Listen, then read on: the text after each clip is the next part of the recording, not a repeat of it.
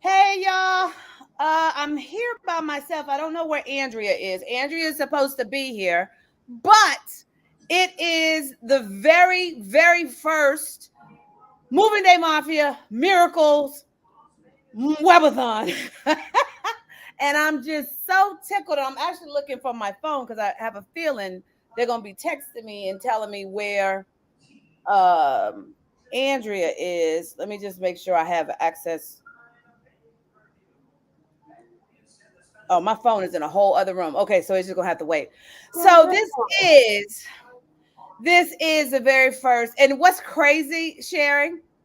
What's crazy is I was headed into my prayer closet, Mm-hmm. kind of tap out for a minute and reset. And I was like, let me see what Sherry doing. If she'll come on. So, I heard up and sent you a text, and then you said, yeah, I'll be there. And I was like, you sure? Can I put this on social media? And you were like, yep. And so when I went and laid down in my prayer closet, I was like, Sherry seems to always be there when I go first. Like first podcast when I started doing the Tuesdays with TJ, and it's like, wait, she always seems to be just available. When I did HBCU bingo, you were the first celebrity that we had. And so I just want to say, first of all, thank you. I know you're getting ready to head out with Jeffrey to have some quality time. And you are just an amazing friend. You just are an amazing friend. You have always supported me since day one. And I cannot tell you how thrilled and how excited I am to have you here for the very first Moving Day Mafia Miracles Webathon, which I can't take credit for. I got to let you know. So we were on a team meeting last night and it evolved out of that. And so I wanted you here, Sherry, because you're one of my day ones, right? You are one of my day ones. You and I have been in the trenches together. You and I have been uh in battles together. You've watched me thrive. I've definitely watched you thrive. And so I was like, what better person to, kind of just take us back to the origin, before any of this. And you always, anytime I call you excited about a testimony, you always go back to Tawan. Oh my gosh. This is very exciting. I'm always excited when you're doing something. And Moving Day Mafia has just been so awesome to watch from the inception to what it is now, to what you were doing last year, to what God is calling you to do, the legacy that is being going to be left behind, the compassion that you've shown for this. And I remember what brought it about and how your heart went out to one of the babies with, you were told that they just got dropped off at college and then that was it. And it's like doing college is people don't even realize how hard it is, especially when you don't know anybody, you don't have a support system of aunties and parents and cousins.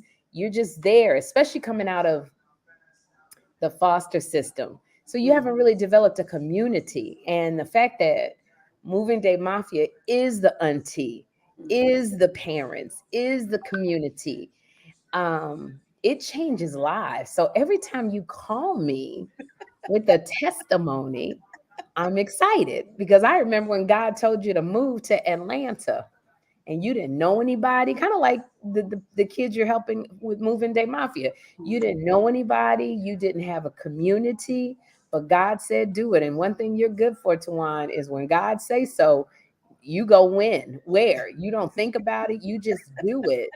And you got out there, and then COVID happened and the pandemic happened. And I will never forget, you called me. You were like, Sherry, I moved in the middle of Atlanta to meet people, and God told me to come, and now we got to quarantine. What am I supposed to be doing here? Apartment was empty. And, he gave you an idea of doing bingo with the alum of HBCUs. And it just, what it has morphed into is to be on the sidelines of God's miracles is amazing. So I'm Mhm. excited for you. Yeah. Yeah. So what I remember about that conversation is when bingo started getting bigger, Right. and I was keeping you abreast of what was going on, and just just telling you like, oh, this is, can you believe this, like, I just, and so I remember you firmly, you've never been firm and checked me.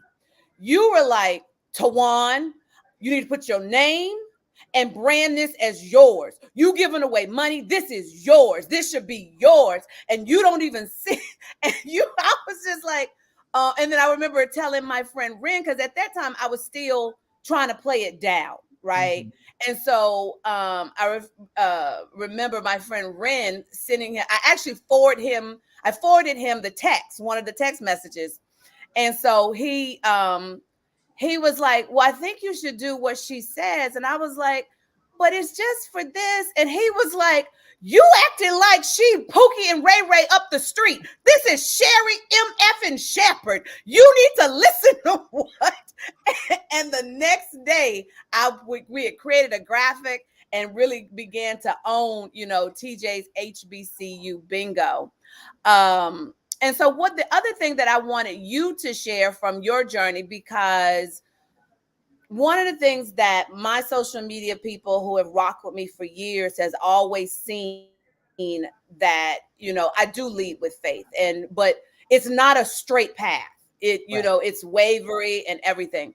And so the day, you remember the day that I was leaving LA, you had missed my going away party. So you just popped up at the house, and we went to the favorite diner, and we started talking about, you had been in meetings, and what can you talk about that part of your journey of faith? Yeah, you knew my dream was to have my own talk show. That was Mhm. just, I've always dreamt about it. And it had not panned out.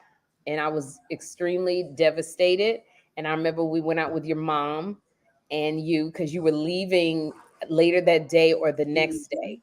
And I remember pulling up to your house and you had boxes of stuff. You had a box of books and it was like free, take one. And I saw Mhm. the books and we went to the diner and I was telling you how this dream of having my own talk show seemed so elusive, and I would get close and it would fall. And you said, why do you keep asking for permission from other Mhm. people for a talk show? Do it yourself. And I'm sitting here going, this girl is crazy. I She don't don't know what she's talking understand. about. She don't understand. Um, and you was like, stop asking for permission. Give yourself permission. So we talked, and it And was then like, remember, I named it. You got everything you need. You got resources. You got the microphones. I was like, at the worst case scenario, do a podcast. Like, why are we? You don't you need did. anybody to do that. You said that, and I didn't really think about it. And I remember dropping you and your mother off and seeing that same box. And on top of the box was my book, Permission Mission Slips, slips. Every Woman's Guide to Giving Herself a Break. And I said, that book was not on the top of that pile. It was not Mm-hmm. there. I did not see it. And it was like a confirmation from God of permission. And then I started a podcast. Kevin Hart and Jamie Foxx wanted to produce it. Then COVID happened. And Kim Whitley and I had to do it. We decided to do it together. We had to do it from our house. And we started our podcast with no listeners. 4 years later, we got 70 something thousand listeners. We've won two NAACP Image Awards. And, people are talking to us. We're doing a comedy tour called Two Funny Mamas. We're about to do another comedy tour in January. We've been doing speaking engagements. So it's just from that seed that you planted. That's why you got to be open, and you got to watch who you're hanging around, because the people are not pouring into you, and really encouraging you to go higher. And that's what you did. And it was almost like once I started that podcast and everything else was released, then that dream for the talk show came. It came Mm-hmm. 3 years later. 3 years. Three Yep. years, 3 years later from what you said. And it came at the right time. Even though it's been 18 years of waiting on this dream, it's been 18 years of getting me together, getting me, God seasoning me, God preparing me, God, putting me in the fire so that I could be ready to do this talk show. God had to get my voice a little bit deeper so I could do the talk show. Because I'm so confident when I do it because I know it's time. So, And one of the things before you, because I know I got 2 minutes. So one of the things I remember you and I talking about is everybody saying that you couldn't carry a show by yourself. Right. That you couldn't carry, and we both were like, "What? That she really did they realize she's a comic and she can hold her own for 2 hours on a stage?" Can you talk about how that impacted you, and did it dim your light some, or like how did you overcome that? No, the worst thing is when somebody tells you that you can't do something and you can. And everybody told me that I could not hold my own on a talk show. I needed to be with people. And I knew that I could. And I just never let that go. So anytime an opportunity came where it was like, hold on, I'm on an interview. I'm on an interview. I'm doing Hey! I'm sorry. I'm sorry. Oh, I kept saying I'm on an interview. I'm sorry. It's okay. Hey, my friend. Hey, my friend. Hey, my friend. PJ, Miss Tawan, Crazy Tawan. He said, I'm trying to get this fight. okay. Oh, jeez. So you were saying that anytime someone tells you, Anybody says no, if you can do it, you can't let the external overtake the voice that is the internal, which is for me the Holy Spirit of God going, yes, you can do it. And it was just, you only need one person to say yes. That's it. You only need one person to believe.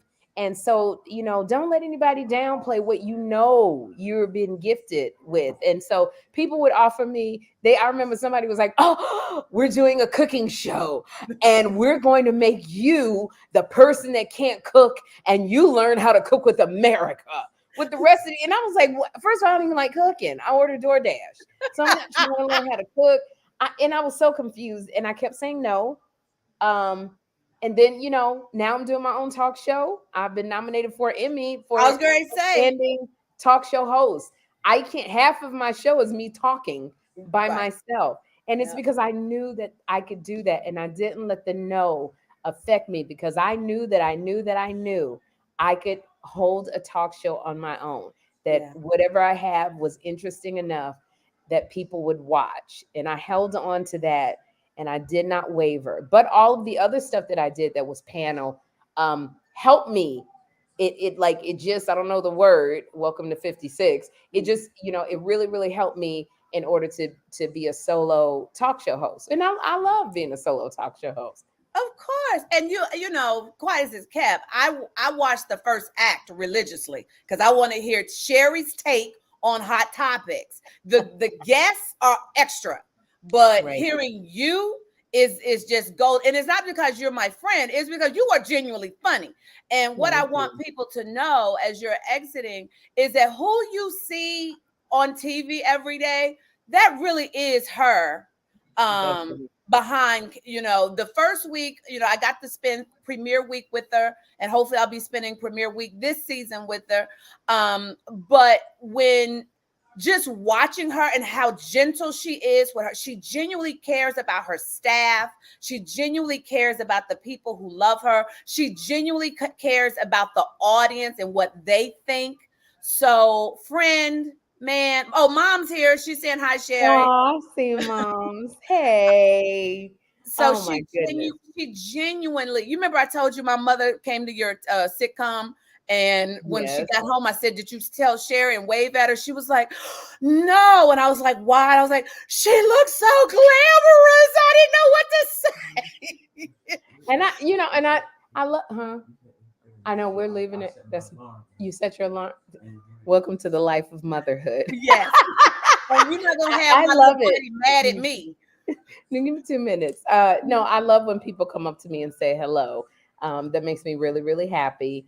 And I just always knew, you have to dream. You have to visualize that dream in your head.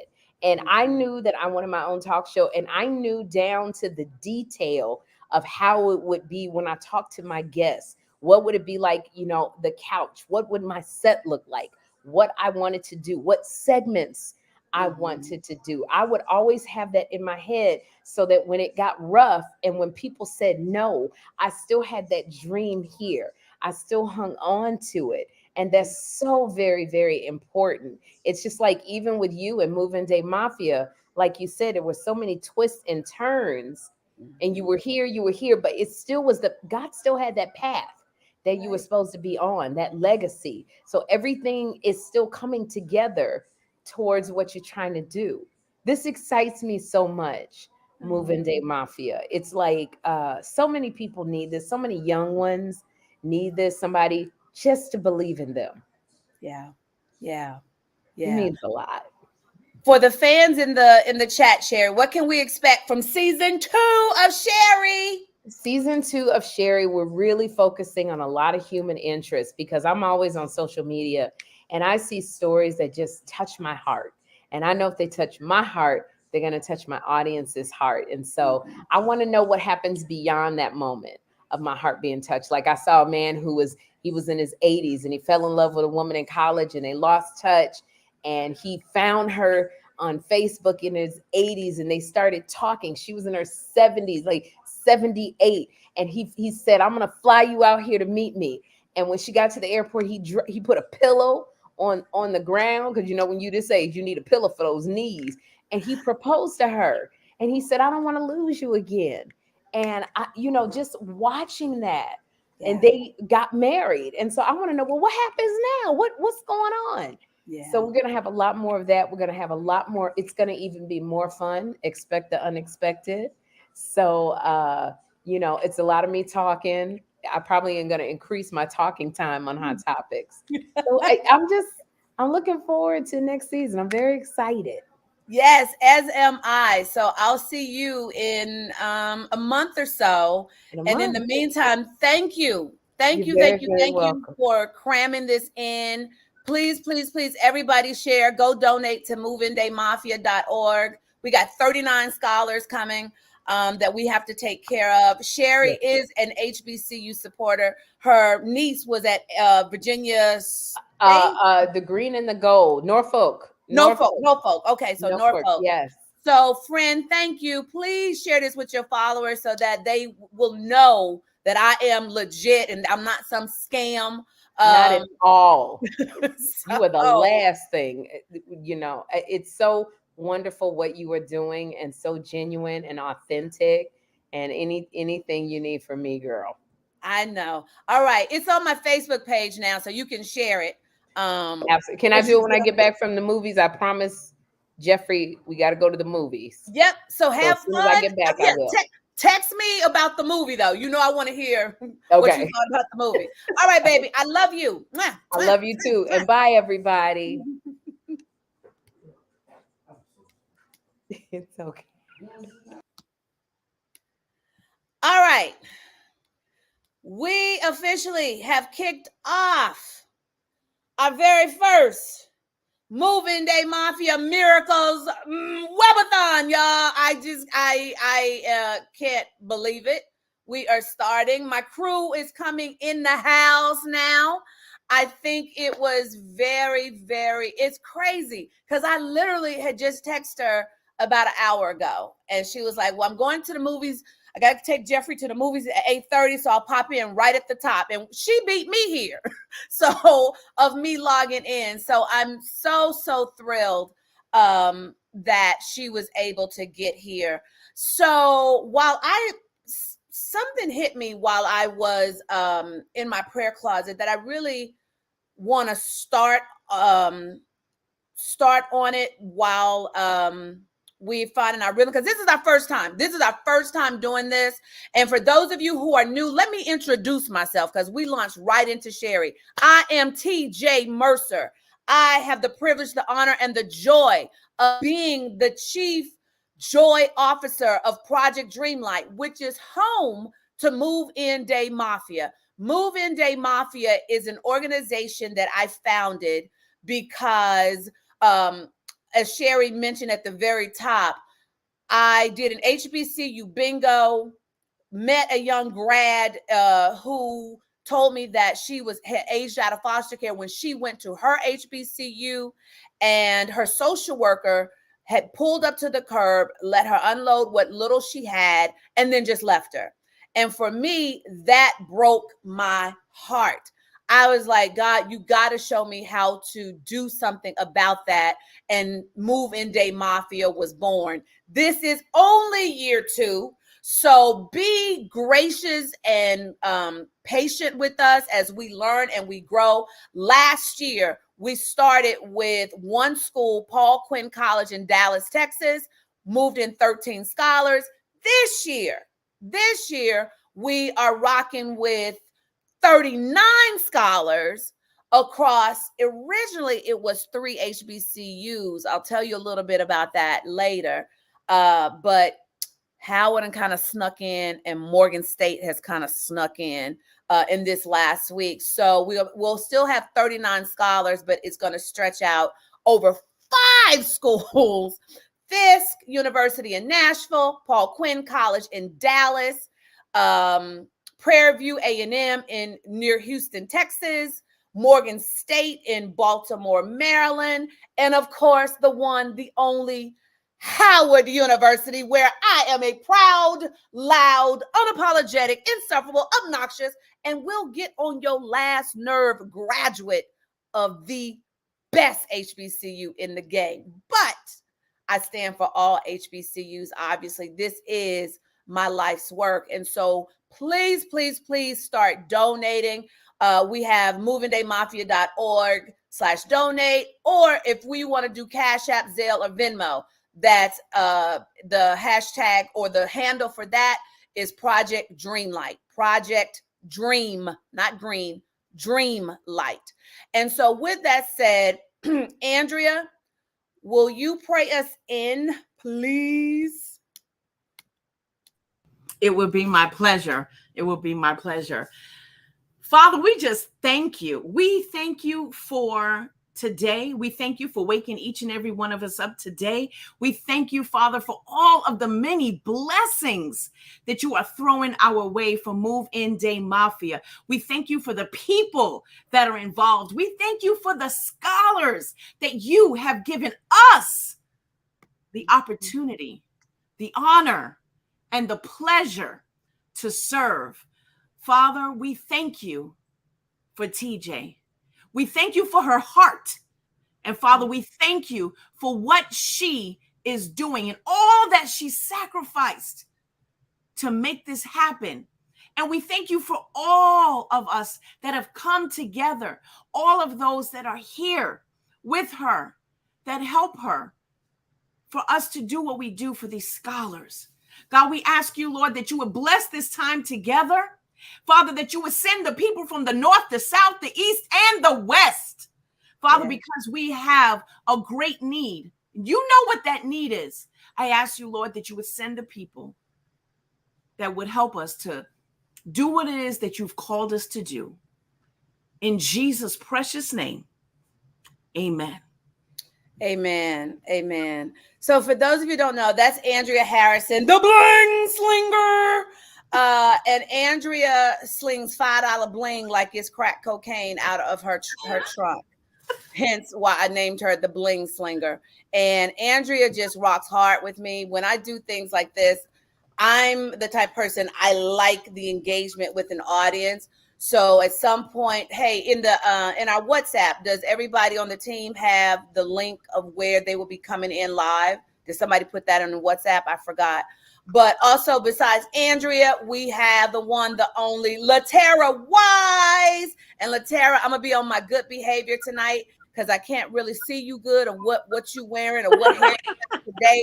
So I'm going to be on my best behavior. But I want to start this off because I'm going to keep it 100 with y'all. This was very uncomfortable for me to agree to do.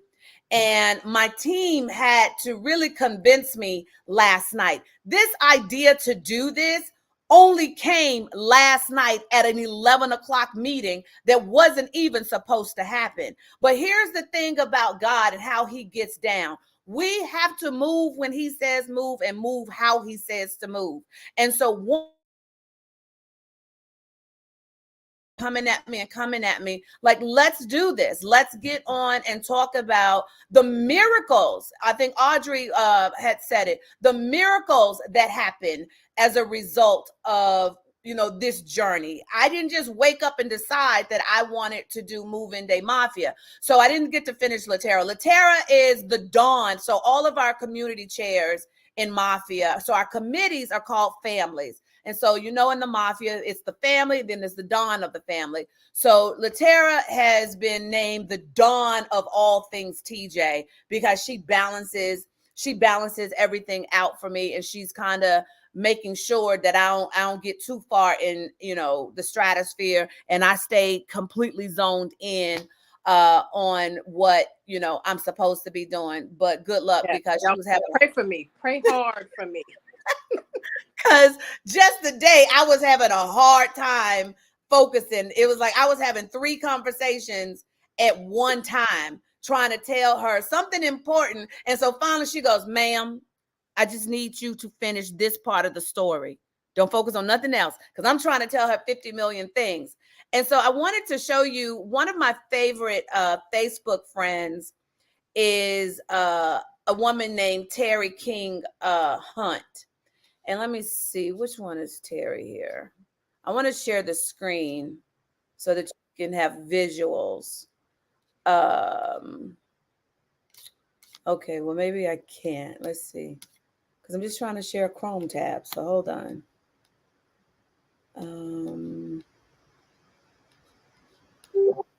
That's what I get for having 11 tablets open at the same time.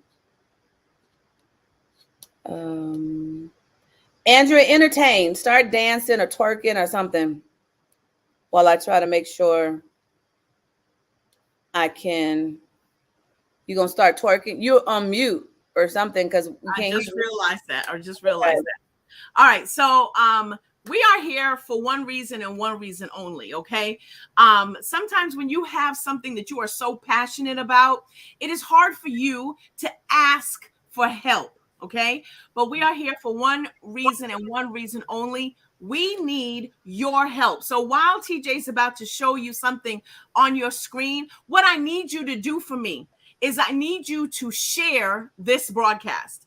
And once you share it, I need you to write #share. That's going to do 2 things for us. 1, it's going to get it out there. 2, when you comment on the live, it is going to help Facebook to push it out there for us as well. We need your help tonight like we've never needed it before. So if you don't mind, please go ahead and share it, and then do #share when you're done. The next thing I need you to do is I need you to tag your best friend, your mama, your papa, your baby daddy, your baby mama, everybody, your cousin, your sister, your team member, your church mother. I need you to tag everybody and tell them that this is a good cause. We need you tonight. This is not for us. This is not even for TJ. As much as y'all love y'all some TJ, this is not for TJ.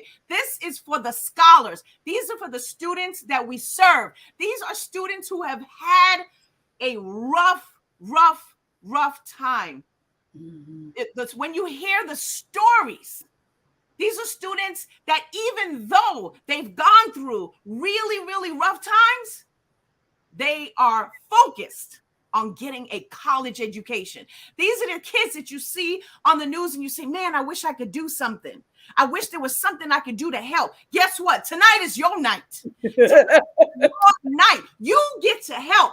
This is your answer to prayer. All right. So while TJ is getting ready to show you the screen and talk about this, I really need y'all to go and share. Go and share. See what Ari did? I need y'all to follow the leader. They say copy the right cat. Let me tell you, she's the right cat. You go ahead. Yes, that's my girl Ari. Make sure Ari has the link Ari, are you presentable too? So, because I want you to come in. So can somebody make sure Ari has the link? Yes, I dropped the link in our chat. So if anybody wants to grab it and send it to her directly, that's fine. But go ahead and tag people, share. We need y'all tonight. Thank you.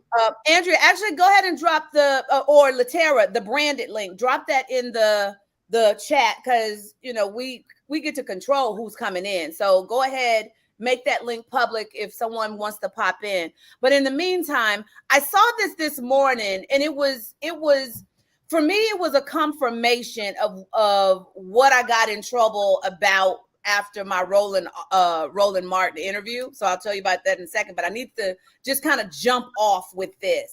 And Terry King Hunt, she writes these beautiful posts every Saturday morning that she calls Saturday Thoughts.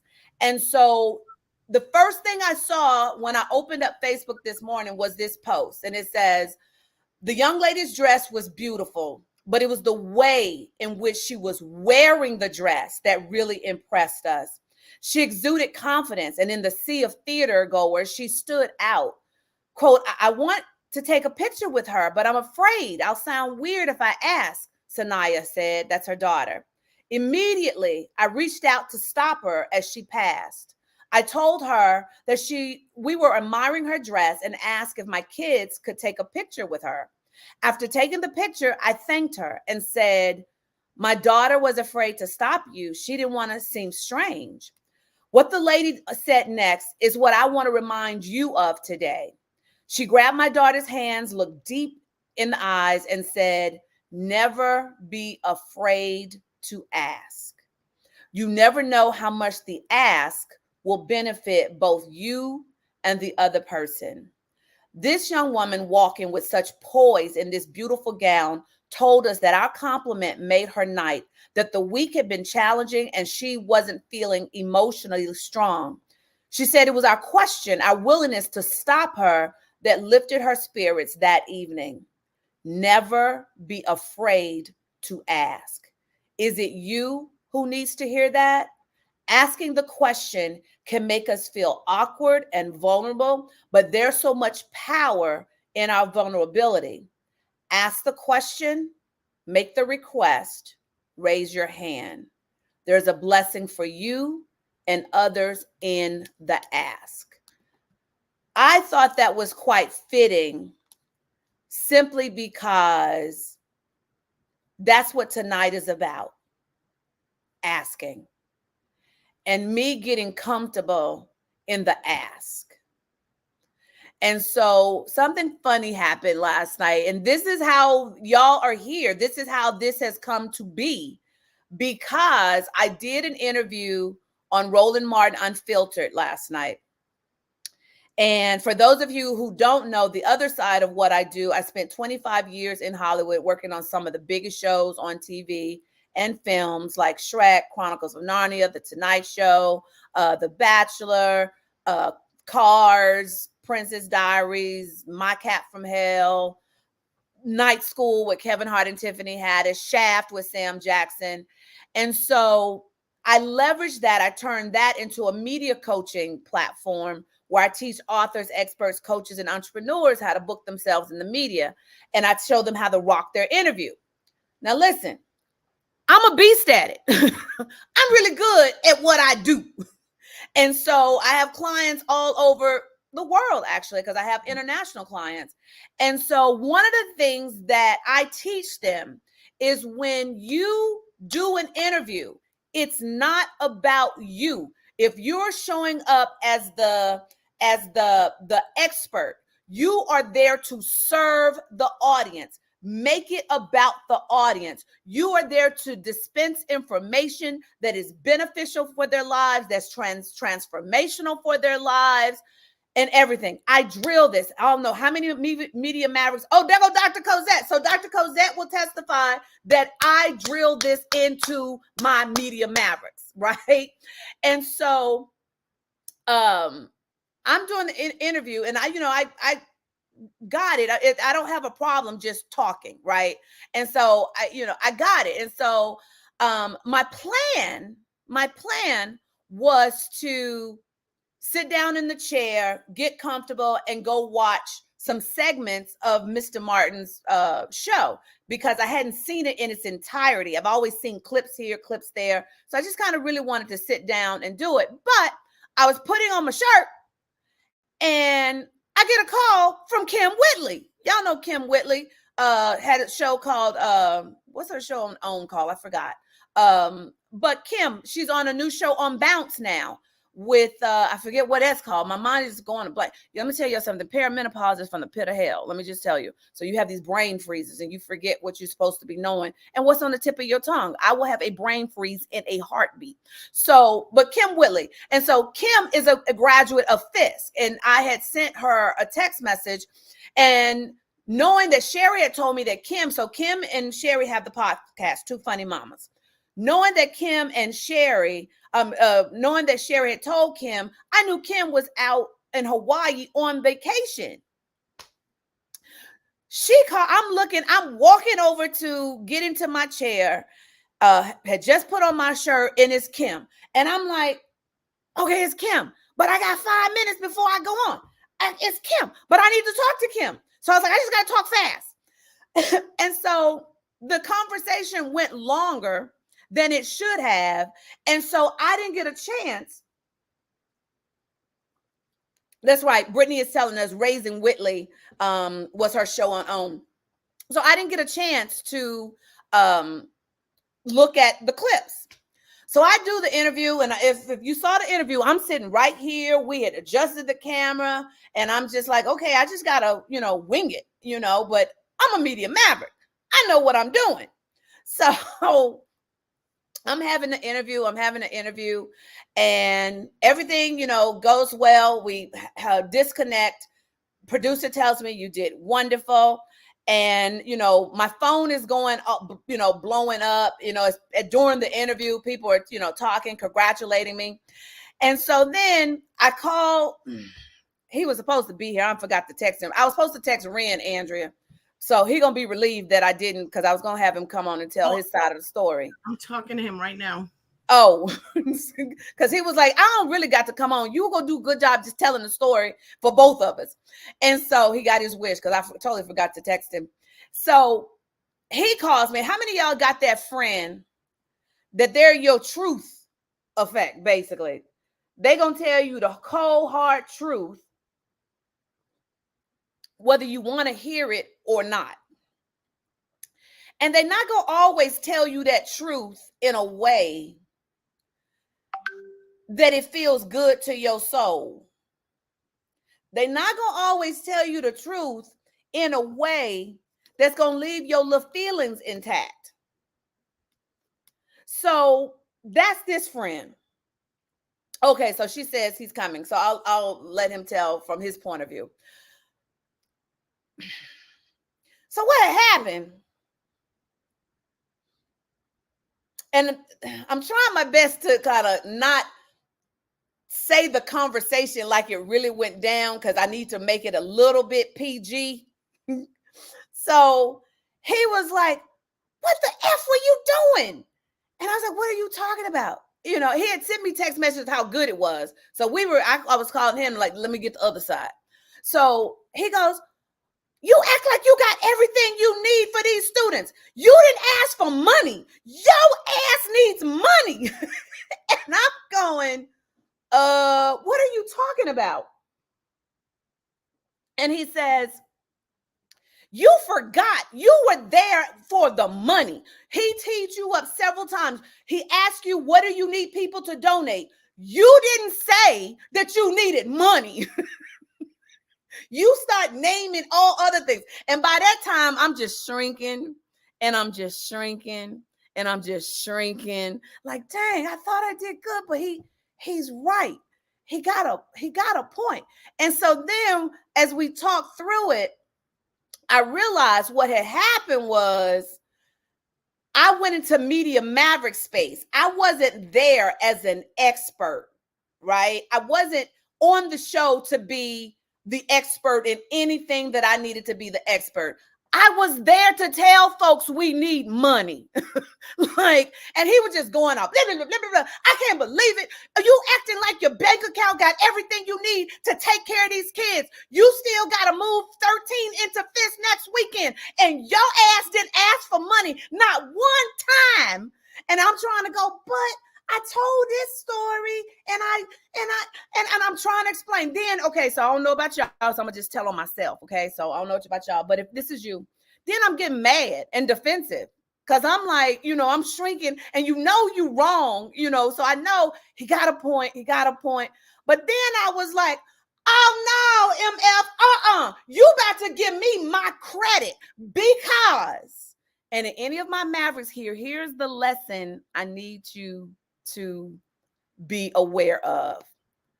Because I tell you to practice. Here's what y'all didn't see in the interview. Remember I said at the beginning that I was supposed to go and kind of start watching the show, but I got the call from Kim Whitley. I didn't watch any of the clips yet. And when he tossed, who saw the interview? Is anybody here who saw the interview? Who saw the interview? Why do we have, is Latera off camera? We need to pull Latera down because we're just looking at an icon. So she must be off camera doing something. So I'm going to pull her down till she comes back. So for those of you who saw it, y'all know when Roland, Mr. Martin goes, okay, so we're gonna toss over to, I thought he said to a caller. And I was like, when did this become a call-in show? When did this become a call-in show? And bring him in now where, Andrea? I don't see him here. I don't see Ren here. Oh, okay. There he is. Y'all, first of all, let me pull the banner down because they need to see. Because this dude, let me tell you about this dude. Ren, fix your framing. You know better. Thank you. So let me just say who this dude is. This dude is my dude. Like, we go back years at this point. We have been in the trenches. He is one of the most prolific producers, visionaries ever. And I don't make a move without him having some input. So when I tell you he's a background kind of person, like you would never know or believe that he used to be this world traveling opera singer. I ain't gonna make him hit no notes for y'all, but you would never know that because now he don't like to be seen. And so to get him here tonight, we were fighting all the way up to like 7:15. When I told him Sherry was coming, oh, good, you don't need me now. And I was like, Ninja, you ain't off the hook. You gonna be here. I almost dropped my phone when you said that when you said he was coming on. Right. So when I tell y'all this is one of my best friends. I don't make a move without his input. Y'all welcome.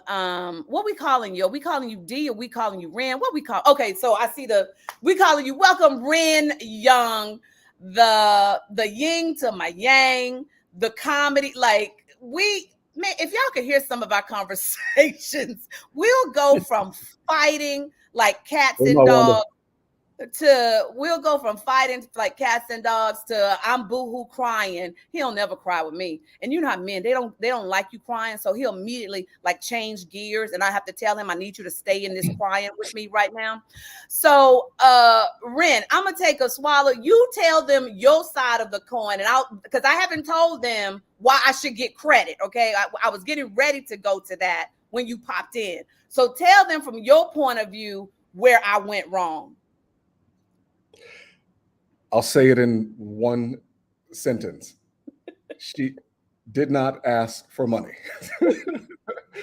She basically told, when Roland was trying to set her up, like, tell us what you need. Is everything good? Is everything okay? And she just said, absolutely. And that's the thing. TJ wants to make sure that everyone else is covered, and doesn't want to, play down the investment and the service that everyone has already given to get Moving Day Mafia to where it is. But the bottom line is, we need money.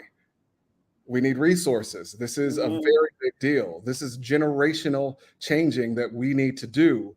And so, that set me off in a way that you have to be in those private conversations to see Mutt and Jeff go at it. But that's basically what happened.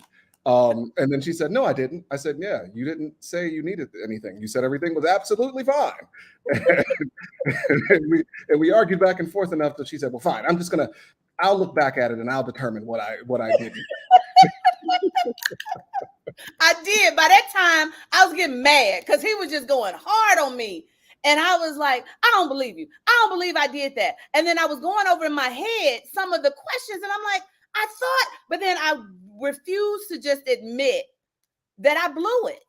I didn't blow it from the outskirts of, and what he kept saying to me was, you did great. And for me, I don't care that I did great if it does not move the cause ahead. Right. I'm not doing media for the sake of doing media. I'm doing media for the sake of exposure for the movement, so we can bring in the money that we need to take care of these 39 scholars. And so I had to admit it begrudgingly. But then what I was telling y'all, when I started fighting back, so the part of the conversation where Mr. Martin goes, okay, so we're going to we'll have a caller. And I thought he said caller. So in my head, how your mind goes a mile a minute. So I'm processing a caller. This is a call-in show? And then I'm like, I've only been on the air for like 4 minutes. What kind of call did they have? And they don't do promos, so people don't know necessarily that I'm coming up. So what could anybody? And by that time, they cut to the panelists. And in my head, I'm having a moment because I'm like, oh, he said panelists. What the hell? What panel? And then they're going, you got a question? And I'm sitting there going, and like, what do you mean? In my head. And so I was like, what are they going to ask me? And after I talked to Ren, what was your response when they cut to the panelists? Uh-oh. That was my initial response, but you handled it. It was truly incredible. And then no play down now what you really said when I told you I had no idea that there was going to be panelists. What did you really say? You don't want to, you just refuse to give me my credit publicly. You just refuse to give me my credit publicly. I said, I said she's going to handle it. I'm not worried. I don't remember what I said, actually. So I'm fumbling to try to figure out what I said. So you just tell me what I said. When we talked on the phone, when I called you afterwards, not during, what you thought during the interview, when I called you afterwards and explained this to you, you said, oh yeah, that was a media maverick.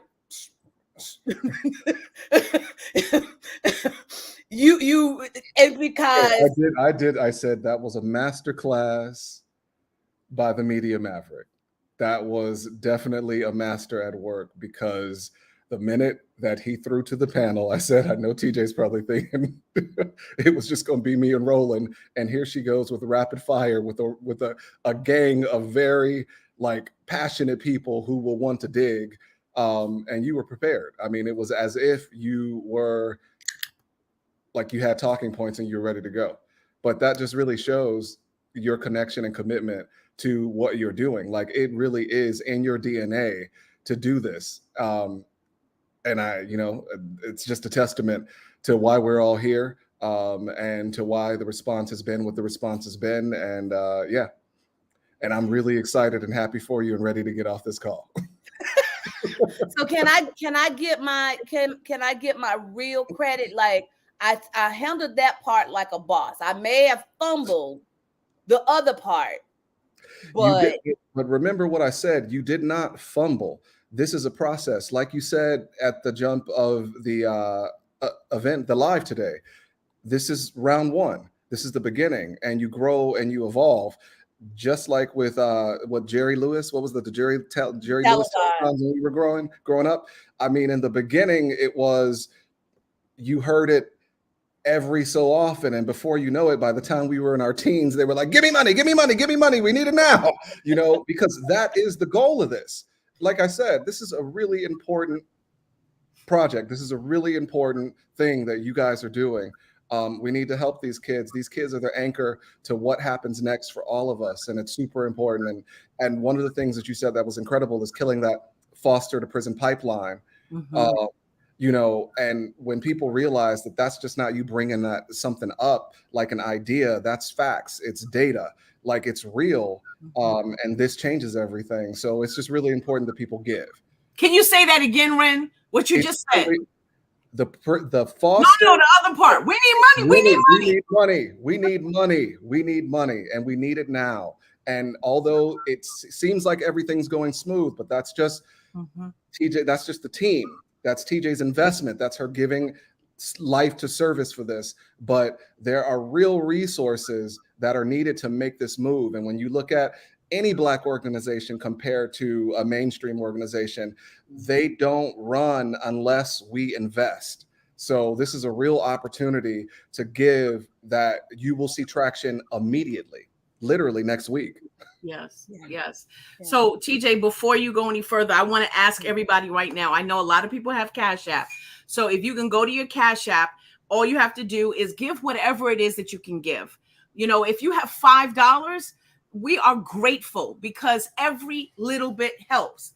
If you have $500, we are grateful because every bit helps. If you want to give the whole $1,700, and TJ will go more into what that covers, we just need you to give. If you want to do it via Cash App, you can do that now at Project Dreamlight. You got to put the little, $ in front of it, and then Project Dreamlight. Okay, it's on the screen. Go to your Cash App right now. While you're watching us on Facebook, you can, if you have an iPhone, you can just go ahead and, slide up, and you can go ahead and do it now. You can give now. And when you give, we are going to celebrate you because we want to say thank you. This means a lot to us. Okay. So go ahead and give. And then look at the bottom. You see, it says movingdaymafia.org/donate, or you can just go straight to movingdaymafia.org and donate comes up. And there are plenty of different ways for you to give. Give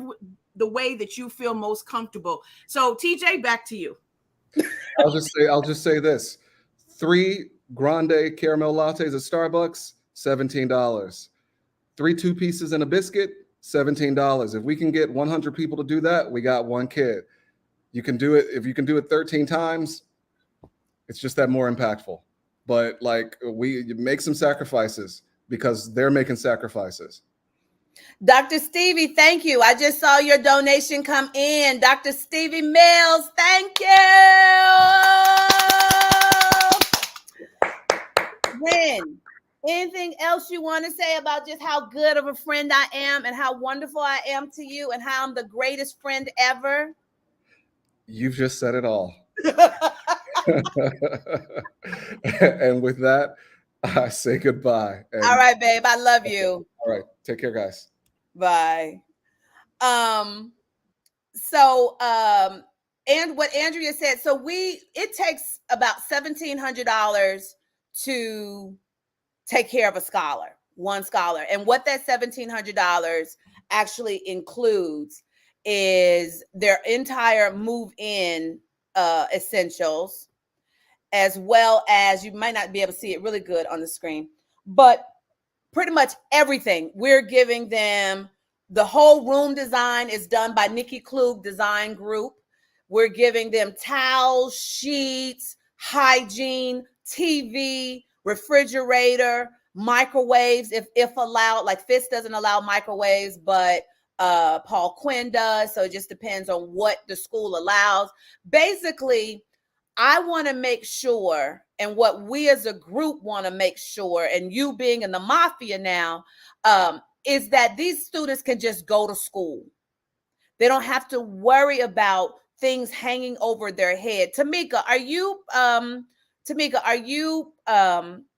presentable? Because Tamika works with foster care kids, and so she actually can give you even more insight. So can somebody put it in the chat? So if Tamika, type in the chat, Tamika, if you can pop in and really tell about your perspective, because we want to make sure, yes, they have a good time at school. She said, enough for you. Put it in the chat though, Andrea, so somebody can just click it. But 70% of foster care kids dream of going to college, yet only 3% get to go and only 1% graduate. And so there are a myriad of reasons as to why that is. And what I learned last year was young ladies intentionally get pregnant, not because they're, out there being just, irresponsible, but they get pregnant intentionally because the minute they have a child, it triggers government assistance. And so now they have the ability to get, you should be able to just click on it and it'll bring you right into the room. So with the government assistance, now they got the potential of getting a roof over their head, somewhere stable for themselves. And I don't know what that feels like. I have no clue what that feels like. I don't have a frame of reference of what that feels like. So when I met the scholar that inspired Moving Day Mafia, and I saw just how committed she was and that she had to overcome these odds, and nobody was just celebrating the fact that she graduated. Nobody was just celebrating the fact that she actually still had a vision to pursue her goal. It just did something to me. And especially, I still remember what my dorm room was like. I still remember my mom, watching my mom, walk down the street of Baldwin Hall at Howard, and her looking back up in my window. And that was the only time I really cried, but that didn't last long, because as soon as my mom left and I got over it, I hit the yard, because that's what you do. you in college.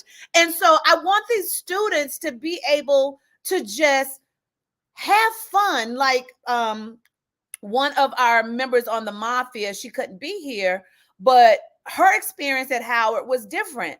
She was there on a wing and a prayer.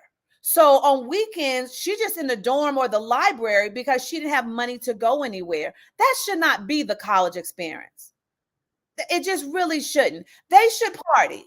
Yes, I have no problem wanting them to party, wanting them to go out and have a good time. So I don't want them thinking about deodorant. We don't want them thinking about soap. The things that we just take for granted. We knew we were going to get a care package from mom, or we're going to get a care package from auntie, or a care package from grandma. We knew that. I knew I had access to my mama's bank accounts. So if there was something I needed, number one, fan, I just saw your donation come in. Thank you. So if there was something that I needed, I knew when payday was for my mama on Friday. And so I knew, Ma, I need $40. Okay, when you need it. Well, kind of now, because I knew it was payday. And so it was just a matter of putting the money in my account. These babies don't have that. And one of the stories that we have a student that's going to be going to one of our HBCUs. And I was so touched by his story because he wanted to be very active in high school, but couldn't. Why? Thank you, Judy. Thank you, Judy Duran. That's our publicist. Thank you.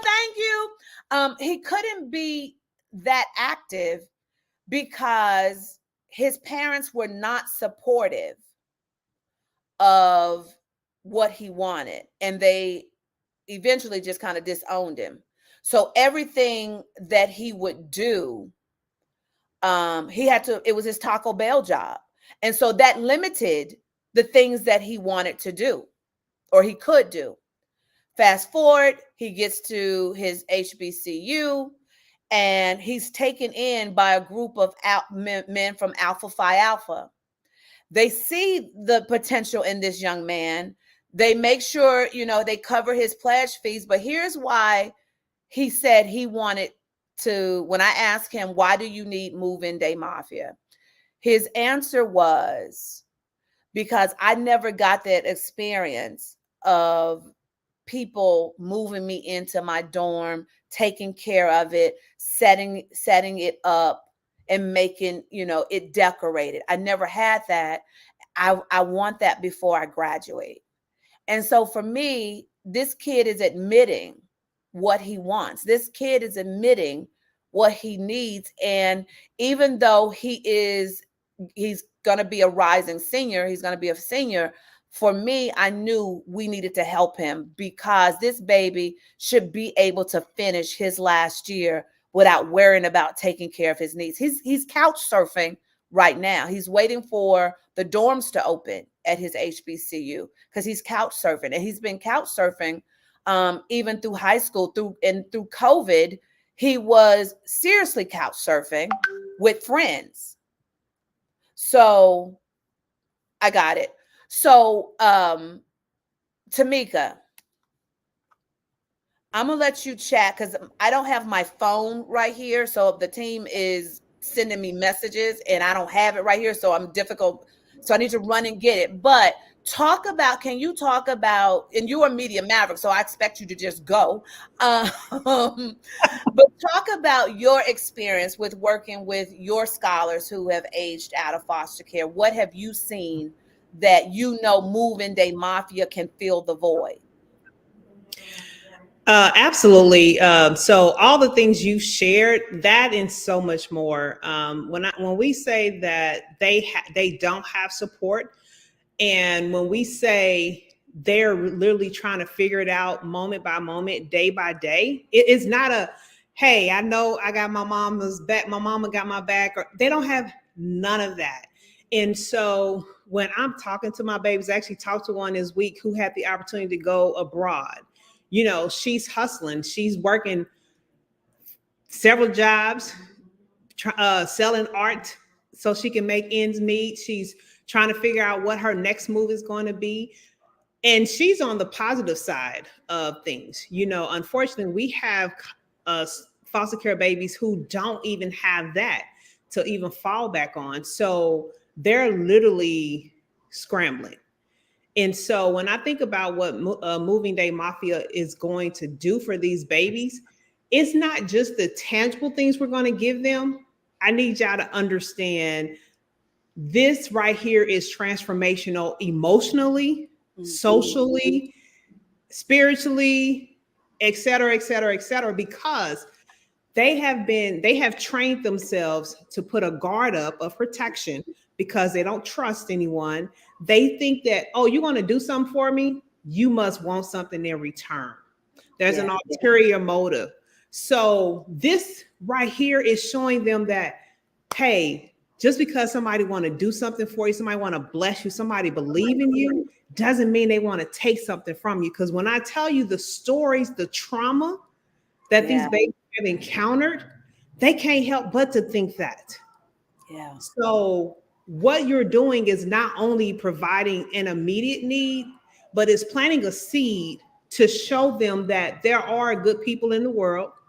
There are people who will support their vision and not tear them down, because they've been torn down, broken down into bits and pieces. And many of them they're literally trying to put the pieces back together again. So when I'm coaching them, it's an honor because I'm helping them put their pieces back together so that they can see that there is a brighter path. So when I can't stress how important it is for you to give, because it's beyond the tangible bags that they're getting. It is so much greater. It's like you're planting a seed. It's like a tree. You're planting that seed today so that tree can grow up, spread out its roots, and grow tall and strong. That is literally what you're doing. You are the person watering the seed so that this baby can spread their roots, sprout up, and grow big and strong and become a positive contributor to our society, to our world, and change the trajectory of their lives. Because the other part of being a foster care champion, a foster care survivor, many of them, if they have siblings, they're doing this so they can turn around and take care of their siblings so their siblings can have a better path forward than what they had. So it's not just even about the foster care student we're talking about. Oftentimes, it is about the siblings that's following them. Yeah. Yeah.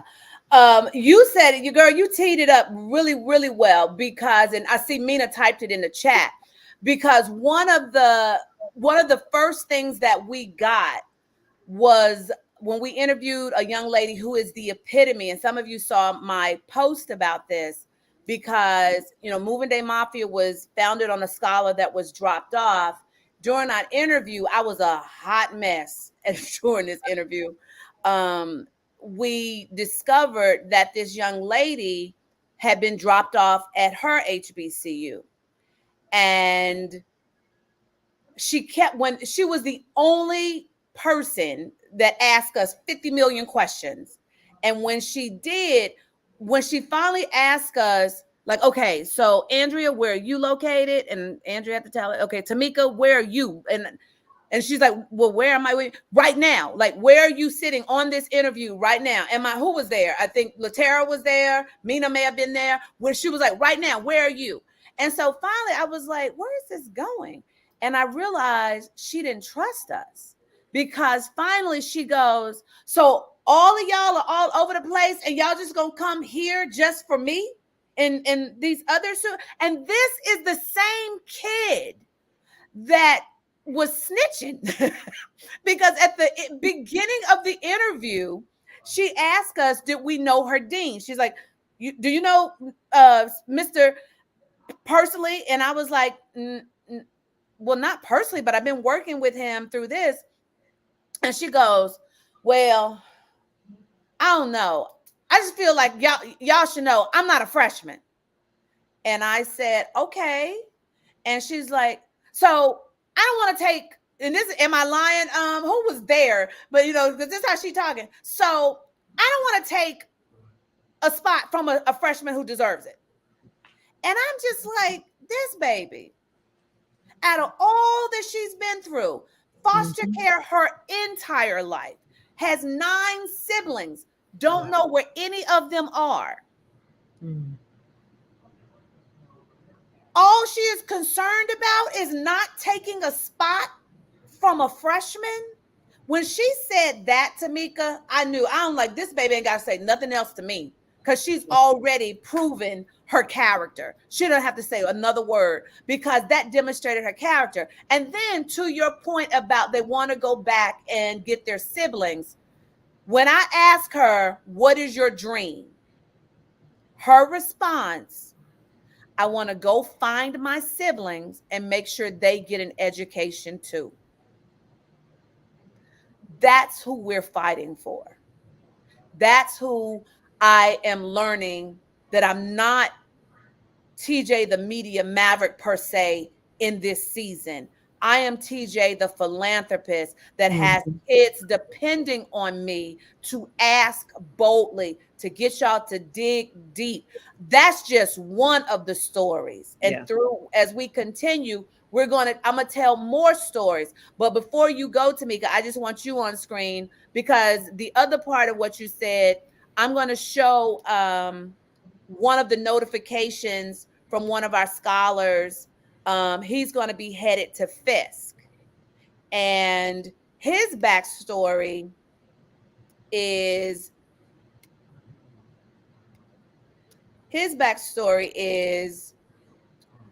when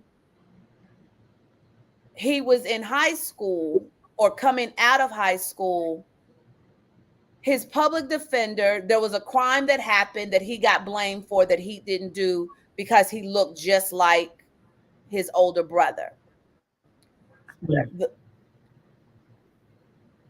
This kid ended up doing 3 years or getting this kid got 3 years for doing something, for something he did not do. I'm sorry, there was another Cash App notification come through, so I was distracted. And so this is what he said. So what we did during our notifications, just so y'all know, what we did during the notifications, we lured them there under the premise that we had more questions for them. And so we were on a yellow background. Everybody was on a yellow background. Then I lied to them and said, we're having technical difficulties. Something just popped off. The team and I need to talk for a second. And so I could put them back in the waiting room. So when they came back into the waiting room, we had all changed our backgrounds and to surprise them. So this is his notification. He was at work, y'all. He almost missed his slot. And I was very firm with them, like, we're only doing 15-minute increments. Don't be late. Or if something pops off, you got to let us know so that we can, make accommodations. So the baby was at work at Olive Garden. And I could tell when he first came on, he's trying to find a quiet place to get so he could talk to us. And so by the time we switched over to the surprise, I was like, I don't have time. I don't have long with this baby. This baby's not going to get fired. He's using this last, 2 weeks of work to earn some more money before he got to get to his HBCU. And so this is how that went down. I'm on the wrong thing. Hold on. There we go. Let me see.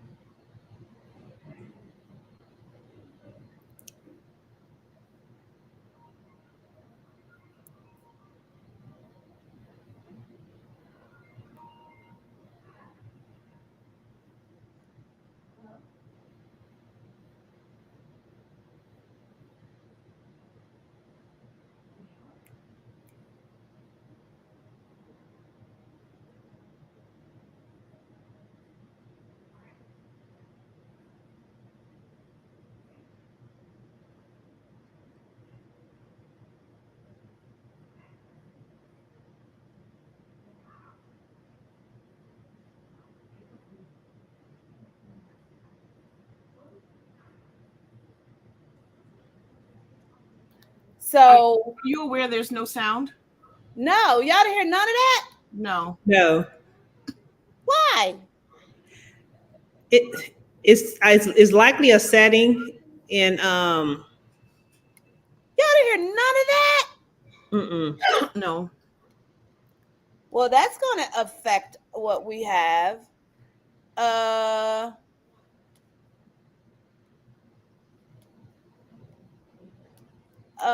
I don't know. That's so weird. Because I'm trying to think, what setting could it be? Are you playing it as a file or is it a share?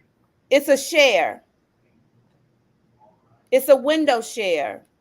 You may have to play the file from your computer and do the, present? That's what I was doing. Andrea, I'm going to send you the link to it and see if you can pull it up because you're on your Mac, right?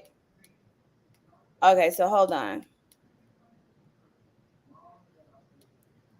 That's so weird. I was so excited for y'all to see it. We got to get this right because I want y'all to see some of the room reveals that we're going to be doing. Y'all have to see this. Yeah, there's a quirky setting. It's taking me a while to figure it out, but I haven't done it in so long. I can't remember, TJ. Okay. So let me send the whole folder. Andrea, I'm going to send you the whole folder and then I'll tell you which scholar it is.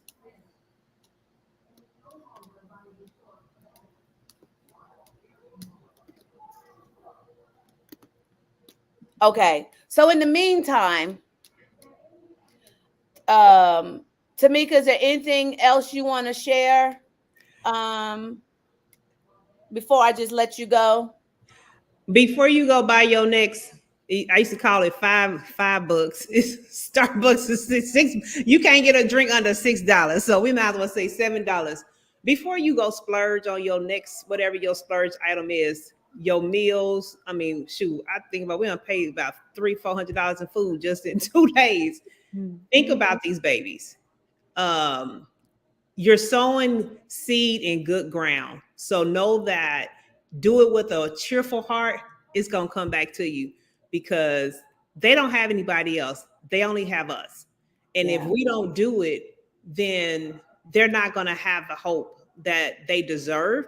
Because if you listen to when TJ talked about that baby, how she was asking a question, because see, the other side of this is they don't think that they deserve to be helped. They don't feel that they're worthy. And so that's where that selfless and part of it is protection. I'd rather try to make sure those coming behind me is more protected than me. So let's change their mindset. Let's give them a spark of hope to know that they do deserve it. They are worthy of what is being laid before them. And they can also go and help their siblings that's to follow. So I implore you, go donate, don't delay. TJ already knew what I said I was going to do. I can't work with foster care kids. They're my babies for over almost 10 years. Can I tell them? Am I allowed to tell them now or what? Can I tell them? You know, I'll be quiet. I don't be like telling folks. You can tell them. Tamika has agreed to take care of the entire list for a scholar. So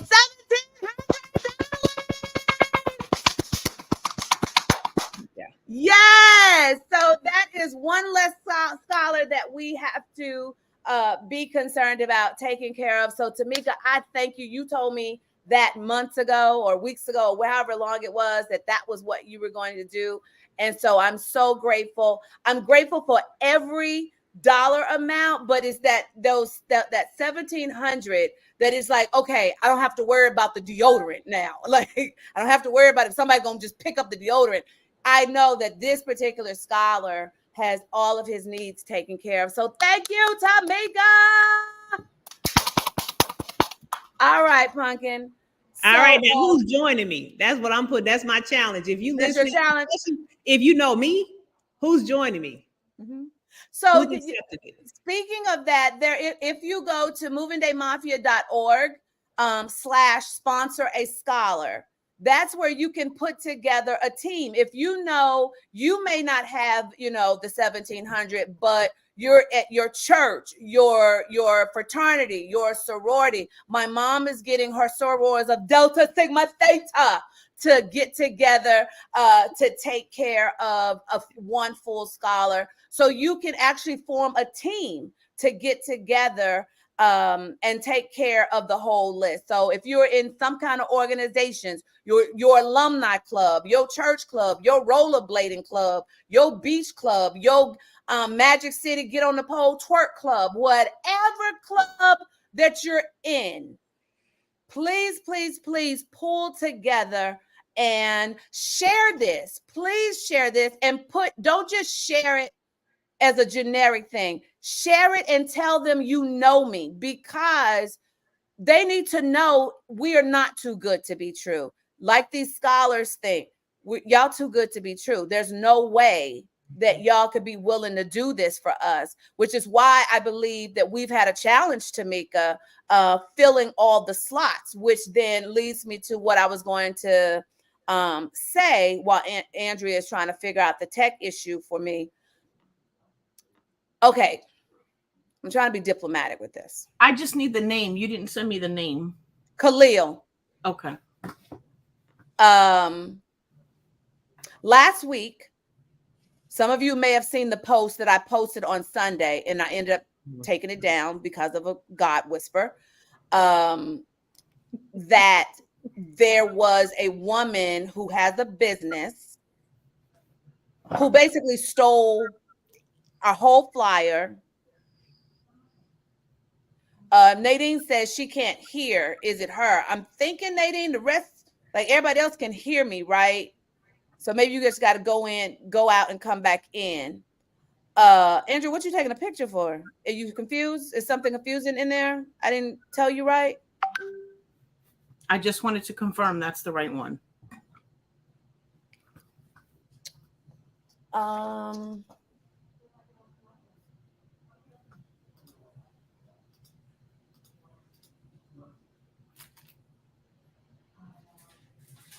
That says Khalil. Yeah, as long as it say Khalil. Yeah. Okay. So, and so basically, y'all, she, she did it. I mean, there's no ifs, ands, or buts about it. I can't sugarcoat. She stole the whole flyer. She stole our application, and it was intentional, because in order to get to the application, you had to go through a certain step, which means she submitted information under the guise to get to that second step. And then what was bothersome to me at the time is that I wrote all the copy for that flyer. It came out of my heart. We agonized over how the wording of it. And so what happened was a Howard friend of mine saw it in a group. And because she had stolen the whole design, it looked just like it could represent us, except that it was in her brand colors. And I prayed about, thanks, Andrea. I prayed about it all weekend. We found out on a Thursday in between interviews. And so I had to compartmentalize and because I was angry, and y'all would be too. I was really angry. And I went from anger to hurt to incredulousness. Like, I went through a gamut. Like, what's her address? Well, TJ, we were right there with you. You took the God approach, but I was ready to put on some Timberlands and go find her. And as I'm telling the crew what happened, we got, well, you go over there and be godly. Let us be gangster. And so I'm trying to calm everybody down, because what had happened right before I had that moment, I had been in my prayer closet praying. And my prayer was, God, help me to be unshakable.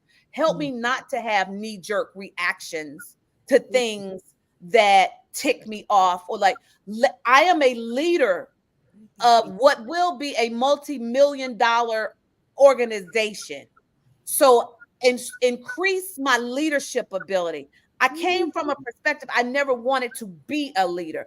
I am a great follower. I don't feel bad about that. I ain't got no ego with it. I love being on somebody's team and just pulling together to make it all come together. I never wanted to be the point person until God gave me Project Dreamlight, which is the home of Move-In Day Mafia. So as I'm getting the vision of where God is taking this, I'm staying close to him on my knees, because I want to make sure we are an organization that is fun. We are an organization that people love what they do. We are an organization that has impact. And so I'm always praying of what kind of environment do I even want to create? Even though right now we're solely volunteers. The whole thing is being run. Ain't nobody getting paid right now. We are solely volunteer run. So make sure y'all get that. This is solely volunteers. And so I just come out of the closet when this happened. And so I'm on there with Latera, and I believe it was Renee. And so, of course, we all mad. So I've had to, I stay quiet. Ari was there. Ari was ready to pounce. And I'm telling everybody, stand down until further notice, because I don't know how God would want me to handle this. So on Thursday comes, Friday comes Tamika, Saturday comes, and finally on my Sabbath day of Sunday, that's when the Holy Spirit started guiding me.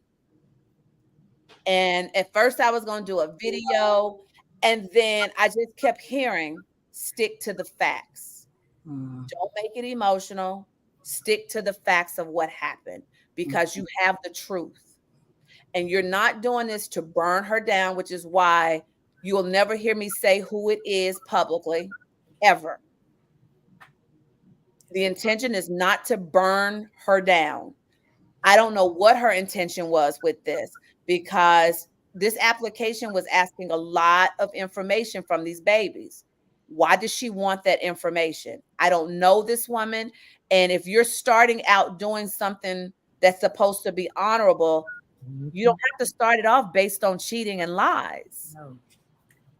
And so when God showed me that, like, just stick to the facts, because you've got to make people aware that this is not you. And so the thing is, she was putting out there that she was going to take care of one scholar. And Amber's not here. So when Amber found that, Amber was like, does she know how much money it takes to take care of these scholars? And we're taking care of 39, and she gonna come through and steal all of her.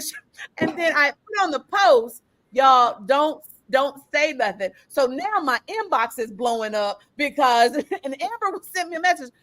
You said I can't say it on the post, so I'm saying it to you. You got to listen to what I was going to write on the post, but I can't because I got to say it to you. And so she was going to take care of one student. And so at either Howard, Morehouse, or Bowie, we made the post. She actually came in on the post, and the lies just kept going deeper and deeper. Gosh. And so it was showing her character, who she was. The post stayed up about an hour, hour and a half, and then I heard the Holy Spirit say, take it down. It's done what it needed to do. I didn't know what that meant, but I knew I passed my test. And I had a crying moment because I passed my test. And God was proud of me. Like, I really waited for him to tell me how he wanted me to do it. He told me to write a post and stick to the facts. And so I took it down. But then I was going back and forth for a second, like, okay, God, is that really you? Like, can you send me a sign that that's really you? Like, is it just because my heart never wants people to get bullied or beat up, because she doubled down on the post. She started telling me, she posted that she didn't even know who I was. And I was like, baby, I got receipts. My team is forensic. The minute I sent it to Andrea Harrison, who used to be a paralegal, I knew she was going to dig up everything. By that time, we knew who she had been dating. And we knew everything. And so we knew that she had sent me a friend request. We knew that she had liked, so we knew. And so when she said that, I'm like, yo, I'm over here trying to protect you. Mm-hmm.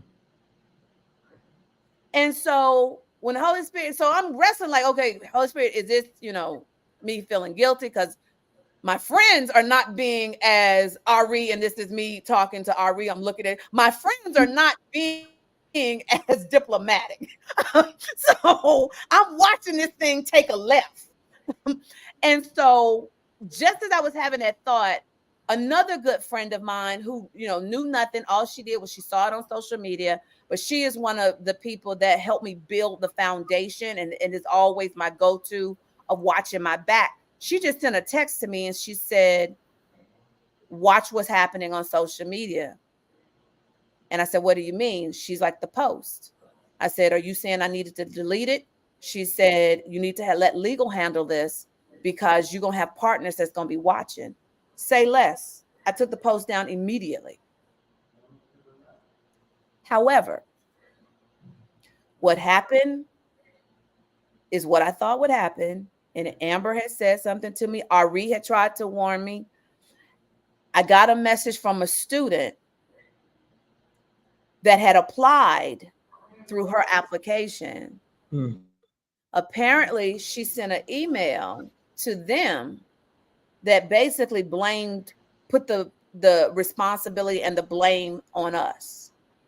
So we have scholars now who have applied and have this hope that this organization is going to come through. So I got this wonderful email from a young lady saying she was told by this company that you were handling it, but I looked at your website and your Instagram. It doesn't say anything about Morgan State. Are y'all not helping students in need at Morgan? That I got ticked off all over again. because she didn't take responsibility. And now you got this student. Now I've got to deal with it. But God told me I didn't do nothing. I didn't respond immediately. Yesterday, was it yesterday, y'all, that I woke up and I'd gotten another message from a mom who also had come from that application. She's got a daughter going to Morgan. She's got a daughter going to Howard. She's a single mom, was abandoned. She's like, I don't have anything and I don't know where it's going to come from. So I'm once again going, God, I don't know. Here we got these kids that moving day mafia, as you'll see when we share some more stories, moving day mafia is that glimmer of hope. Yeah. And now that rug has been snatched. Thanks, Stephanie. Thanks, Stephanie Chung. That rug has now been snatched away from under these babies. So late last night, I was sitting there and I know we got 3-4 more slots to fill at Fisk. And we had found this company that we're going to unbox what we have from them. We found this company and I thought to myself, man, God, if we over exceed what we need, maybe if nothing else, I could just send them a box. Mm-hmm. That'll help. It's not everything that Mafia is planning to do. And then, like, I felt like the Holy Spirit was like, well, why can't you send them everything? And then I remembered, yeah, we have spots open. So they can be our 3. But I was like, their moving days are the same days that are our moving days. So I'm like, I can't be there, be there. And then I was like, God, who do I trust enough personally in my life that I know these kids are going to be okay? Like, we're dealing with a vulnerable population. So if I'm not there, Tamika, who's going to be there? And he brought immediately Kristen Young to my heart. I sent Kristen a message and said, I need 13 minutes to run a God idea by you. I didn't even get the first sentence out when I heard her yelling, yes, yes, yes, all the yeses in Mississippi, which is one of my trademark phrases.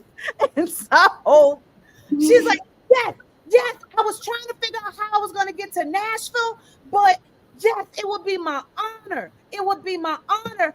Yay, Natalie, thank you, Natalie. It would be my honor to do this. And she was like, but I went to Morgan State, right? Totally forgot that. All I knew is I would trust her with the babies. Then she tells me, and my sister actually is touched down at Morgan too. I've been talking to her sister because her sister was the first person to introduce me to Samsung. Had no idea, Tamika. Full circle.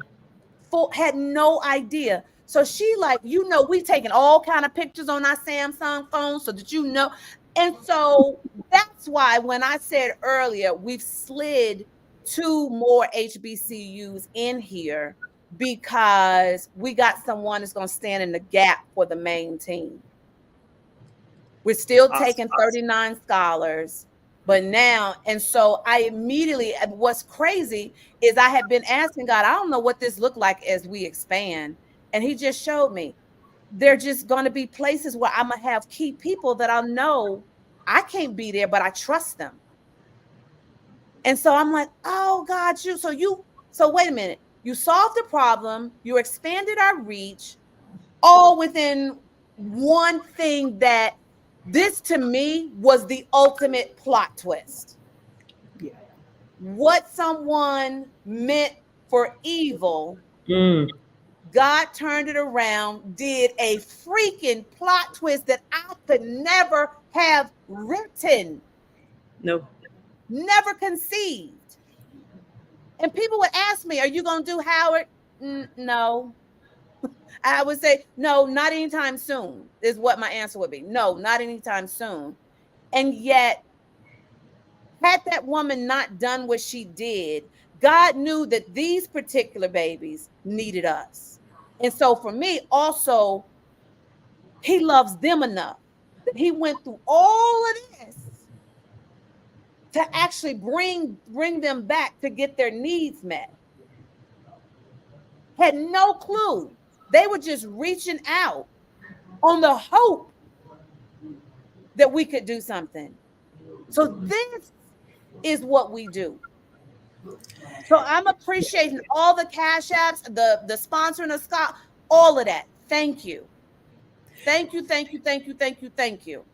TJ, I just want to say one thing. Yeah. More than one thing. You know what the other part of this is? You obeyed him. See, people don't understand obedience is better than sacrifice. Because I can tell you, well, you know, I probably would have failed that test. But you, and it's been very clear all the way from the beginning, from when God gave you this vision, your obedience, your willingness to tap in and hear and listen to him. If you hadn't done that, the provision wouldn't have come. Yeah. And that's the message I want people to understand and see. Not only do you see the integrity here, but you see the discipline and the obedience. TJ don't play when it comes to God speaking to her. Mm-hmm. So there's no question about trust and trusting you. Everything else is going to fall in place the way it's supposed to fall in place, where it's supposed to fall in place, because you are the person he gave the vision to, and you are the person who continues faithfully, consistently to obey and follow the path he has laid out for you concerning this movement. And as long as you continue to do that, I have no doubt, I already know you're going to continue to do that. That's why it's going to grow. That's why he's going to bless it. Because see, God don't bless mess. And the lesson I was sitting here listening like, man, I probably would have felt that test, but this is a great demonstration for us who are hotheads. Trusting God, God can punish a person far more than we could ever punish them.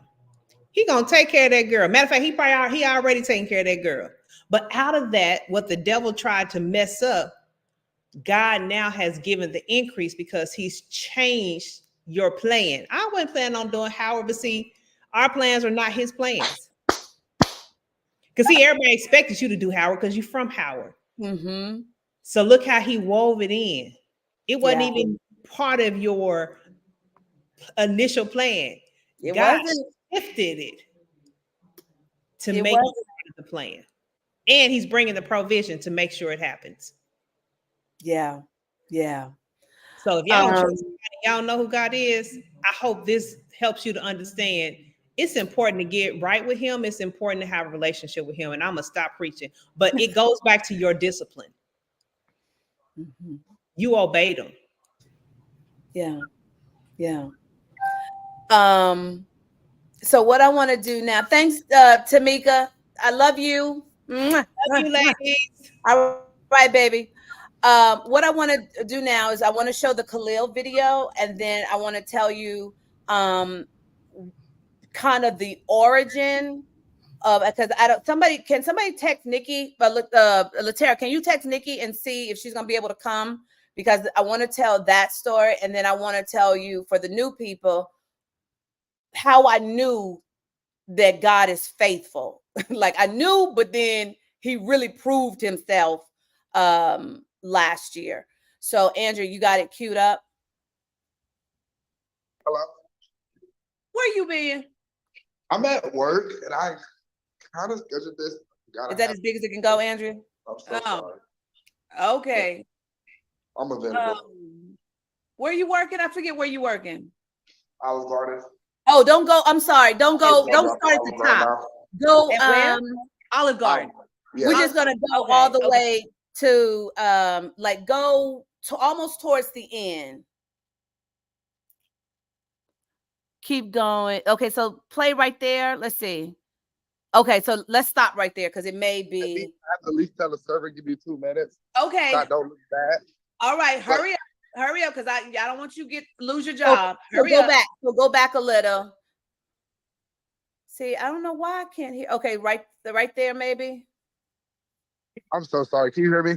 Yeah. Okay, here we go. Let me see your face. I'm going back to the bathroom. Give me 2 seconds. Okay. I told you don't move. No, because I just got set. So I'm a server and they just set me. So I have to at least tell the server, give you 2 minutes. Okay. So I don't look bad. All right, hurry up, because I don't want you to lose your job. Hurry up. Okay, we were in the right place. Sorry, my bad, Andrea. Okay, I'm back. I'm so sorry. All right, Khalil, listen, we were lying to you. We are welcoming you. Oh, thank you. Congratulations. Thank you. Thank you so much, Mel. I thank all of y'all for the opportunity. Are you a bit surprised? Yes, very. So when I applied for it, I actually didn't think I had a shot. And for us to come this long, I thank y'all. You are most welcome. Just tell me what you're thinking right now. So just tell me a little bit what you think. What kind of thoughts are going through your head? A relief, knowing that I got help now, because I thought I was all by myself. So it's a kind of relief because it was looking very gray for me, like how I'm gonna throw all this together in a couple of weeks. So it's a big sigh of relief. I'm so glad. So remember, that's the kid who, I said he was convinced and talked into a plea deal for something he did not do. And so he's really excited about getting out of his state and starting afresh at his HBCU. But what I really wanted y'all to see in that is that he didn't think he had a shot. And that's what we're coming in to show this group of kids, that they got a shot with us. And we're going to do everything in our power to get them to the finish line. And so every donation, we are headed out to Fisk. I leave Atlanta on the 13th. Excuse me. I leave Atlanta. I don't know where I got 13th from. I leave Atlanta on Thursday night, headed to Nashville. We don't have everything that we need. Copy that, Andrea. We don't have everything that we need yet. But I want to tell you about the first miracle. Tell her sit tight, Andrea. I want to tell her about the first miracle. Since this is Moving Day Mafia Miracles, and I could already see, because as I'm getting ready to tell you, it's reminding me miracles are on the way.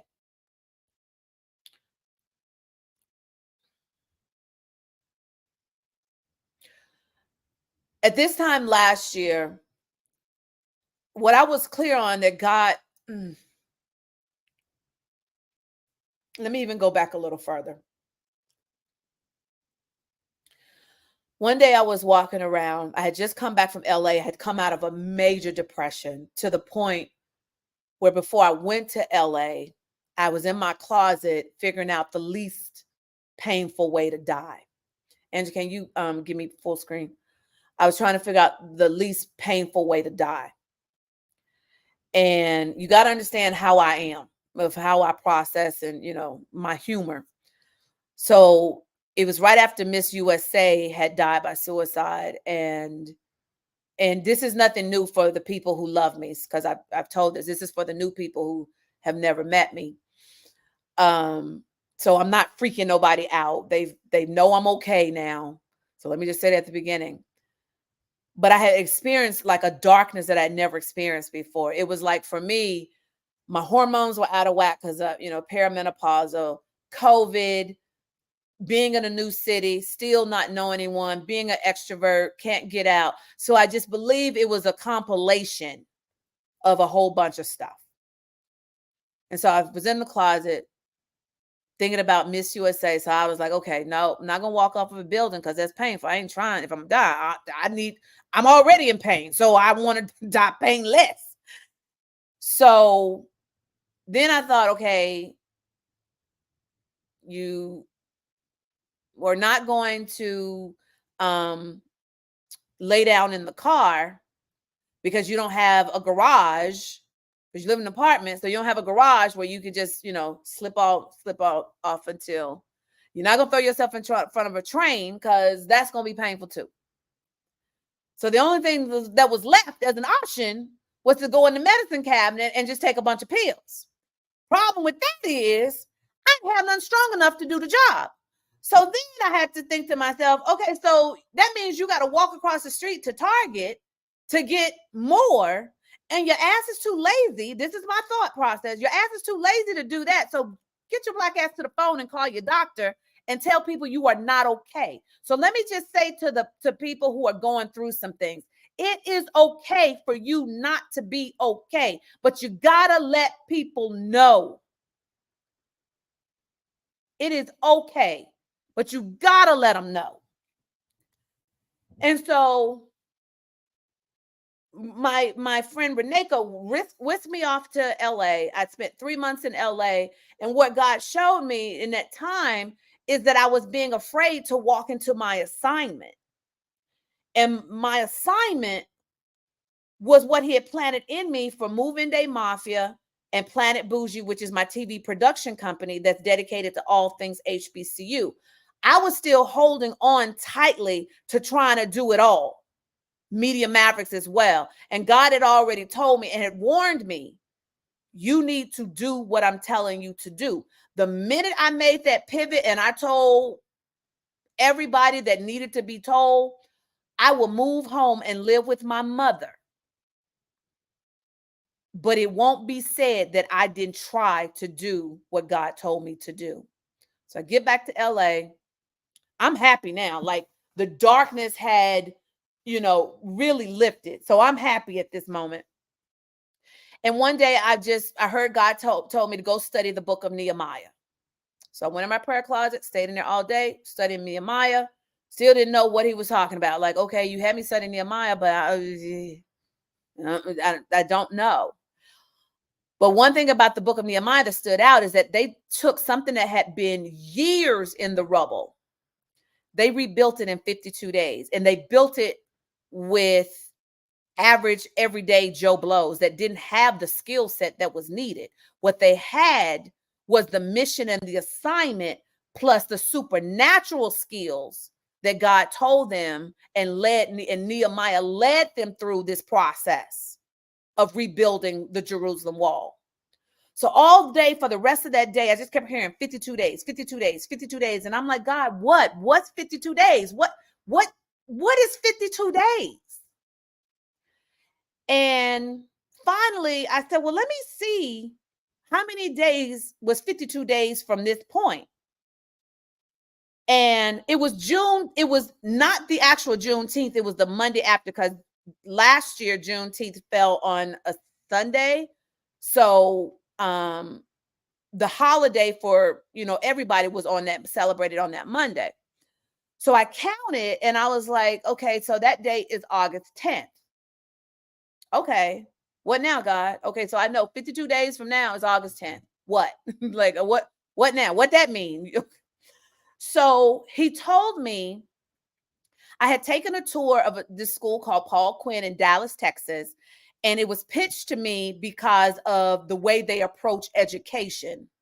And President Sorrell had just done this amazing job with making it being the first work HBCU school. So part of the agreement is the schools, the students have to participate and go into the workforce to help pay for their education. The day I had toured, the year before, the day I toured, it was visiting high schools day. And at the end of the day, President Sorrell surprised them and said everybody with a 3.0 or 3.5, I forget what it was, actually is going to get a full ride to Paul Quinn. And so y'all know I love surprises. So I was excited for him. Then he took it a step further and told them they could bring a friend or a family member. So I remember this experience. So when the Holy Spirit tells me call Paul Quinn, I'm like, okay. And I know it's Juneteenth, and I'm like, well, they probably not there. And the Holy Spirit is like, call. So I was like, okay. So I'm listening to the, like, okay, is anybody gonna answer? And surprisingly, somebody answered. I don't know who I'm talking to. I don't know, what office they in. I was just pushing buttons. And so I said, hi, ma'am. My name is TJ Mercer. This may sound strange, but I have an organization called Move-In Day Mafia. And I need to find out when is your move-in day? And the woman goes, well, we had to change it. So it's now August 10th. And I'm like, what you saying? They're going to launch Move-In Day Mafia in 52 days? And so I'm asking her all these questions. And in my head, like, I know you're not expecting me to do this in 52 days. I just know you're not expecting me to do this. 52 days. So I'm talking to her and she's giving me so much good information. And finally it dawns on me like I should ask her, who is she? And so I asked her, I'm sorry, I don't even know your name or what your role is. Y'all, do y'all not know I was talking to the vice president of the university? That was another open door. So I'm looking at 52 days. I hit my bingo squad. I was like, yo, we supposed to launch Move-In Day Mafia in 52 days. Who's in? Like, who? Because y'all know I don't know what I'm doing. Well, here we go building another plane without me knowing how to fly it. And they got on board. And I start putting out other feelers about people who could help of what this going to look like. One of my first call was to my girl, Nikki Klug. And Nikki was like, I'm in. So as we're counting down the 52 days, we working, trying to raise the money, it's one thing you're trying to raise the money, but the other thing is you're trying to raise the money and trying to build the thing, figuring out the students, all of that. Nikki is like, okay, I'm going to go ahead and design, while you figuring it out, I'm going to start going ahead and designing the rooms. I knew the number was 13. God had told me because 13 had been chasing me for months to the point I was taking pictures and sending them to Latera. Hey, Delmar, I was taking pictures, sending them to Latera. So I was like, ain't nobody going to believe me. But every time I turn around, the number 13, oh, Dean King, that's my Dean from Howard. Yay! Thank you for your donation, Dean King. And so we're running around with our heads cut off. Nikki's designing the rooms. I'm trying to figure out what the student selection process is. I'm trying to figure out what, how to even design these rooms, get to know the students. Like, it was so many logistics. The other part of that y'all need to know is we didn't find out who the students were until the day before move in. Now, let me back up. We building. We had done a raffle, so we had accumulated across the board. We had accumulated about $3,500 from our fundraising. And I was like, God, I'm doing everything, just like now, I'm doing everything in my natural power to raise the money. I'm doing everything that you've put in my hands to raise the money for these scholars. And because COVID is open now, everybody, pocketbooks are not open like they were during COVID, and we were all in it together. Now life has gone back. Everybody got stuff going on. People about to lose their homes because of the foreclosure. It's so much going on. So this is a heavier lift. And God had also sent me a notification that he wanted me to go to Dallas August 4th to the 11th. Well, time is ticking, and I'm going, why am I going to Dallas early, God? Because it's better if I sit here at home and figure this out. And he was adamant, get to Dallas.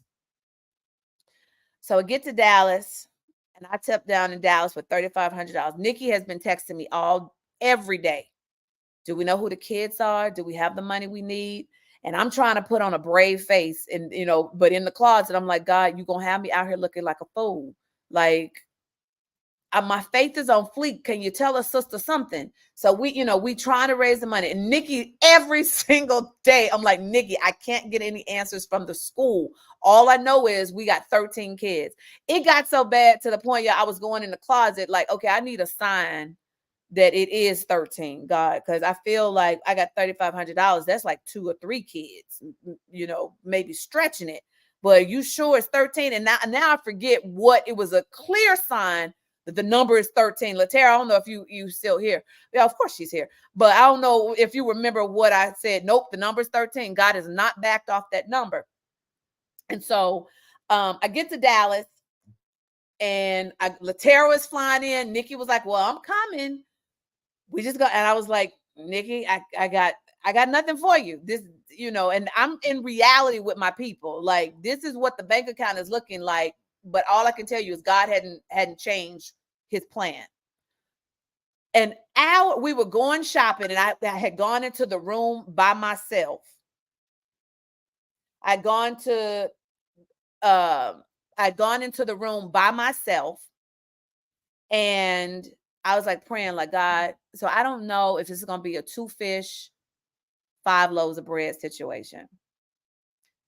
And you going to show up and give us favor at these stores. They're going to have a lot of overstock. Like, I don't know what it is, but we headed out. I just need you to guide me, because I got $3,500 to take care of 13 students. And so as I'm laying there, God tells me to call Terry Egioma of Trade and Travel. Terry was one of my clients. And I didn't want to call her because I knew she was in Puerto Rico. And I was like, she ain't going to answer the phone. So I was like, I'm going to text her. Mid-text, God was like, I said, call. So I called Terry. She answers. And I said, Terry, I'm in Dallas doing Moving Day Mafia, totally forgetting that she's from Dallas.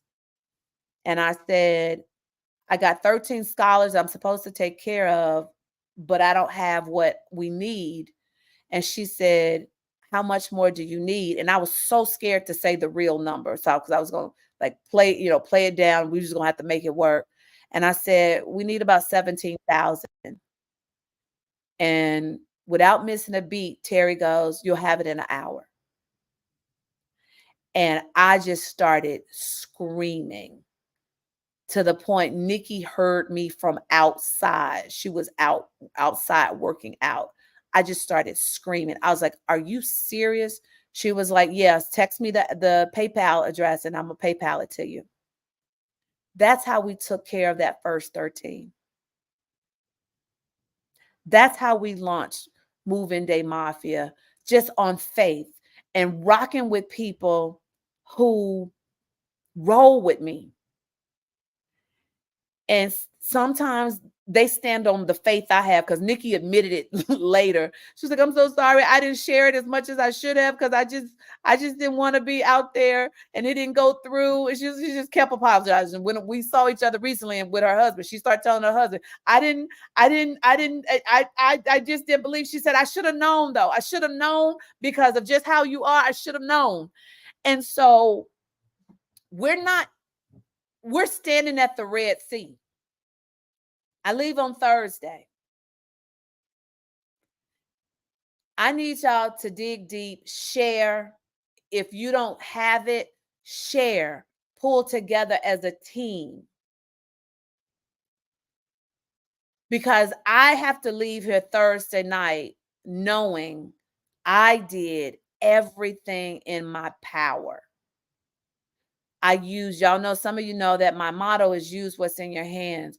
I did everything in my power to use what's in my hands. What's in my hands is my voice, my network, my crew, my people, my skill set, my creativity. I've used everything.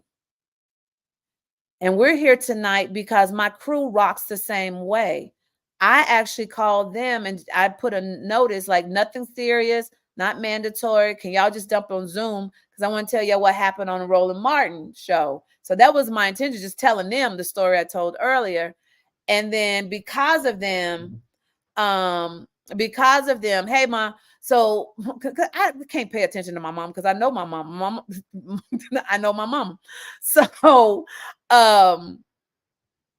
they came up with this idea, and they convinced me that we should just have, the like old school telethon. Let's make it a webathon. And they started telling me how it can be. Let my mama come in because she's about to work my nerves. Lord Jesus.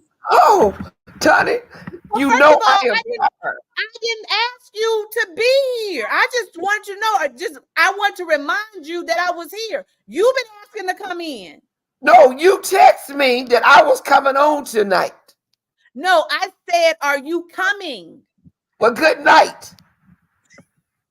Y'all, that is Grace for those of you who follow the Mama Chronicles starring Wanda Mercer, this is Miss Thang Thang. And I'm just like, why is Mama, why is she pressing me? Like, I didn't ask I was tired. I'm tired. You got something to say? No, I'm tired. The reason why I have to ignore my mama, because my mama hates me talking, first of all, and she hates when I teach. And she always is like, you always just do the talking and you're so excited. I can't. So I'm looking at the message from Andrea and I'm like, I can't judge what I'm doing by my mama. My mama don't have the patience with me because she get it 24/7. So she's sick of it. She's like, tell her to bring me in. I'm going to bed. I'm tired. You leaving in the morning, right? You leaving in the morning? No, Where you leaving? No, going where? Next Saturday, next Friday. Oh, it's next. Oh, I ain't got my dates off. I'm kind of busy, mama. Been kind of busy. I'm busy too. I got these grands. So where are my? Grayson heard you so much he fell asleep. He tired too. Where my T2? She's at Peon's house. Oh, okay. So good night. All right. I've heard enough. Bye. Good night, Mom. Love you. Hey, Ma, before you wait, don't go yet, Ma. Don't go. Ma, what is the one thing that TJ needs tonight from these people? Money. So can you tell the people? Can you tell the people to send us some money? Please send them some money. My mama's sick of hearing about it. Woo! You just don't know. She about sick of me. Listen, y'all heard it. Y'all heard it from Mama. You heard it from Mama. We need y'all to send that money. Send it now. Good night. Bye, Ma. I'll call you tomorrow, Ma. Take me down. Take me down.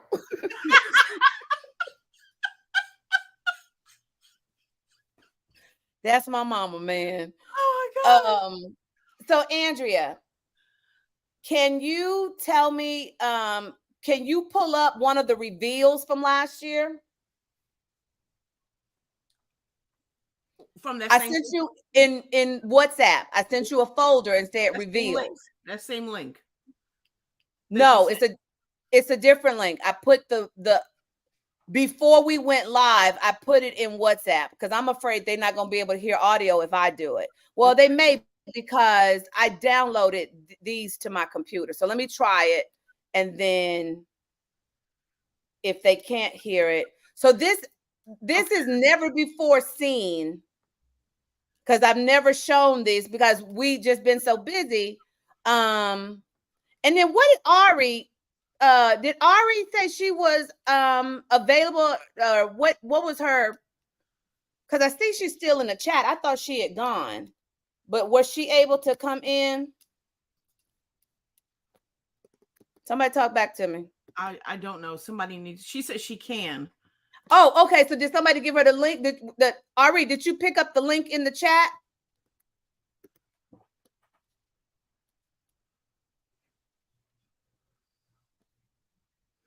I'm gonna give it to you, Ari, in the chat. Here it is right now. And if you want, click on my name and send me a message on Messenger, and I can send it there if you're having an issue. Okay. So somebody check the email, Latera. Somebody's asking about sponsoring a scholar. So make sure you check the email. All right, I have the reveals video. But I think I got okay, you. so you got let's say here while you play Destiny, I'll send Ari the link.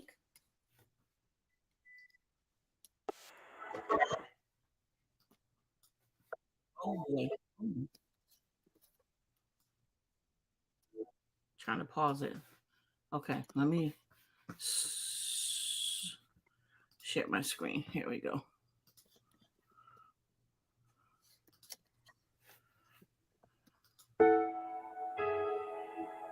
Ready? Okay, yes. You sure? Yes. Are you nervous or something? Yeah, a little bit. Why are you nervous? That's what y'all got. All right, 3, 2, 1. Oh, that's cute.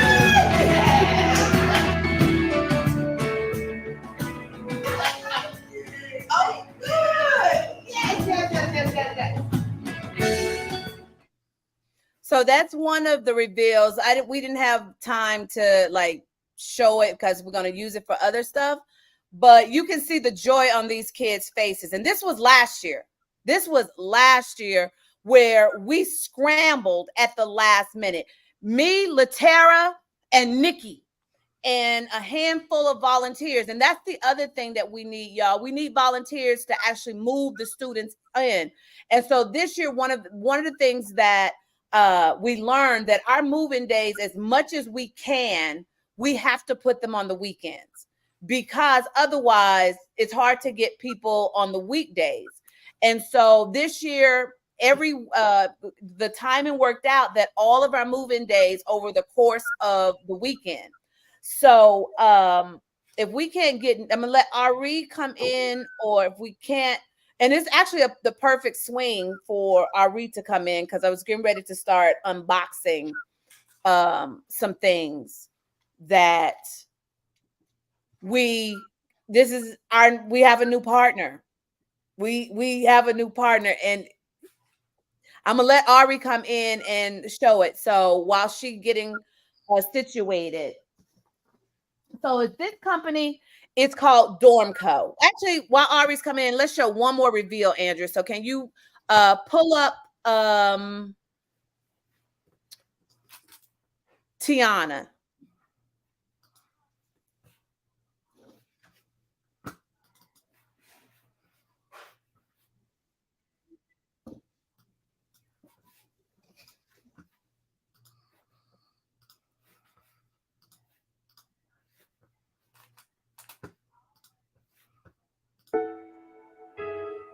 In 3, 2, you peeking. No, ma'am. 3, 2, 1.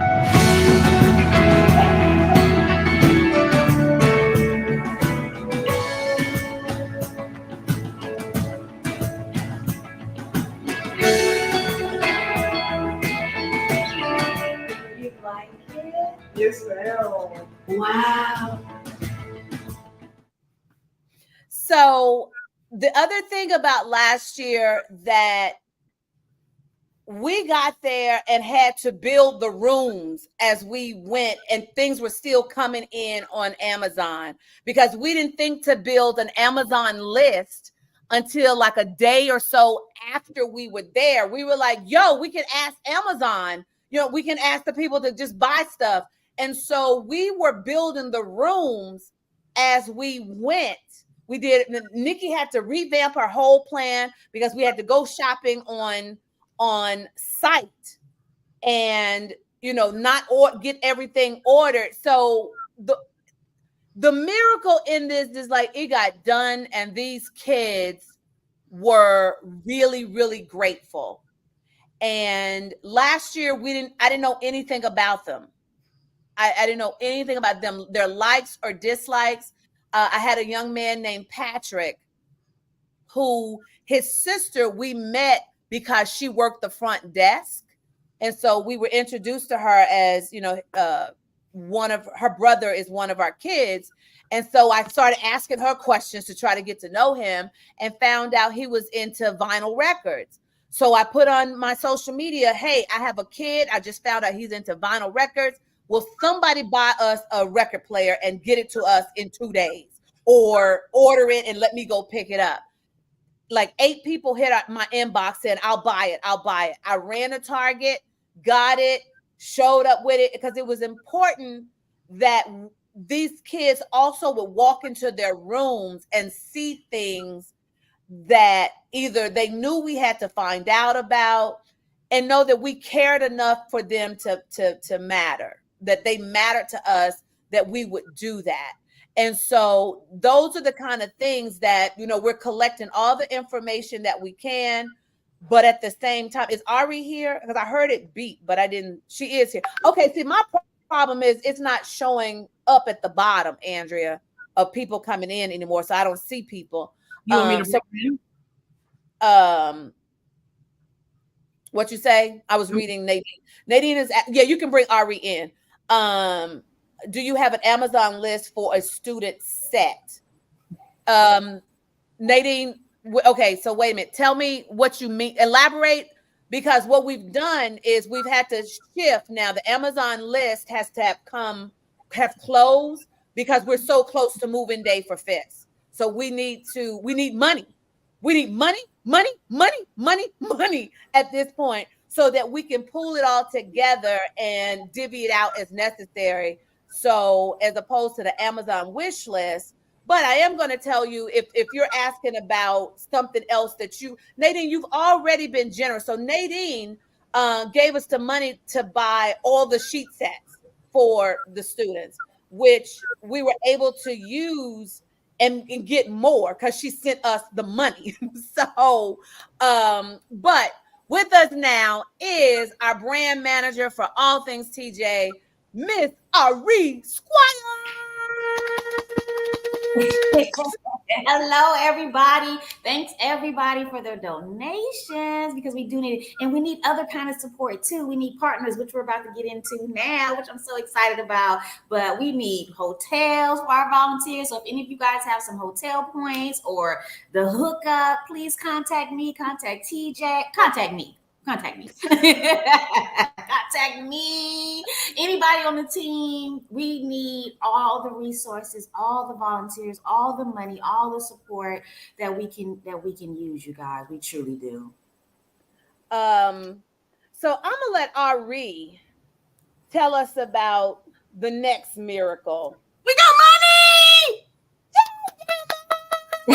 Thank you, Delmar. Thank you, Delmar. Thank you, Delmar. So goodness, where do I start? Well, first of all, I put Ari's email address in the chat. So if you do have frequent flyer miles that you're willing to donate, because we got to get to the schools. But yeah, hotel points, we need it all. Okay, so go ahead, Ari. I'm gonna let you take point on this, and then once you tell the miracle, I'll do the unboxing.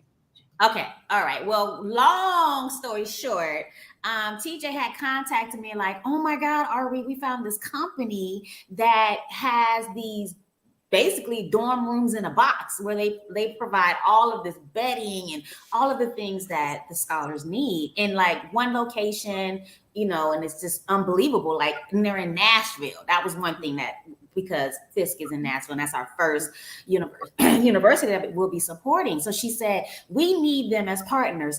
What can you do? I said, I'm going to contact them, and I'm going to see if they can become one of our corporate sponsors. I reach out to the normal. I'm doing all my research trying to figure out who do I talk to, because there's always gatekeepers, right? It's always gatekeepers. So I had to go around the gatekeeper. The gatekeeper said, oh yeah, we sent your email to the right people. If they're interested, they'll reach out. And I said, oh, no.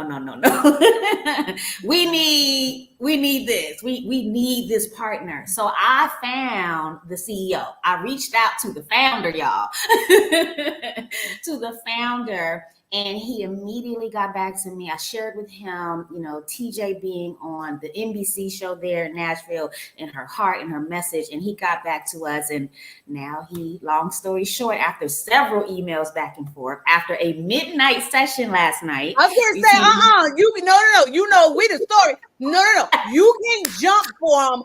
And so now, you got to tell them what you had to do.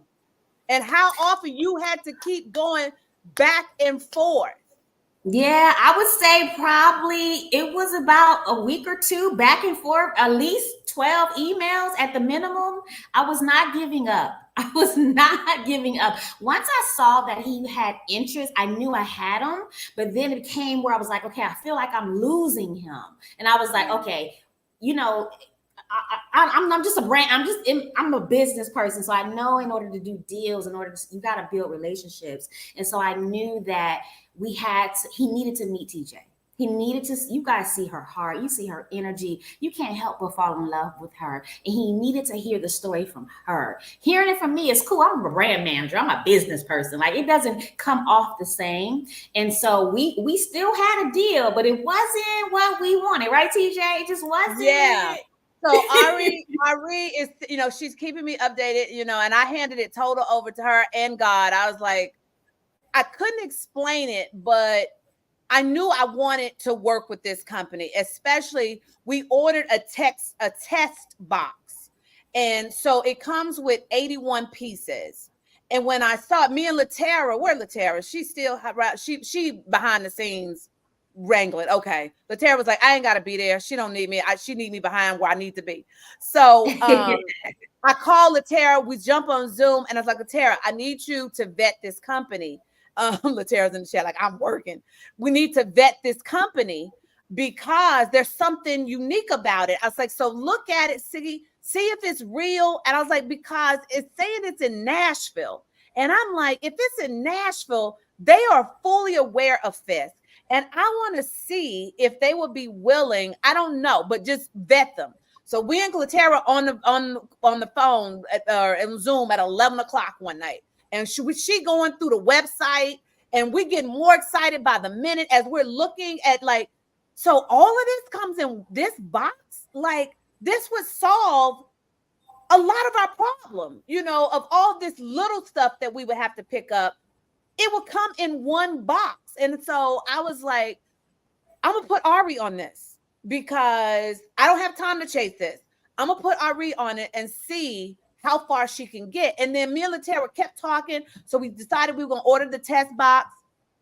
Test box took forever to get here, not because of Dormco, not because of them. And Andrew, can you put that up, dormco.com, DORMCO. Not because of them. It was because of my apartment building. So it took me 6 days to finally see the box. I opened it up and I sent Latera a message immediately. I'm like, this is the joint. And I told Ari, we're willing to buy them, but see if you can get him on board as a partner, because this solves a lot of logistical. We need a discount. Yes. And so I said, just see what you can do. So Ari, you know, since she's forwarding me messages, he's asking her questions or whatever. And in fairness, it's his busy season. Do you think about it? It's a company dedicated to dorm decorating. July and August are crazy for him. So the fact that he was still responding, and Ari was like, well, he responding. It's at 2:00 in the morning, but he responding. And so finally, and Ari was like, I got to get him on the phone though, T. I got to get him on the phone. I was like, well, I can't deal with that.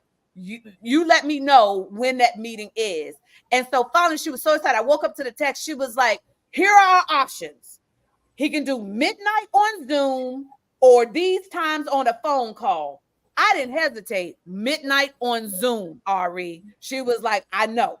So last night, y'all, at midnight, I get the dude on a Zoom. Me, him, and Ari. And he's so cool. Wasn't he, Ari? He like laid back. He's so cool. He was laid back. And he was like, well, one thing is y'all are persistent.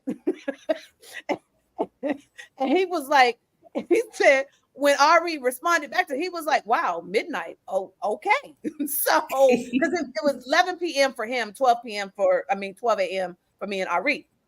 So we talking, and I'm just digging him. Like, and again, this whole time, I just knew, like, God keeps bringing them up, and I'm looking to more and more, and I'm doing my research. He comes and tells us that the fact that we're even on a Zoom with him, because usually during this season, he just says no to everything.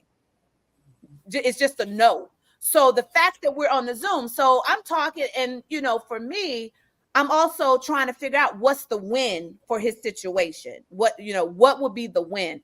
So, because, then I'm gonna talk about this in a minute. There's something that I really wanted to do with him, but he was resistant. It's not a bad thing, but I just don't want to prematurely tell it. I'm trying to figure out how to make it a win for him. And so I keep like pushing and trying to come at it different ways. And he's just like, basically, no, we good. And I'm seeing that he's the type of businessman that he's led by something. At the time, I had no idea about what, but he was laid back with it. It wasn't like, I tried to entice him with a TikToker that's coming to Fisk to, with 250,000 followers who want to highlight his business. He wasn't moved by that. He basically was telling us like, he's fine. And so finally, I resigned myself like, okay, God, well, I don't know, I'm trying to make it a win, but he's gracious for us. No, he's given us a discount. We're going to set up the tax exempt status, and we can come pick it up. So we get that, visuals of us coming to pick it up. So at least we can, I'm asking him, do you have signage? Like something where I can really, shout him out. And so by the time I give up, I was like, well, I tried. I don't know. So we'll just take, his generosity and just be grateful. And then he goes, well, Denny Ari, there's one thing that I care about that, I could get more exposure for. And he goes, I have something called the Crooked Line Project. And Ari at the same time, but she beats me to it, and I can see it on her face, and I'm about to form the sentence. And she goes, wait, because he kept talking, he didn't explain it. And Ari was like, well, wait a minute, what's the Crooked Line Project? Do y'all not know that this dude is a Jesus freak? And he has something called the Crooked Line Project that I printed it out from his website. The Crooked Line Project is this very, very special plush blanket that it says, inspired by an understanding that in every person's toughest life moments, there's serenity through a belief that God makes it straight with a crooked line. This is a comforter that can provide warmth and hope through a daily reminder that not only can life improve, but sometimes it takes a crooked line for it to do so. Remember that you are not alone. There will be moments that are unexplainable, full of sorrow and fraught with loneliness. Remember, I was in that wilderness. And so, but if you have your faith, you are never alone. A crooked with meaning, a comforter with meaning. Imagine that while you're on your crooked line, that you are able to see all the way to the end where it becomes straight. However, the problem with this is that it's most difficult to see God's purpose when the line is crooked.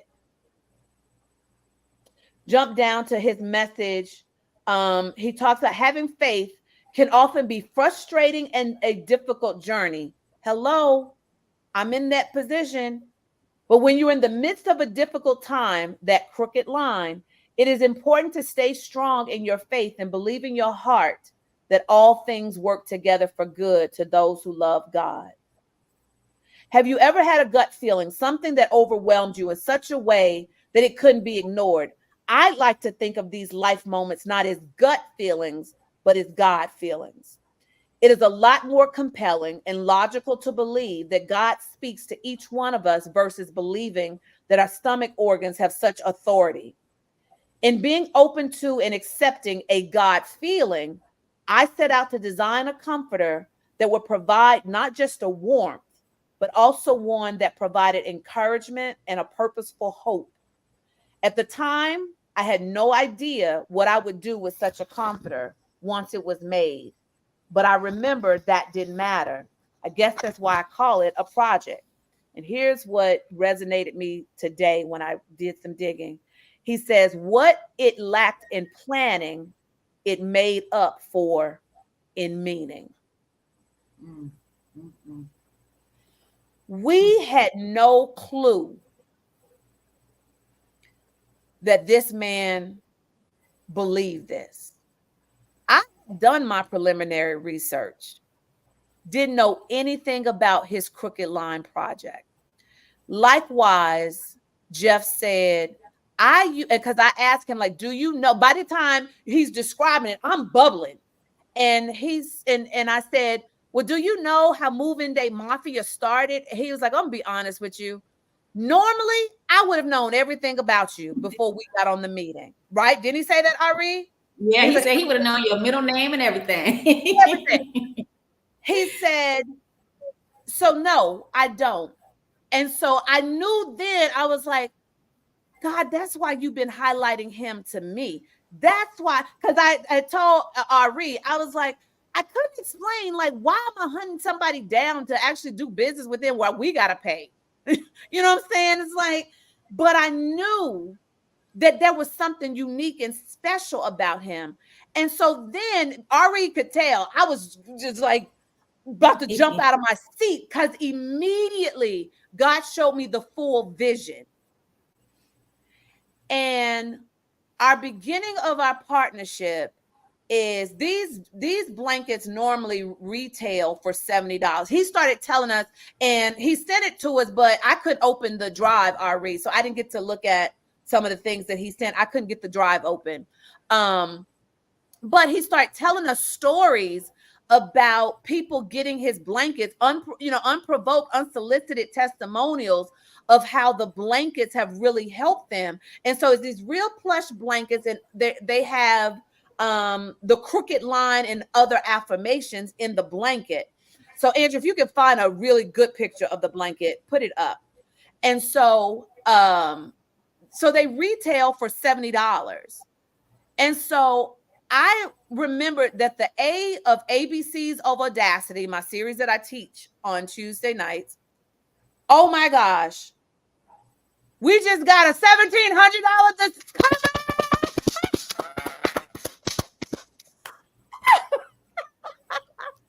I don't know who it was from, but I was supposed to wait till it came on screen. I'm sorry, Andrew, but I just saw it come in. So I got distracted. So can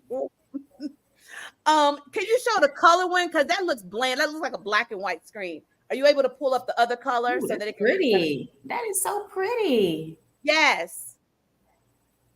And so I asked him, because the A is ask for ABC of Audacity. And that's the thing that God is working with me. Ask and ask big. So I asked him, can you give us 39 of these blankets? Ari, did he hesitate? Did he blink? He did not hesitate at all. He was like, yes, because I could see the vision now. I could see where the blankets would serve a purpose that I'll tell you later, but I could see it. And I just got excited. And then Ari was fighting tears because she's a thug. So Ari would try to leave the room to cry. She couldn't because we were all on Zoom. I stopped fighting them. I just started crying. And I was like, I'm going to be professional. I'm going to be professional. I'm going to be professional. But I really liked him. Mm-hmm. And so what we're going to need is 30 of these boxes. Which, Nadine, did you explain yourself? Like, did I answer your question? Because you asked me about the Amazon set. We shut down also the Amazon list too, because we're a tiny team. And now that we know all of these things come in the box, there's no reason to have all of these things on the Amazon list. And so what I want to do is introduce you guys to our new partner, Dormco, based out of Nashville, Tennessee.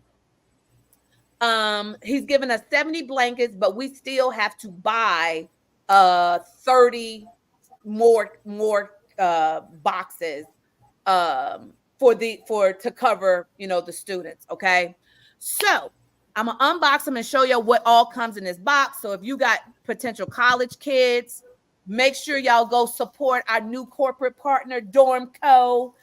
Go buy one of those really plush. Well, if you're gonna go buy a blanket, can you take that $70 right now and donate it? I was just gonna stop you and say, listen, after we finish with Moving Day Mafia for this year, please go and buy your blanket.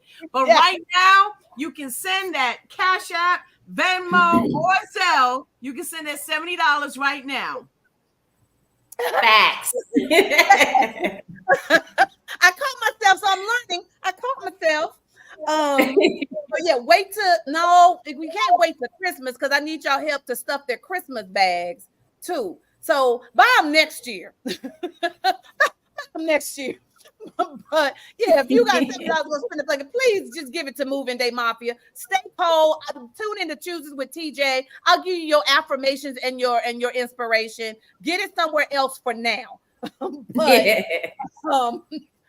in the box, Latera, I want to show Andrea, get the dorm room. Oh no, I have it. No. I had her send it to me. Don't bother, Latera, never mind. So I'm gonna show y'all the inspiration behind I'm gonna show you the inspiration of Nikki's board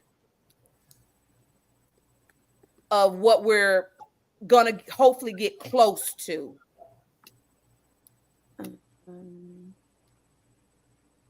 I'm waiting to see what's in this box because from the pictures, it looks beautiful. It's definitely well worth it for sure.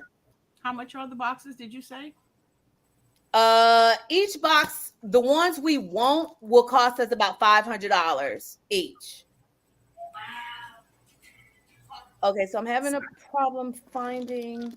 Andrea, I'm going to forward the image to you. Okay. Because I'm having a problem finding it, and it's probably because I just stay out of this business, and I'll let you display it when you get it. So I just forwarded it to you.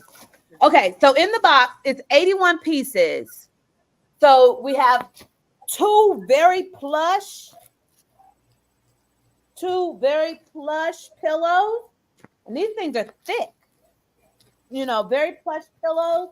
I didn't think this through of unboxing and where the stuff gonna go. I didn't think that through. That's all right. Just show us. We just want to see. Okay.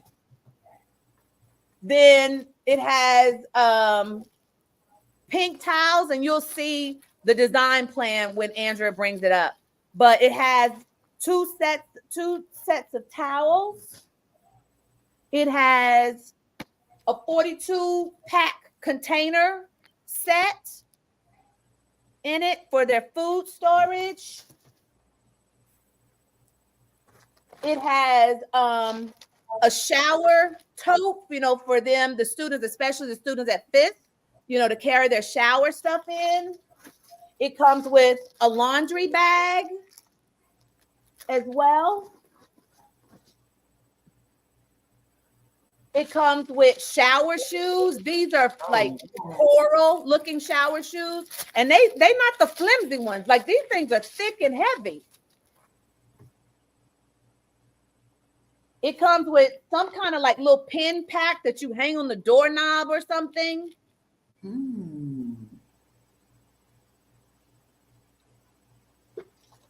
It comes with like a photo tray. Love that. Comes with a pack of washcloths. And Nadine, the money, what you sent us, this is why I said we got more bang for the buck than the sheets, because it comes with 2 sets of sheets. So comes with this, this set of 1, 2, 3, 4, 6 washcloths. Comes with a dental care kit.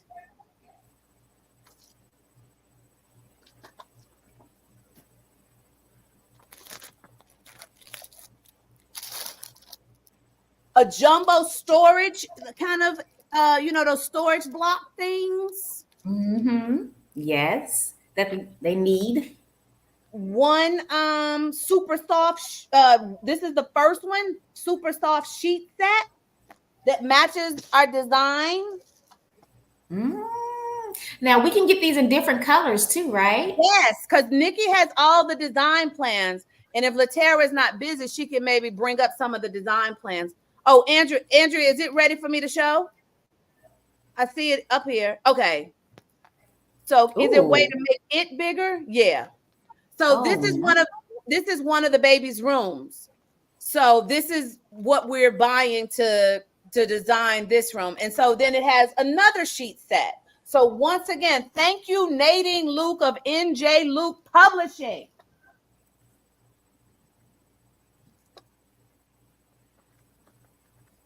It comes with one set of hangers.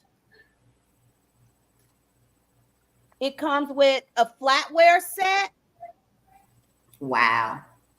Wow. Pillowcases, pillow covers. Wow.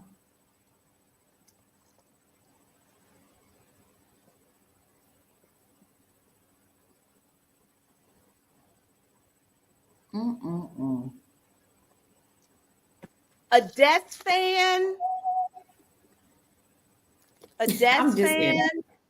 I'm just like, wow. Wow. Sheet covers.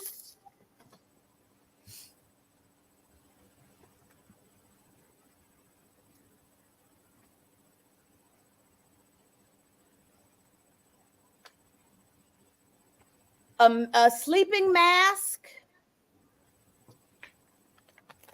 A microwave splash guard. Mm-hmm.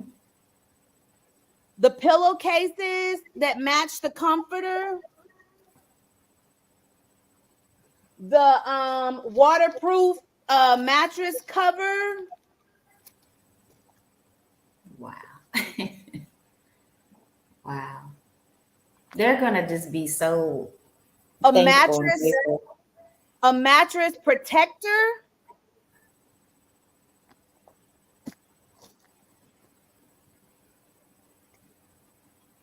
Room spray. I don't want to use all the babies, but room spray. Room spray. So that's Aloha coconut is what that is. I was just wondering if it had like coasters or anything like that in it. I was just wondering. And then the comforter. So the beauty about this is a reversible comforter, and Nikki didn't know about Dormco, but yet we're going to be able to go through her designs and get we won't be able to hit it perfectly, right? Latera, is there any more designs that we can show them to for the people who are into design? But that's the mark. Gray and teal. Mm-hmm. And the pink. Right? We have the pink. So that was what we did that night. Me and Latera, we built. Like I had her because I stay away from the design stuff. So I was just there to keep her company that night. As she was stocking them. But what I'm not going to try to dig out. There's one more thing in the box. It has that egg crate that goes over their bed to make it soft. This is all in one box, y'all. This is one box. So do you see what I'm saying? Do you see what I'm saying about the fact that this will make life a little bit easier for the Moving Day Mafia design team and volunteers? Because the main, pieces of the room are just going to come self-contained, as opposed to like last year, all of these things came as individual pieces that we had to totally unbox and know which room goes to what. Okay, of course, my CFO was in the chat saying to get 39 dorm in a box, $500, we need 19.5. So, y'all know any rich people that can do 19.5 and just not be worried about this? So yeah, that. But I love that. I love that our people who are donating can see what they're going to receive. What part of your money is going to? Yeah. And then the fact that the rest of the money, because y'all, we can't just move them in and then they still got to fend for themselves.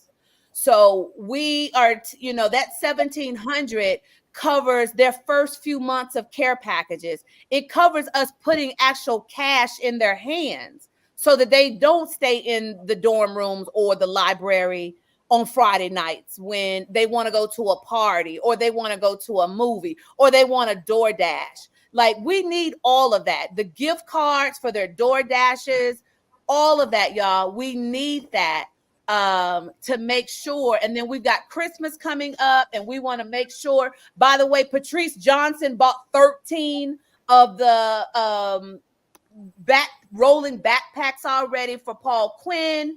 I forgot about that for Paul Quinn, for us to put their Christmas stuff in, because we're thinking further along.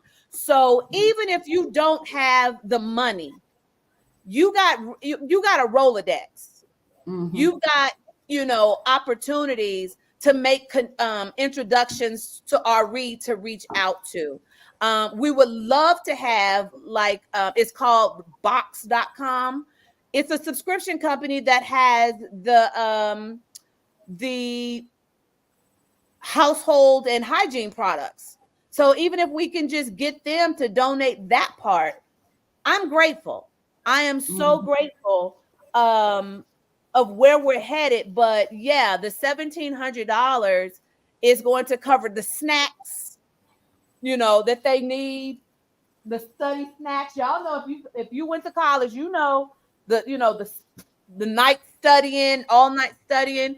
So it's taking care of them, for the first 2 or 3 months of what they, and leaving a reserve of if something comes up and they call and say, Auntie, I really, need this. Now, what is missing out of the mix is what we really wanted was trunks, because we had an experience last year where one of our babies went away for the weekend on a sports, she played sports on a sports trip or something. And all the snacks that we had left her during moving day, according to her roommate let her friends in and they ate her snacks. So, we would love to have those, trunks that they can lock up their important stuff. But we're growing. And what I can't, I have to remind myself and the team, we're on year 2. And so as we get more traction, more donors like you guys, we'll be able to make sure everything on our wish list, is taken, is gotten. So, Ari, is there anything else you want to tell us, talk about? Did we cover the miracle last night? Okay. And his story, I know we can't share his story, but that story of how he came up with this whole, that part too. I was holding back the tears. He's so genuine and he loves God, and he's so chill and laid back, but you could tell that he has a good heart, and that story was amazing. So it's great to have these kind of partners, Yeah. And I'm excited to introduce the HBCU community, to him, because it really, so is this another one of our Nikki's designs? Okay. So you see, that a lot of, the comforters are reversed, so we can, pretty much get everything we need in these boxes.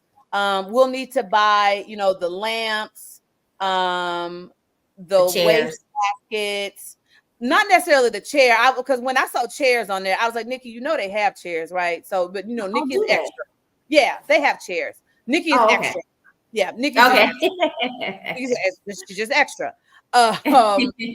But you know, some of the kids, you know, are into anime, so we want to have anime up on the walls for them. Some of them like biblical quotes, so we need art, you know, and those kind of things that we're going to put on the wall. I think I saw Whitney Bogart in here. She is our art department, and she has agreed to draw some of she's a talented artist, graduated from TSU, and she's agreed to draw some of their heroes that we can, you know, frame and put on the wall around them. Oh yes, so there's Whitney. Her real name is Whitney, but we call her art department.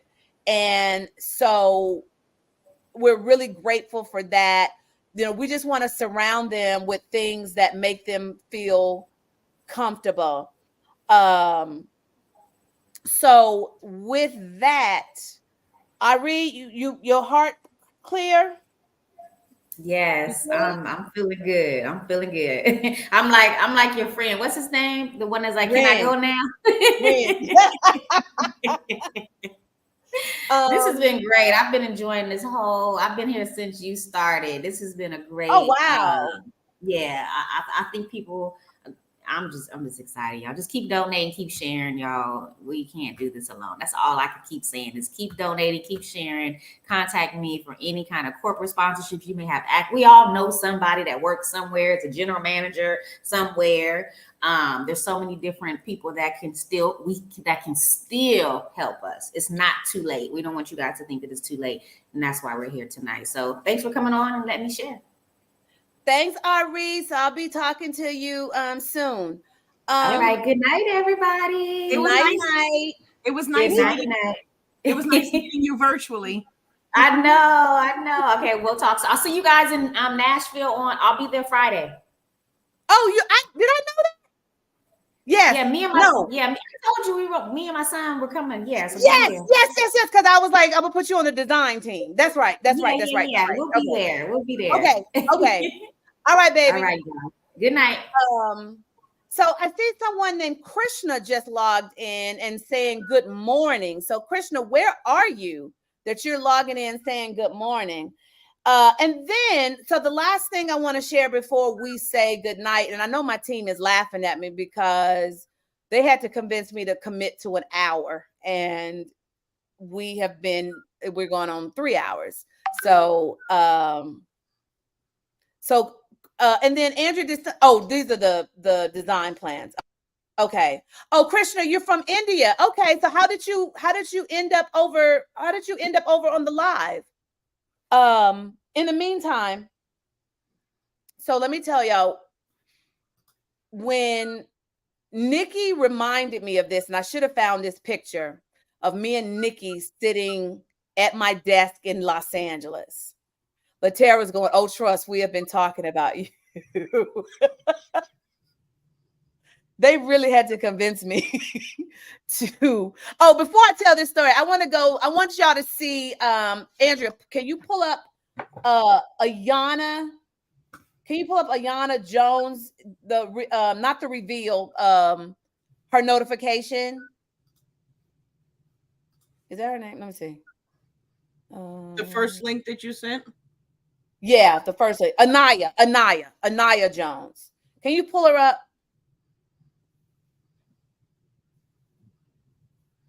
Hang on.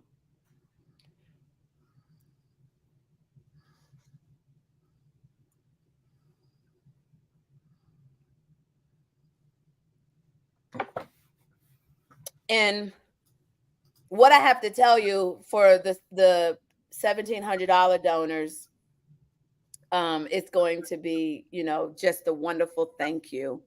But I have to tell you part.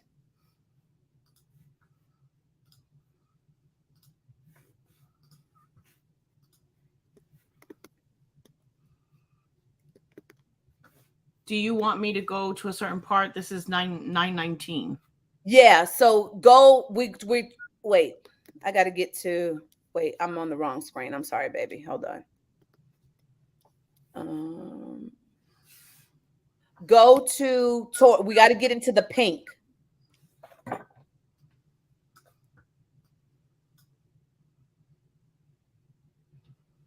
Okay, how far into the pink? So now if we see her, we need to come back some. Keep coming back until like we just trying to get to right before we see her. I'm sorry, I had this all like, I knew it but y'all can't hear my audio. Okay, so let's try right there and see if we get ready to let her in. Hi, I'm sorry. Anaya, mom, little sister, we've been lying. Welcome to Congratulations. Mom, you pulled over right.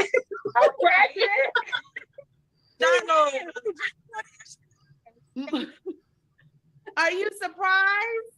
Oh my God, I'm so happy. I was like, dang, I really hope I make this final round. Oh my God. Thank y'all. Oh I'm excited. I'm so excited. So playing. Yes, So we are excited to have you. We're excited to bring you into the fold and to walk along beside you to get your dream of being the fashion designer and all of that. Do you want to know what your next steps are? Okay, so you can stop it there, Andrew, because I'm giving her details. Next steps are and then pull up Micaiah.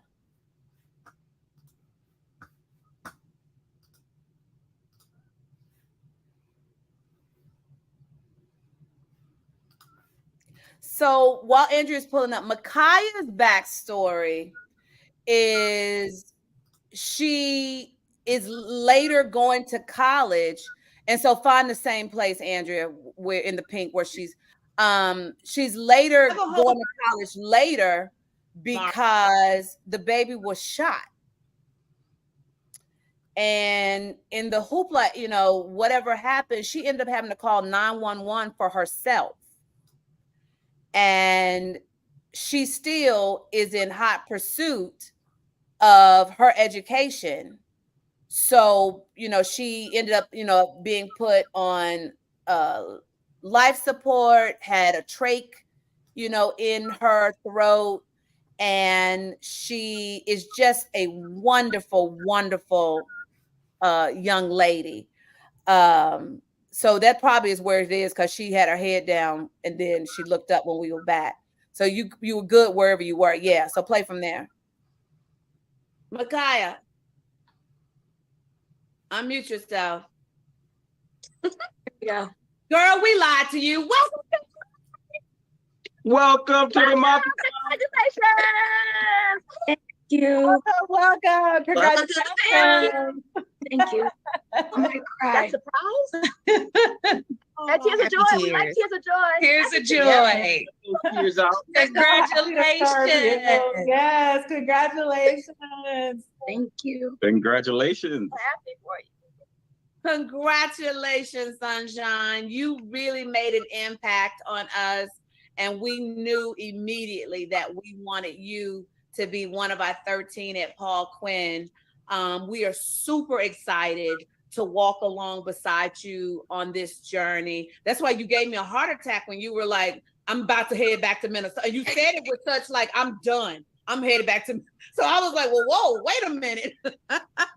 No, thank you so much. You are more than welcome. So, what are you thinking? I don't know, a lot. I'm relieved. So the editor for some reason just cut off the rest, but she was relieved because the burden, not the burden, but the challenges with her family, of taking care of her.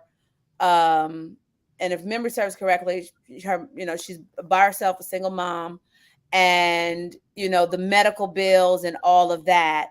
So yeah, she's another one of our incoming babies. Pull up Simone, Andrea.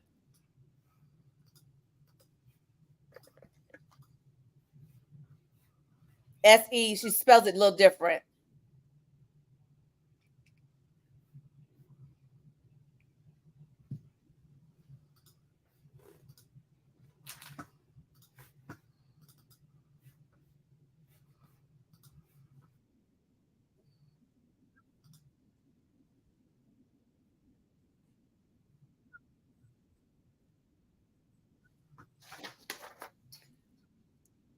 We have a few more.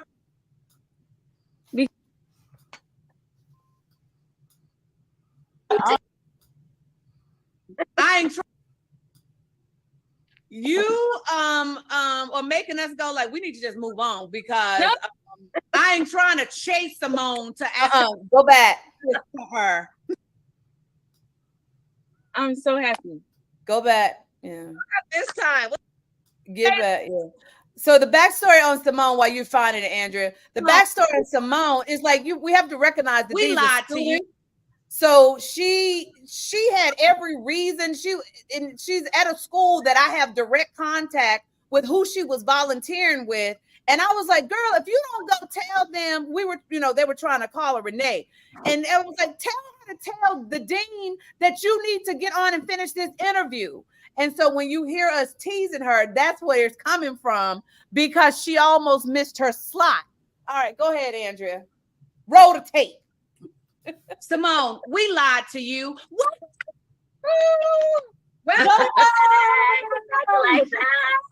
Congratulations. Welcome. Thank you. Thank you. A whole lot to you. Welcome. Girl, you have made us jump through hoops to try to tell you. I ain't got time. What about this time? What's the schedule like? I don't really want this. No, thank you. Oh my goodness. I'm so happy. You are making us go like we need to just move on because I ain't trying to chase Simone to actually give this to her. Man, thank you. You're welcome. You are most welcome. So here's what's going to happen. All right. So what I wanted to tell you guys, and I'll tell you this story, and then I'm gonna show you two more reveals. And one of my favorite, notifications. This kid cracked me up. So back maybe 7 or 8 years ago in LA, Nikki and I were sitting at my desk in LA, and I was telling her this concept that I have for a dorm room makeover show. And I said, when it comes, Nikki, like clearly you're going to be the designer. So fast forward 5-6 years go by. I'm working on Homemade Simple, which is the show we won an Emmy for on OWN. And I'm working on Homemade Simple. And that's when God started planting the seed that I was done in Los Angeles, and he was moving me to LA. So I'm like, I'm done, what, and so, but at that time, I was entrepreneur. So, for those of you who are entrepreneurs in the chat, we don't really have consistency, really. It takes a minute to get to the consistent level of bankable, you got to try some things, you got to lose some things. And so God is telling me before I took the job, I had been away from the industry for a minute, and I got a text from my old boss on this show. I'd already done the show before. So I got a text from my old boss, and he was like, this is our last season of Homemade Simple, and we would, love to have you. So we have a chair for you if it serves your purpose. Now, mind you, up until that point, God had forbidden me to go back into Hollywood on a regular basis, forbidden me. But it was the way he said, if it serves your purpose, that I kind of knew I needed to lean into that a little bit. And so I prayed about it, and I was like, God, are you telling me to go do this? So I got the green light to go back and do this show.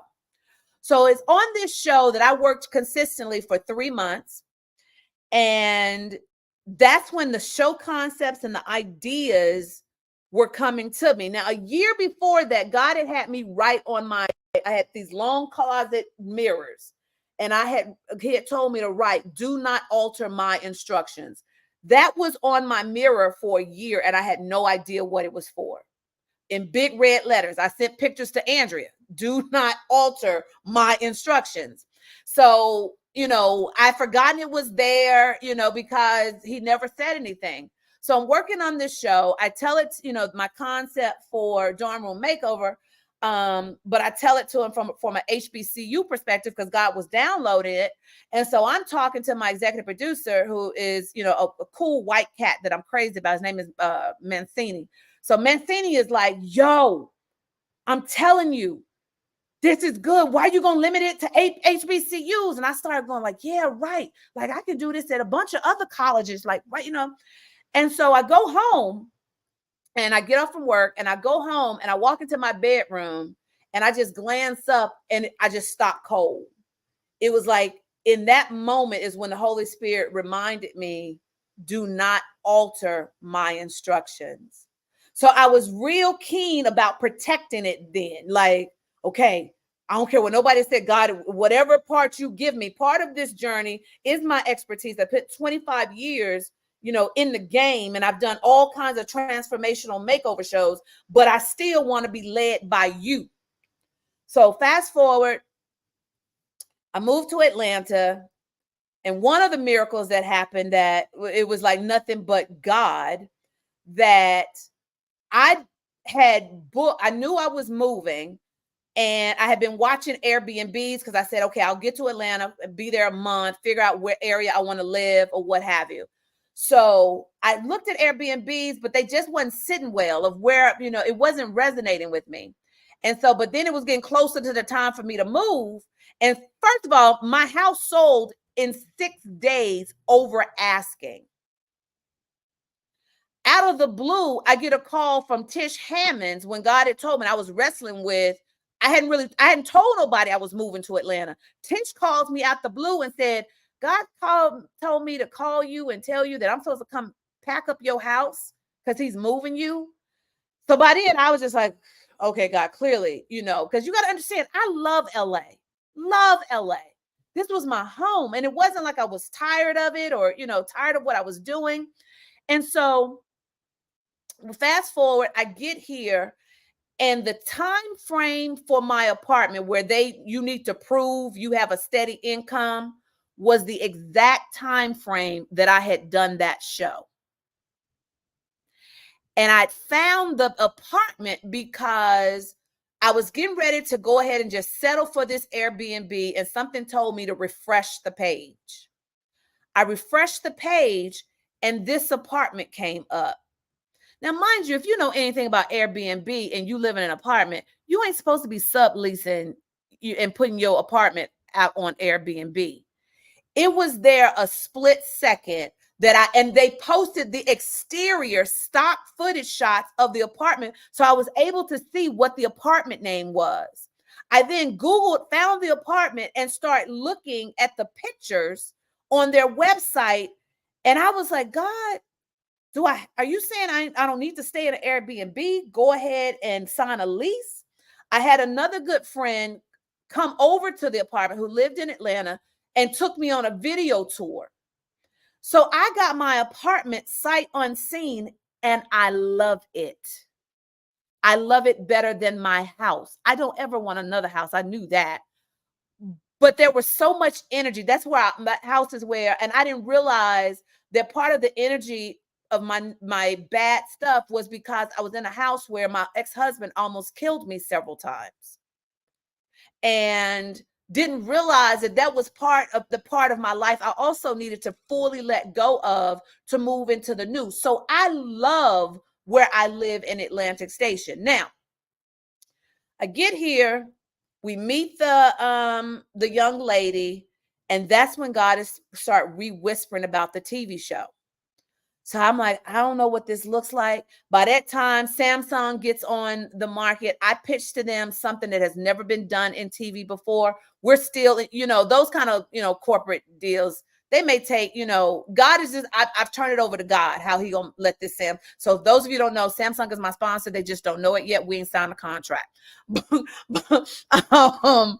so we're still going, but the other miracle, Best Buy we're on Best Buy's radar now. Had a meeting with them yesterday, thanks to a young lady who has been following me. I had no idea she worked at Best Buy. She's been watching and she started facilitating. So we're going to more than likely have Best Buy employees who come and volunteer at FISC. She's working on other companies. So slowly but surely, God is doing his thing. And so I've just released it.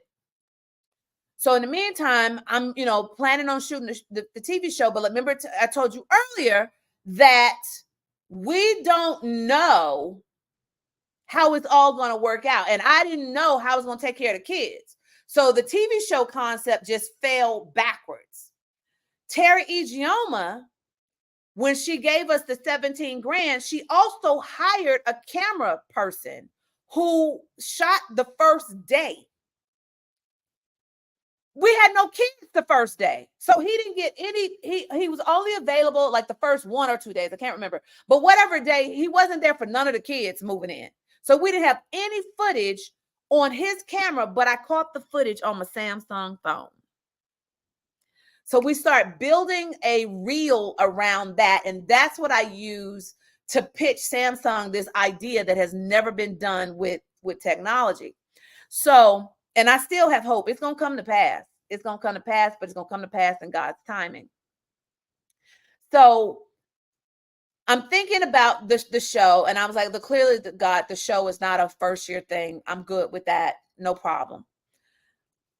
Fast forward, and I'm sitting on this footage, and something starts brewing in me that I keep telling Latera, like, I don't know why, but we need to do a sizzle reel. I don't know why, but we need to take this footage, and I need to get this thing to the finish line.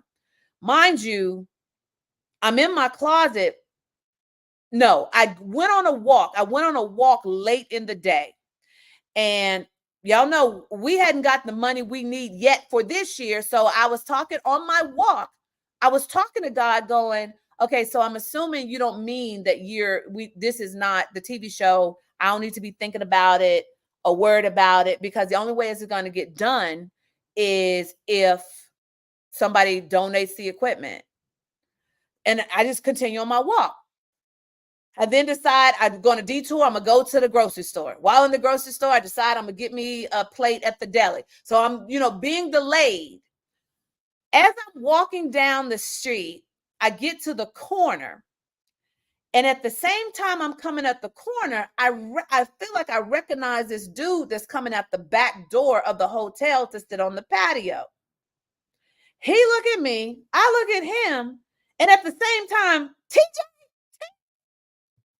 it's a friend of mine. Well, technically we ain't friends. We're Facebook friends, but we met through one of my clients. We get to talking, and he was like, "What you up to?" And I start, telling about, of course, Moving Day Mafia. You want to sponsor a scholar? Like, that's how I approached it. And he was like, "But I thought I read you posted about it that you want, to be a TV show." And I was like, "Yeah, funny you should say that." Because I was just talking to God that, we don't have the funding for the kids. So I know he ain't putting the kids before, he ain't putting a TV show before the kids. And he goes, well, I want to sponsor that. And I said, and he kind of chuckles. He said, well, you wouldn't notice about me, but an arm of my company is we're a media company. And we just finished doing a documentary for the Louisiana Supreme Court. Mind you, I forgot to tell you, this dude lives in Baton Rouge. He was here on business.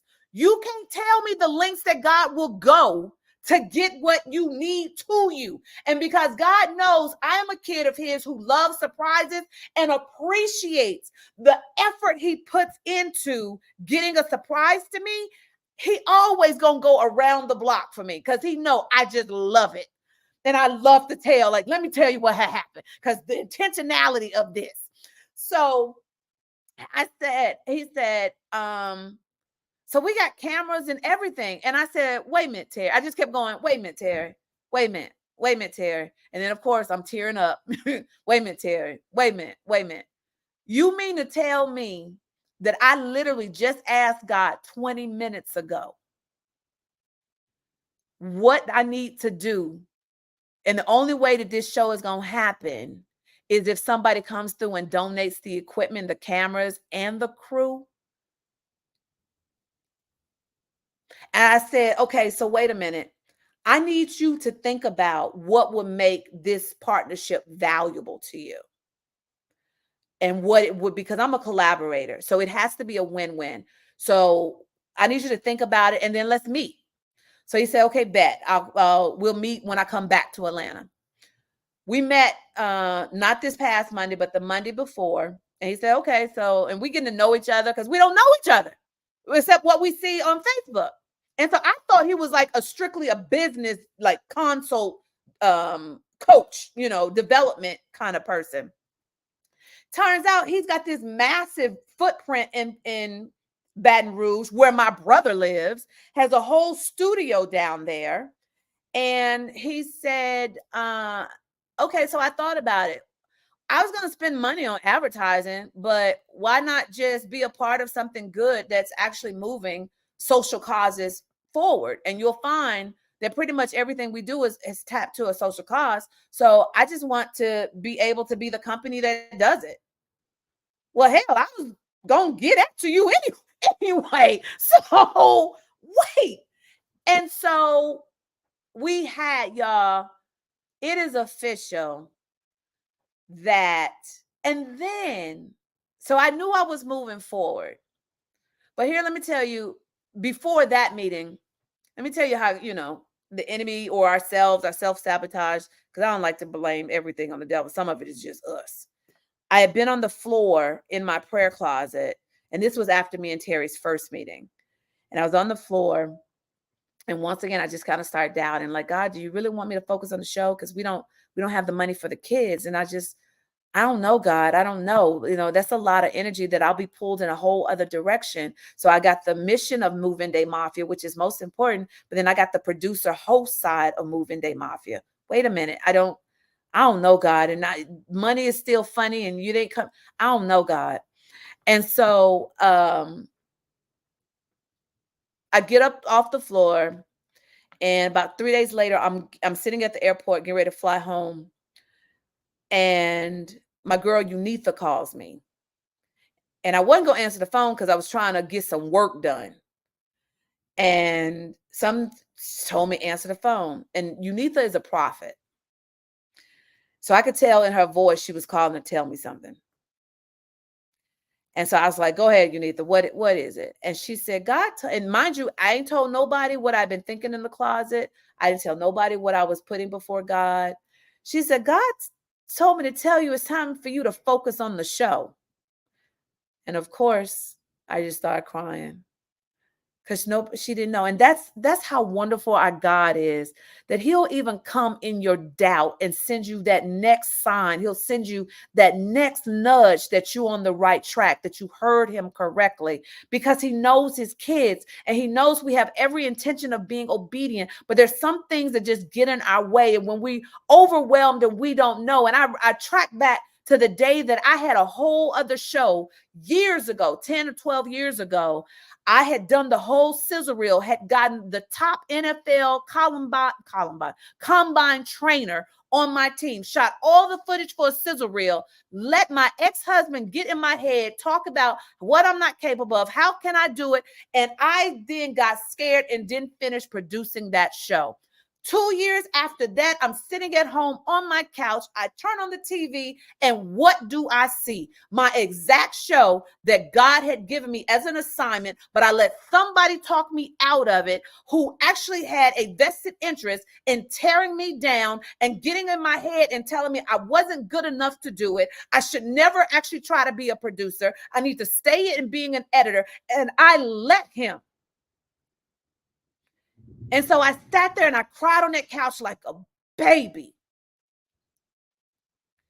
And when I did, I promised God, if you ever give me a second shot of producing a show that's mine, I will not fumble it. I'm going to follow it through to the finish line. So when Unitha's calling me and she's telling me the second confirmation, I knew, okay, I got to move full speed ahead. So it is my honor and privilege and joy to tell y'all that Move-In Day Mafia is officially going to be shot as a dorm room makeover show for the 2023-2024 season. We have a production services sponsor called Orange Strategy, owned by Terry Simmons. I don't know how it's all going to come together, but here's what I do know. I told God I only will feel comfortable doing this if my Hollywood crew can come, because these are dudes, y'all met one of them. These are dudes that have known me since before any of this popped off. I was in the trenches on show. We did Casey and JoJo together. We did the Donald Trump's Ultimate Merger together. We have become friends, brothers and sisters. These are my dudes. And I told God, I don't know how it can work to try to coordinate all of their schedules to make it happen, but I only want to do this with them. Do you not know that all of them are between gigs and they are descending? They're coming to Atlanta. One hits on Wednesday, the other one hits on Thursday, and they're going to go to every city and shoot this show. God knows what he be doing. I could not have planned it. I could not have orchestrated it. These are dudes that I trust my life to. My friend Bill, who some of y'all know, white boy Bill, who lived with me for 3 or 4 years in LA, he touching down on Wednesday. Bill does a whole bunch of stuff behind the scenes for me. And so to know, and then the last thing I'll say, Tavetta's coming in. So the last thing I'll say is two more things. Going back to my first season of working on Homemade Simple, my executive producer, that same dude I told you about, Rob Mancini, he saw my sizzle reel, my speaker sizzle reel. He didn't know me from Adam. And he came to me after seeing the sizzle reel, and on his own, he said to me, I'm going to see you on TV. Now, mind you, I was an editor. I had no desire to be on TV. I was happy working. But then when I would work on transformational shows and I saw the joy that the shows would bring, I kind of desired, like, I want to bring that kind of joy. And so I was so excited to text Mancini the other day and say, Mancini, you're not going to believe this. You called it. I'm going to host my own show. Do y'all understand? That was never on my radar. All I prayed was, God, show me a way to travel the world, hug a bunch of people, and surprise them. That was my dream. And I told God, I don't know how you're going to make it do it. It sounds stupid to me. I don't even know what that looks like. It wasn't hosting a show that does just that. And God prepared me when I was laying in bed today, just kind of tracking and thinking about this. When I was still an editor, God told me to take a TV hosting class. I had no idea why, but I ended up taking the TV hosting. My coach was the woman who trains all the big hosts. I moved through the ranks of her school pretty quickly. And they were all shocked. And so one day we had the casting director for all of ABC as our guest teacher, and he was working us through an exercise. I took my turn. And when I finished reading, the script or whatever was before me, he just kind of sat there and stared at me. And I'm like, oh crap, was that bad? And he looked at me. He was like, how long you been doing this? I said, I've never done it. And he said, seriously? Now, mind you, this is the head of ABC casting. And he goes, I'm going to see you on TV one day. We're talking 10 years ago. And so I said that to say, y'all gotta be cooking up stuff and you have no idea how it's going to pan out. I didn't know why he would have me take a TV hosting class. And fast forward 10 years, I'm going to be hosting my show where we already have a production services sponsor that's coming with 4 cameras and 4 camera ops. My editor, hey, I'm an editor, so the show gonna get edited, but my team is editors. And so for every sponsor, a scholar, you're gonna get credit in on-screen credit on the TV show. For every donor who sponsors a scholar, I'm going to make sure that you get on-screen credit in at least one of the episodes. My goal is all of them because I don't want to forget who helped me get there. So with that said, hi, my Tavetta. Good evening. 3 hours later. I can't wait to go and look in the WhatsApp to see the conversation y'all been having behind my back with all the pulling y'all had to do to get me to do this. I specifically told you, Tavetta, I don't think I got the energy. I told like Tavetta, because this was Tavetta's, it was your idea. This was Tavetta's idea where she said, have you considered doing a Saturday Night Live? And I was like, and I honestly said, Tavetta, I don't think I have that in me. And then this is when I was going to do the hour. And then they started talking over me and was like, well, let's turn it into a telethon. And they started brainstorming. Then Audrey was like, let's call it Moving Day Mafia Miracles. Yes. And just get on there and talk about the miracles of the journey. I'm like, okay, well, I think I can do that. But then I was like, well, what's going to make it interesting?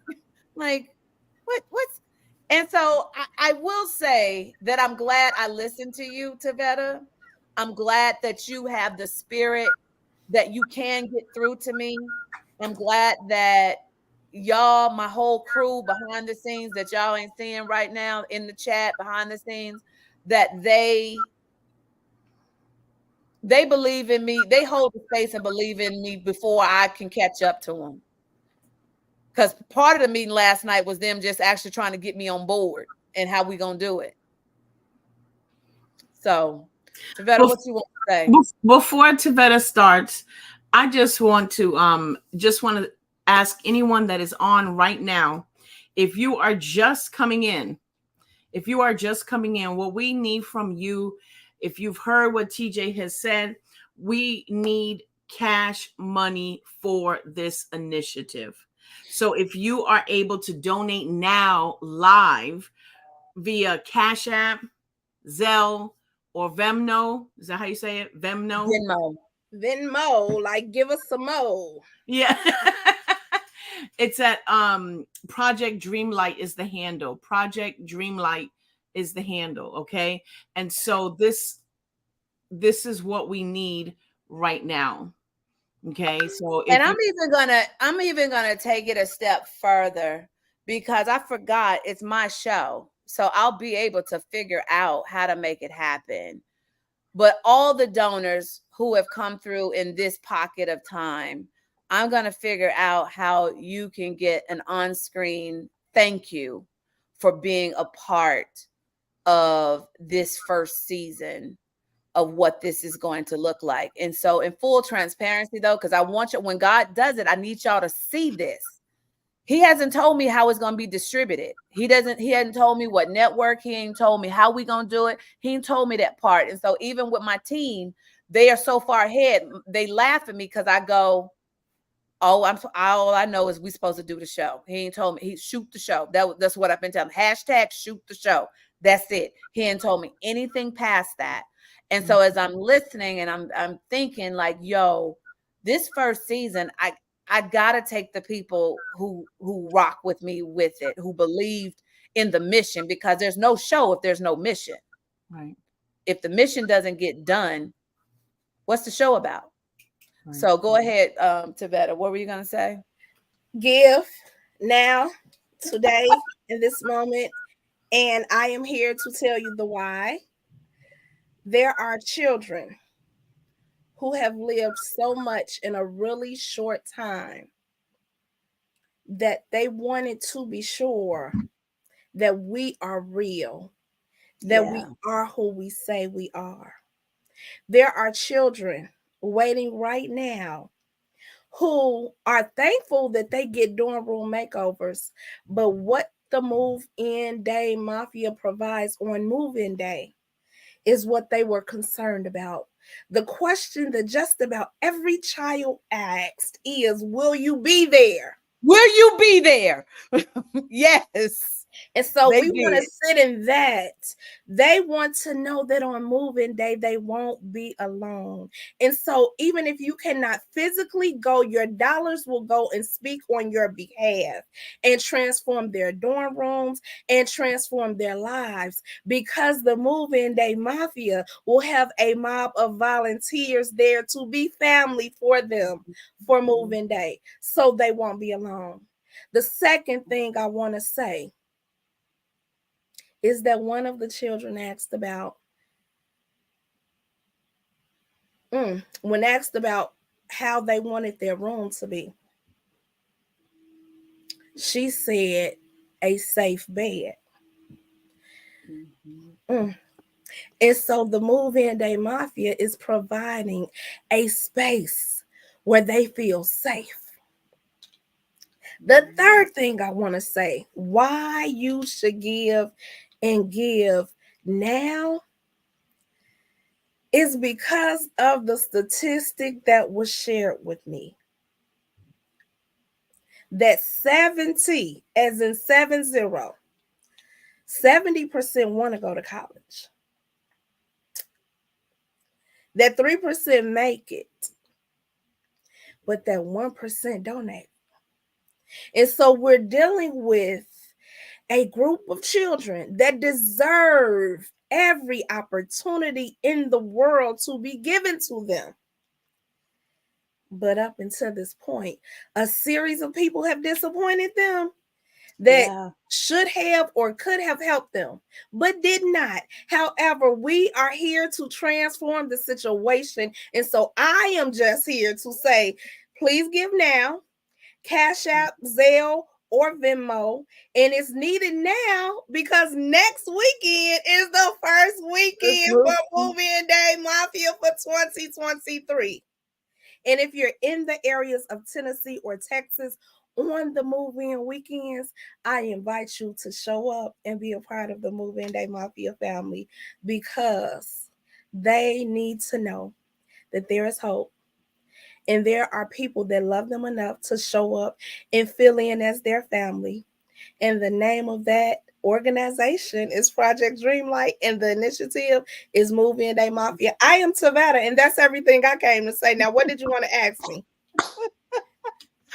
Why are you on board, Tavetta? What happened that you like, I'm going to get on this plane even though TJ most likely don't know where she going? Listen, because I knew the plane would get wings. Because I know your level of obedience is all the way in. You're all in kind of person. And I saw that. I had the opportunity to attend an HBCU. And the way my life was changed by that experience, just to get there, I'm talking about. I told God with my own words that if you get me to where I need to be in life, I would give everything I could to help make it better for the next generation behind me. And I met a roommate when I got to college who had a family that moved her in. And so I know the difference between going to college without a family and going to college and having family help you move in. So I have experienced it as that child going to the HBCU without family. Oh my God. But when I got there, my roommate's family became my family. Yeah. The picture that's over my shoulder, it is my roommate 26 years later. I said the thing that I wished when I moved in was that, oh my God, I wish she was my sister. And now we call each other sister friends. And her family has welcomed me in as family, and I love them as family. And so I know that these children having the opportunity to go to a HBCU, their lives are on the verge of being changed for the better forever. And working with the Move In Day Mafia is positioning them to have hope again, to believe again, to believe that there are people who are in their lives who want to do them good and not harm, because that's the will of God for their lives, to do them good. So that's why. Did I answer your question?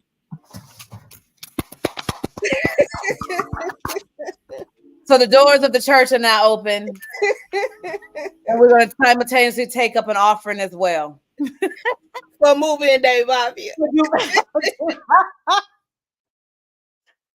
Savannah, thank you. Thank you for always being a champion. Thank you for just always being willing to serve and take up the slack of where, you know, I fall short. Thank you. Thank you. Thank you. Thank you. Thank you. Thank you. Okay, so Andrea, thanks, Liz. Thank you, Liz. Andrea, so before we say goodnight, I want to show them. I should have told you so you could have it cute. Sorry, baby. Well, I have Demarion. The notification. Yes, the notification. And then we'll show the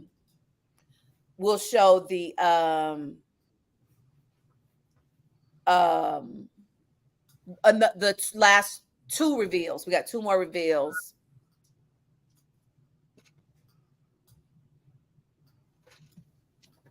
And then I know my crew gonna eat me alive once. I know. Did you say they can also give throughout the year? Oh, absolutely, because this is not a one-off. Right. Yeah, this is not a one-off. Okay. All right, Andrea. Unmute yourself, boo. Oh, so wait, pause. Let me get a backstory on Demarion. So Demarion is one of the students that you may have seen me post about, where he's been one of those students who have just handled everything on his own. His mother passed, and he was living with his grandmother. His grandmother got sick and needed to go live with his uncle. So he's been handling the household during his high school years. And he's very close to his siblings, and they're all just, you know, pulling together. So he's just a special kid. So go ahead, Andrea. I didn't hear anything on my end. We heard. Okay. Yeah, we heard. Okay. Demarion, we've been lying to you, baby. Welcome to the Mafia. Congratulations. Are you surprised? Kind of not. I don't know. We had a connection with the ketchup, remember? So you thought just we see each other. The ketchup alone was gonna slide you in there. Yeah, we see each other. Oh, Demarion, when I tell you, you had such an impact on me that I couldn't wait to tell Madison about you. The journey you've been on, the resilience you have demonstrated, the responsibility that the responsibility that you have taken on, the loss you've experienced, and you still are in hot pursuit of your mission. And so I knew that with what we can provide, we wanted to walk the journey with you. And super excited to bring you into the family. And do you want to? Well, first of all, tell me what you're thinking. No, I'm just happy right now. Like that's it. I'm also a big baby too, so just I don't know. I just love sport. That's totally okay, because the team, that they have been so surprised that I have cried very little. Like, I struggle to hold on, but usually I'm the biggest crybaby in a heartbeat. Right. So even through your interview, I had to keep it together because I knew that we could help you, and I knew that you needed us, to, help you, because you've done quite a bit on your own, and that is admirable. And we don't want you to have to walk this leg of the journey alone. So yeah, that was an easy decision.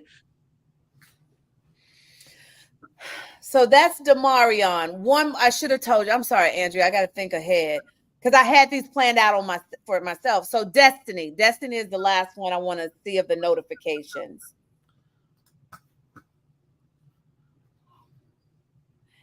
And I need to see Destiny to remember what her backstory was, because I just can't remember. And this is a notification, not the reveal, right? Yes, the notification. Okay. Am I still sharing my screen? No. Okay, hold on. Notification, Destiny. And if any of you are at, in a situation where students at either, so I told you we're doing Howard, Morehouse, Lord Jesus, are you gonna send a Morehouse, baby God? So Howard, Morgan State.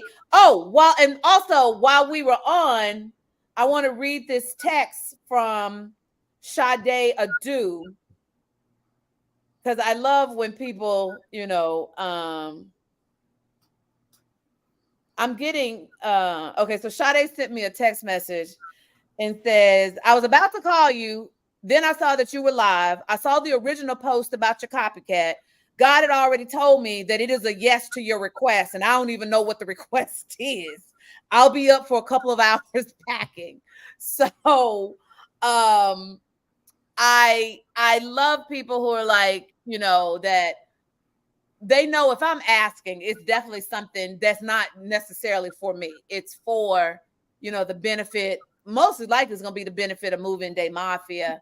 So we'll tell Dr. Sade we need money. I am, Audrey. I am.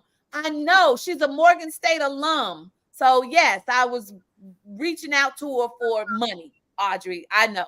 Okay. So where are we going? Destiny. Oh, you ready? Okay. Destiny. Yes. Girl, back to you. Welcome to the Mafia. Thank you. Congratulations. Thank you. Congratulations. Welcome. Are you surprised? Yes, because I never really kind of had this opportunity before, and I never actually know. I seen y'all on the news before, like going back to the Paul Quinn YouTube, and I seen it, but that was just something that I just thought about. I was like, it's just too good to be true. Where's the excitement? Are you containing it, or what's going on? Like, it's like, okay. I don't even know. Like, it's like I didn't been through so much, so it's like for me to be congratulated with this is, I don't know. Let's try. Because we know you were doing behind the scenes investigation to see what we were doing too. So. No. All right, you can stop it, Andrea. No. You can stop Don't it. steal the joy. It's okay, Destiny. Andrea. This one is real. It's real. You can stop it. It's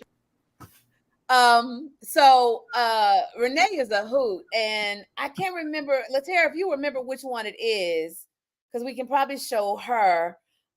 Renee, the one who's doing all the talking there, she actually is a bona fide rocket scientist. She builds bombs for a living. And so, of course, she's an engineer, person. And so she reached out and asked me, do we have any scholars who are studying engineering? And we didn't. We had a computer science major. So on the notification, the student, I don't know which one she was. She's at Prairie View. Is it Kennedy? But yes, it is Kennedy. Oh, it was Kennedy. Okay. So Andrew, you want to cue up Kennedy? Do you have time to cue up Kennedy? I'm doing it right now. Okay. And then Nadine of NJ Luke Publishing, one of our partners as well, says, in addition to a donation tonight, a monthly pledge will make a difference for the students as well. You are absolutely right, because the real work starts when they start college. When they start classes. And so also, if you want to volunteer, this is a round the year deal. So if you want to volunteer, we have several Mafia families that you can be a part of and lend your talents, your skills, your gifts to, including administration. We really need social media. We really need fundraising, so that we can stop, grinding, for lack of a better word, to get the money we need. We need to start making this a year-round fundraising campaign so we can really focus on the students during move-in season, because the money is there. And then I can execute all the crazy ideas that I have for the babies. Because y'all know I got plenty, but I got champagne taste on a beer budget. So Andrea, go ahead. You can show them Destiny. No, Kennedy. Unmute yourself. Okay. We lied to you. Welcome to the family. Welcome. Congratulations. Welcome to the Mafia. Oh, that is clever. We're clever.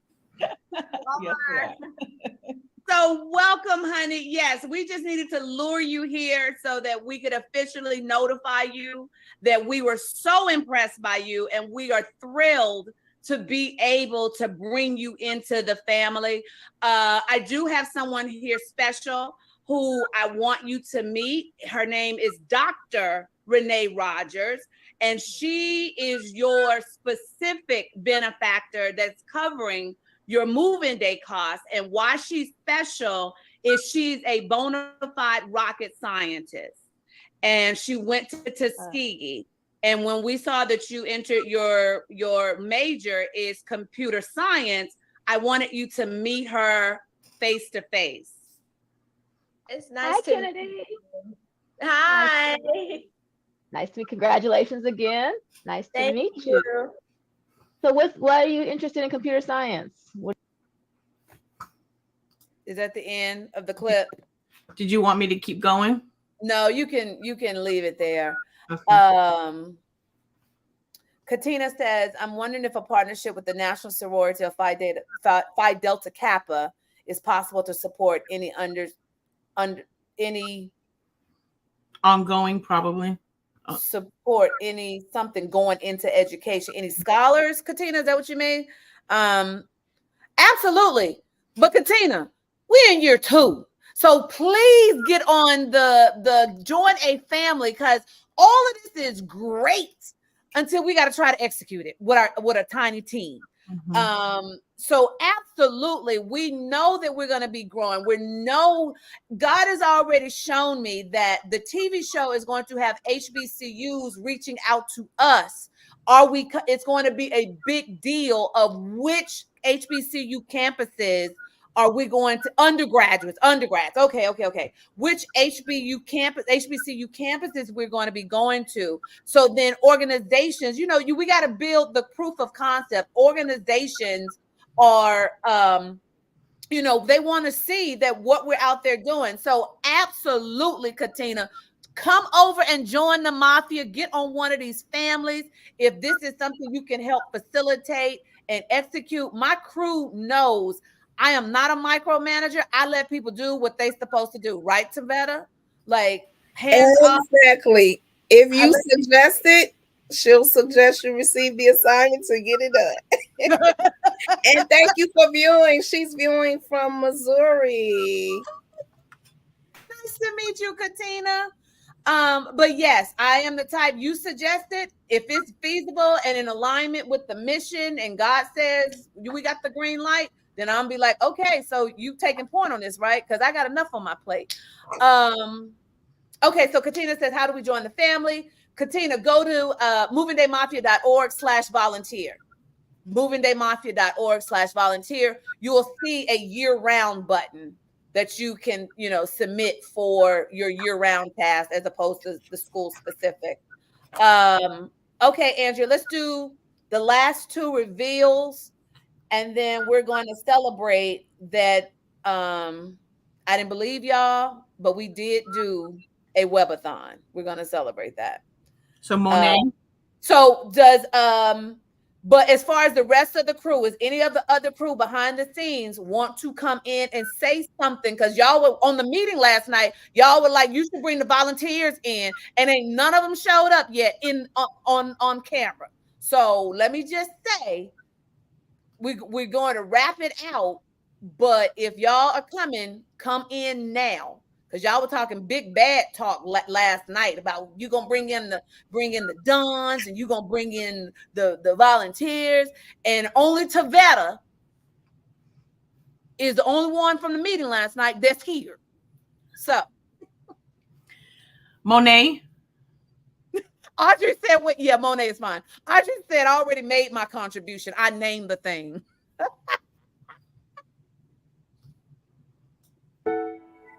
Just know that you are off to a good start. All right? In 3, 2, 1.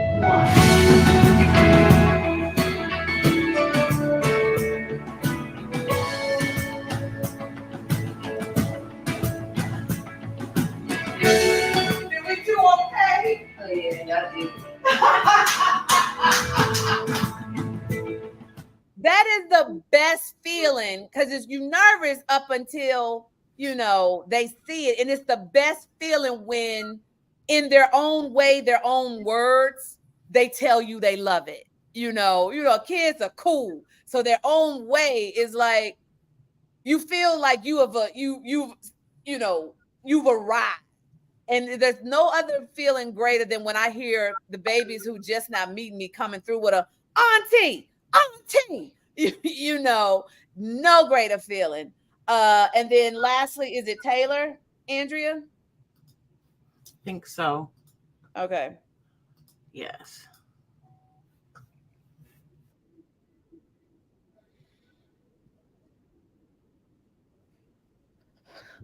Oh, that's right. We actually have the TV segment from last night as well in NBC Nashville. I'll find the link for you. I think I shared it though in Miracle Mafia, but if not, y'all can't see it, can you? I'm all into the video, like wow, and realized I didn't share my screen. Oh, yeah, it would help if you let us come and enjoy it.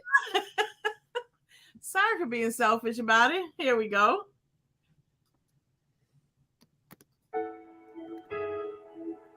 You can start right here. You ready? 3, 2, 1.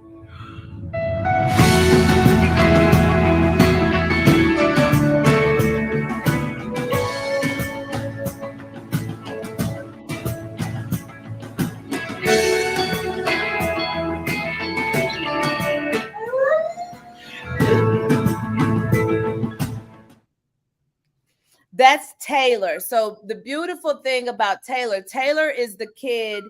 And I'm looking down, y'all, because I'm trying to find the link for the story that aired last night. I want that one, Andrea, the story that dropped last night. Taylor is the kid that unexpectedly we got a beginning, middle, and end of her story. Didn't expect that. And I was standing there. That's not the one, Andrea. I was standing there talking to Nikki, actually, in the room. I'm trying to find the link from last night. That's not the story that ran. The link that you're pointing to, unless you got it out of the group. This one? Yes. So did you click on the 10 p.m. slot? Right here, 10 p.m.? Not 10 p.m. tonight. It had to be 10. So that's the current website right now. Okay, so no, you got to go back. So Friday night. Okay, I just have a link. Let me see if I can. So, but you should be able to go back. Go back to that page. Now you should be able to slide the slider, because we haven't been. It just aired last night, so we haven't been able to subclip it. So, is there not a slider you can Yeah, there you go. Keep going. Yeah, keep going. Yeah, keep going. So get to the 10 p.m. Friday night. Yep, that one. This one. And did I gave y'all the time code, right? I put the time code in there so we can go straight to it. You got the time code? I think so. Did you click on it? Yeah, I clicked on it. This is it right here. Okay, so it's just playing. We don't hear anything.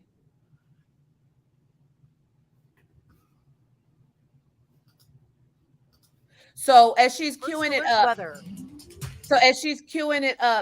you got the time code, right? Okay.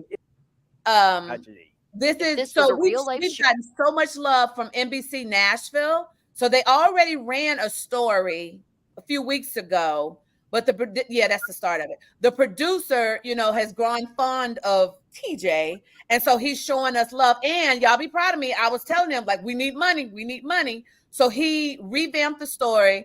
Now, my only problem with this is he kind of picked up better shots of me, because that day it was hot as heck. I was running around Nashville and I was glistening like a mug. So don't already know that I know I was sweating in this interview. I was hoping he wouldn't use these shots, but he did, because I guess he liked the sound bite. So go ahead, Andrea. Start back up as well, and some new students attending Fisk University this year will get a dorm room makeover. Earlier this month, we told you about the Move-In Day Mafia, a group of volunteers making the transition to college a bit smoother for students who otherwise wouldn't have that experience. Here's our Danielle Ledbetter with the story. Simone, we lied to you. Welcome.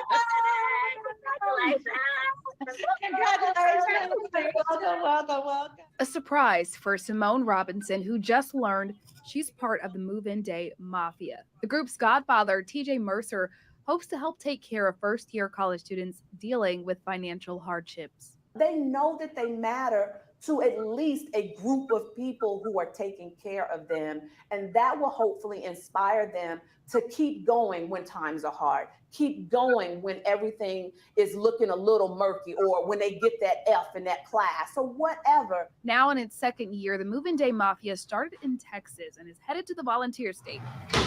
Interior designer Nikki Clue is among the professionals making sure students feel at home when they arrive to campus. And the group could use your help. We really, really need bodies on site to help execute the design plan that Nikki has done. So, we'll have the design on the board, and then we will have the products that we'll order to make up the room. So we need volunteers to help us get in there. The Move-In Day Mafia wants to help nearly 40 students like Simone. Thank you. Oh my goodness. I'm so happy. At HBCUs in Texas and Tennessee. Fisk was important to me. One, because I'm a Tennessee native. So I knew at some point as Mafia grows, I was going to have to do HBCUs in Tennessee. That was our Danielle Ledbetter reporting. You'll find a link to volunteer, donate, or sponsor a student right now on our website. Move-In Day is set for Sunday, August 6th. Tennessee tax-free weekend. So before y'all come for me, why I only said volunteers, remember that interview, I sat down and do like a half-hour interview. So I had no control over what he said or chose. So before y'all come for me, like, you only said volunteers, we need money. That I didn't have a choice. Okay, so have we done everything that we said we would do, Andrea? Have I delivered on my promise of what I said would happen tonight? Yeah, let's share the flyer one more time.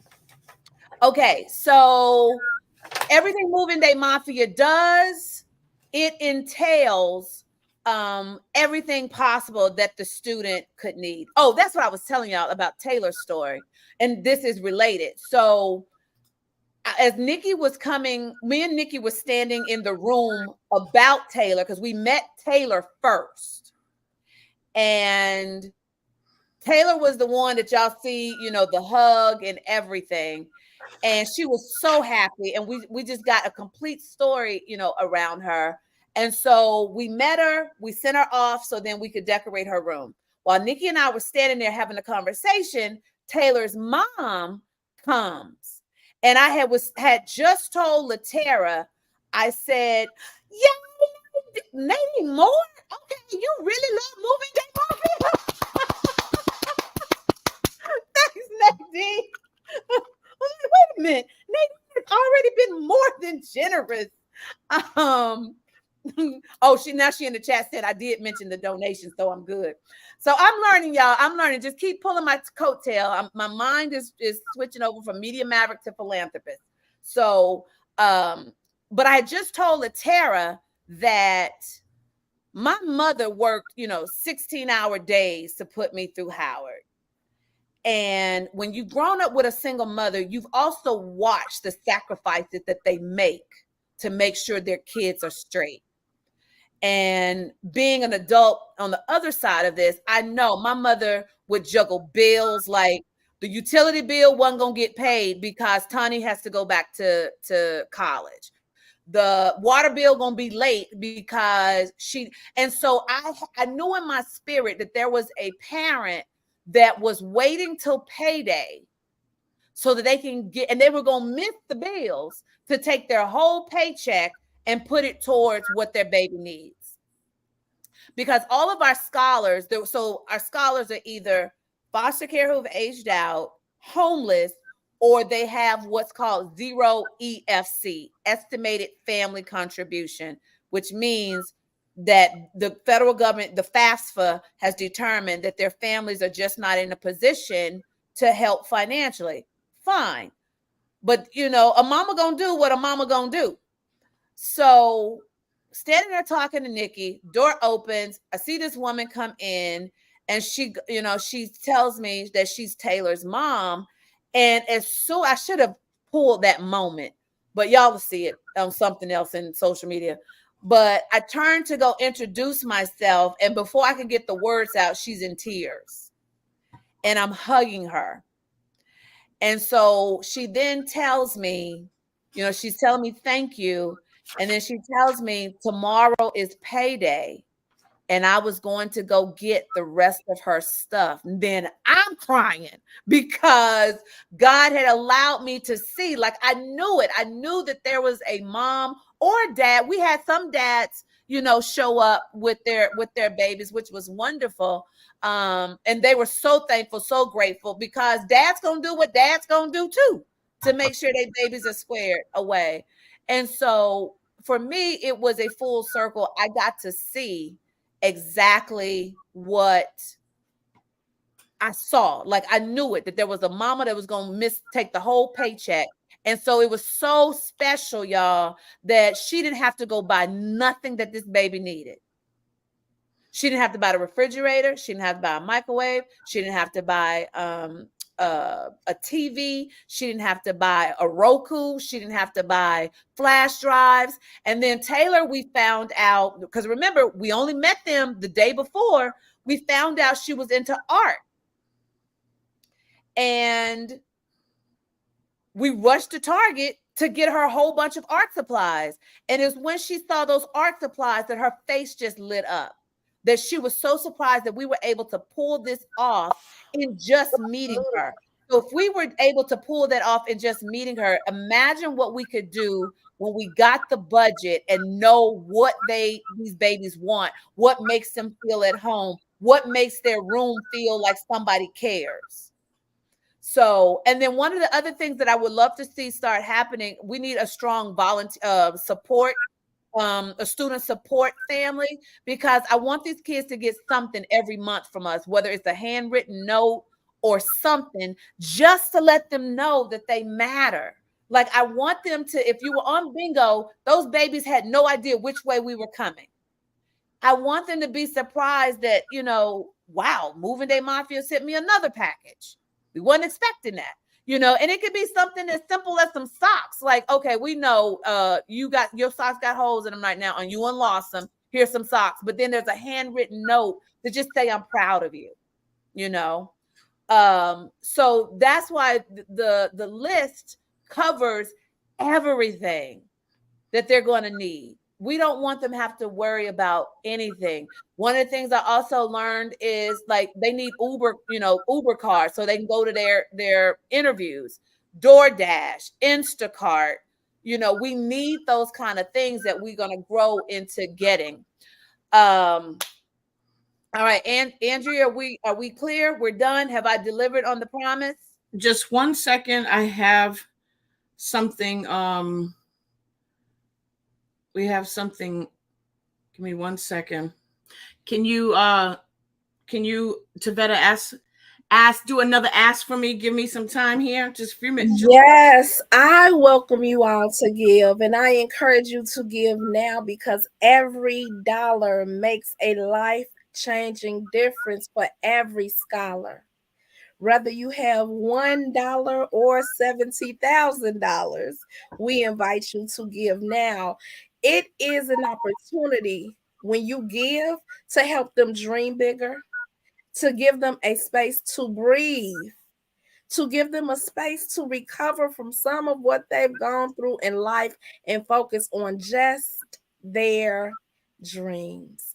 And so you can give via Cash App, PayPal, Zelle, Cash App, Venmo.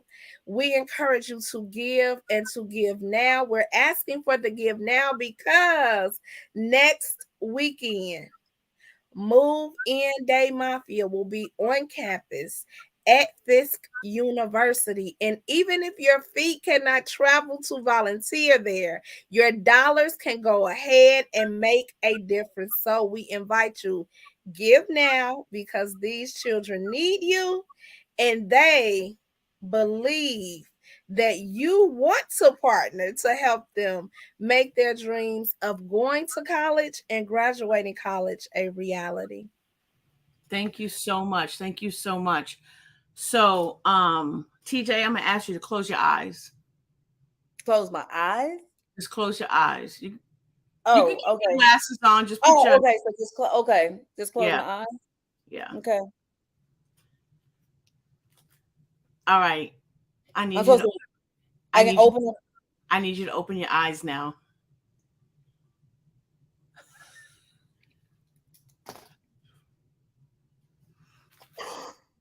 Are you serious?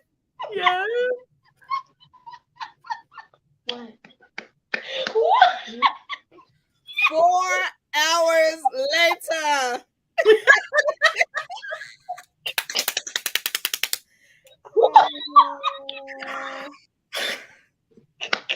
Yes. Well, I'll put on glasses for her since she took hers off. Yes, thank you, Jesus. Yes. I knew this was gonna get her. I knew it was gonna get her. She wanted to know. She wanted to know. Oh my gosh! If people would be here.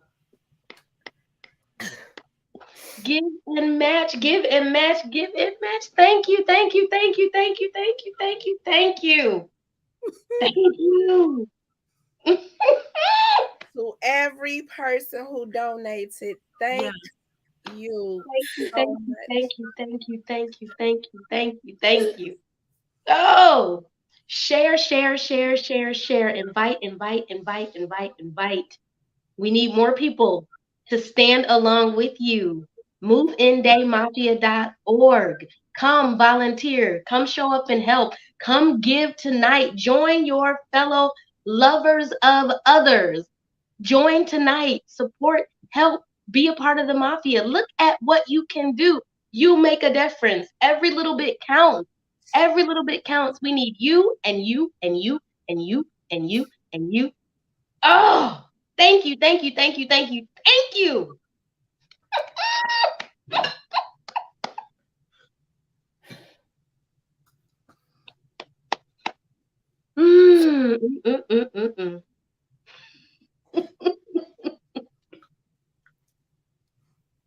Thank you, thank you, thank you, thank you.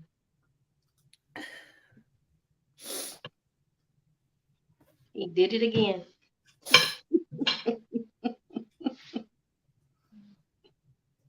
Thank you, Jesus.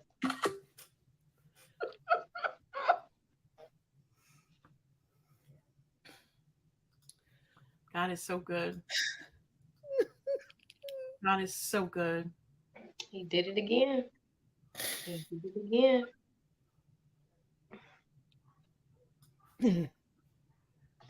He did it again. God is so good.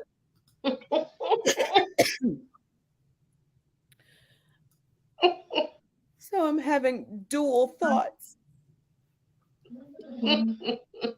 The first thought,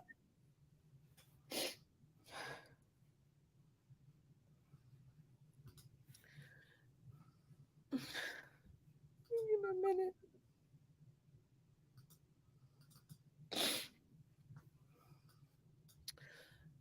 So the first thought is,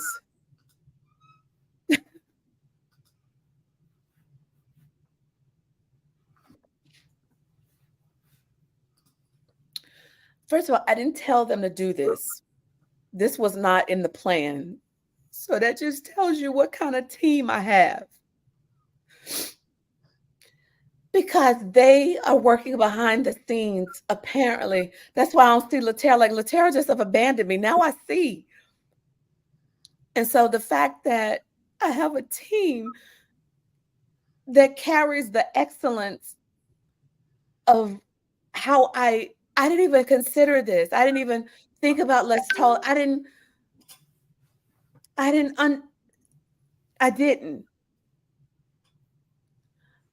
And so when I work backwards from that,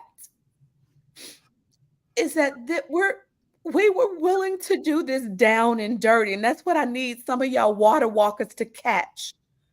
We didn't have a planning meeting.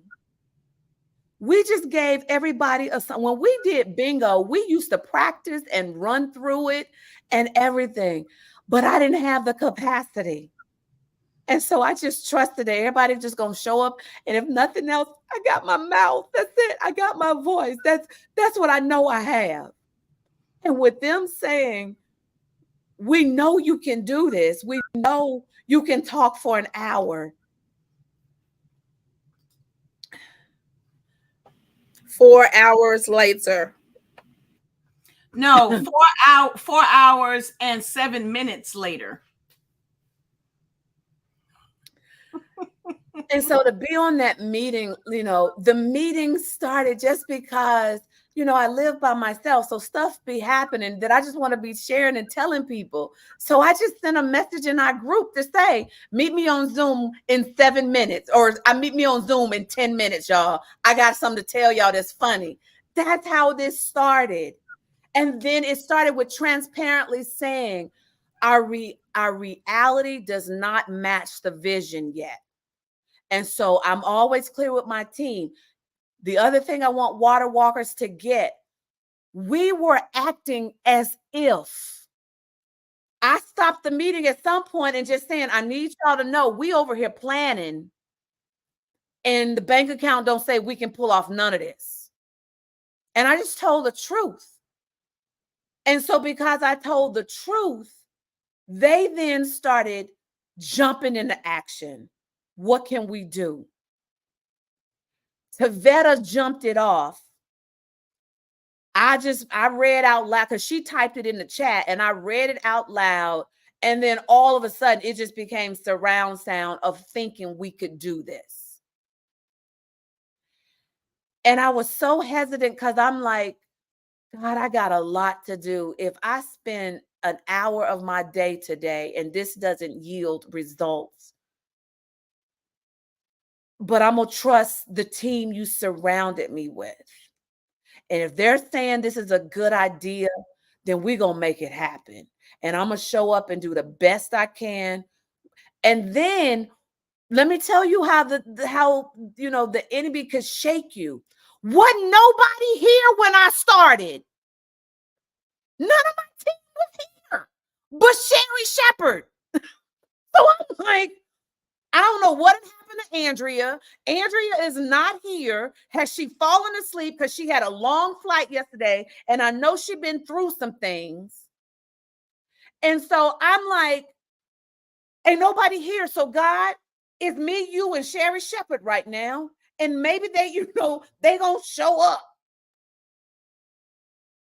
But nobody who was supposed to be here on camera was here.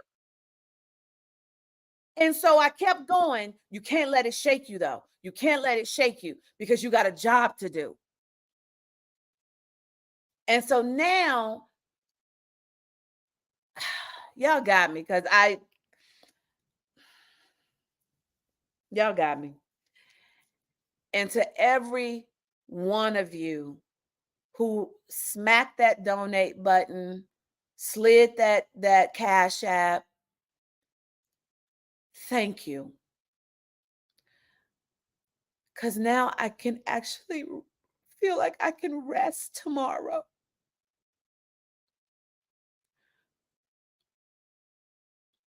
Because I know more is coming. But I feel like I can rest. I ain't got to work all day. I had already negotiated with God, like, God, I'm trying to honor the Sabbath and stay. But if there's stuff I need to do. And so I thank you for believing in the mission. I thank you for believing in me. For my team who popped in. Now all of a sudden they popping in, showing their face. Y'all left me alone this whole day. But we did it, y'all. We did it. Y'all believed before I saw it. Y'all believed before I saw it. So I don't know what I'm supposed to do now. Oh, what I also will say, and what I've been meaning to say on social media, is you got to start. You got to be willing to just start somewhere. We didn't have no concrete plan at all. We just knew we were going to show up and do this part. And then what you start, and you start collecting data on how you can pivot, how you can make it better, how you can do something different. You can't come up with every darn scenario and you ain't started. You can't cross every T, dot every I if you have not started. So whatever your vision, your assignment that God has given you, I need you to start, because you got the opportunity to witness firsthand, down and dirty. I was bummed that I didn't have no pretty graphics. Like, I wanted a back plate. We didn't have time to do none of that. And I'm sitting, and still it's cringe that we sitting here with this black background. But I'm like, at least it's out there. Now, next year, y'all know we're going to have a whole graphics package. And yes, I'm saying next year because clearly we know this works. We got time to plan it. We got time to bring in all kind of other surprises. Andrea. we got time. Yes, Audrey, God can't move a parked car. You at least got to have the engine rolling. So, all right, people. Team, is there anything that y'all need to say? And we're going to pray out, and I'm going to go watch some violent TV to decompress from all of this, because y'all did the darn thing. Y'all really did. And to Andrea, girl, you would never have known that you got stuck in the airport, that you had a horrible flight and day. As always, you are my ace. I feel so comfortable when I know you are running the back of making the visuals work. You make this thing fly. I can just roll in my element knowing you got this. Like even the glitch of me not having sound, you and figured out and got the flow of where it needs to be queued up. Hi, hubby. You've got the where it needs to, you just jumped right in because you knew what this needed to be. And so I just want to say thank you to just always being the ace, man. You the ace. And Latera, who just disappeared on me. Like I saw her, then she was just gone. And I'm like, okay, ain't nobody told me something happened. She, off. But Latera has hard. She was working hard behind the scenes and she had both our backs. Latera has to deal with me every single day, several times a day. Latera has to wrangle me in. Latera has to keep me keep me focused on not going off and be more concerned about the colors of a file than the file itself. So I did have to shout out those two. Audrey, every day she got to deal with me. Laz, you get me every once in a while. Tamisha, you come in a clutch. Tavetta, you already know. If something needs to be written, I'll be like, Tavetta, can you at least start the draft? So we did it, y'all. We did it with no plan, no script. Mina is in the chat. I saw Mina, who I don't know who else I'm missing in the chat. Erica. I don't know if Erica's in the chat, but I saw Mina. I just love y'all. Y'all did it. Y'all did it as always. So that's all I'm gonna say. Oh, Whitney is in the chat. Yes. Is Britt in the chat too? Britt, love you. Art department. Yes. Okay, so anybody saying anything, or can I tap out and just go cry? So I just want to make sure. Am I not hearing y'all? Because everybody's smiling at me, but ain't nobody saying nothing. Go cry. Check your text. Patrice sent you a text. Oh, Patrice sent me a text. Okay. Yeah. We were just saying we love you, TJ. You doing it. Did it. Oh, wow. So Patrice sent me a text, said she's going to match dollar for dollar up to $500 for the next 24 hours. So that means somebody got to send us $500. So then that means we get $1,000. All right, this is what we need to do. Listen, for the 16 people that are on here, Audrey, how much we need from each person? For what what's our goal? We trying to $500 in the next 24 hours. We need $500 in the next 24 hours, or 16? In order for Patrice to.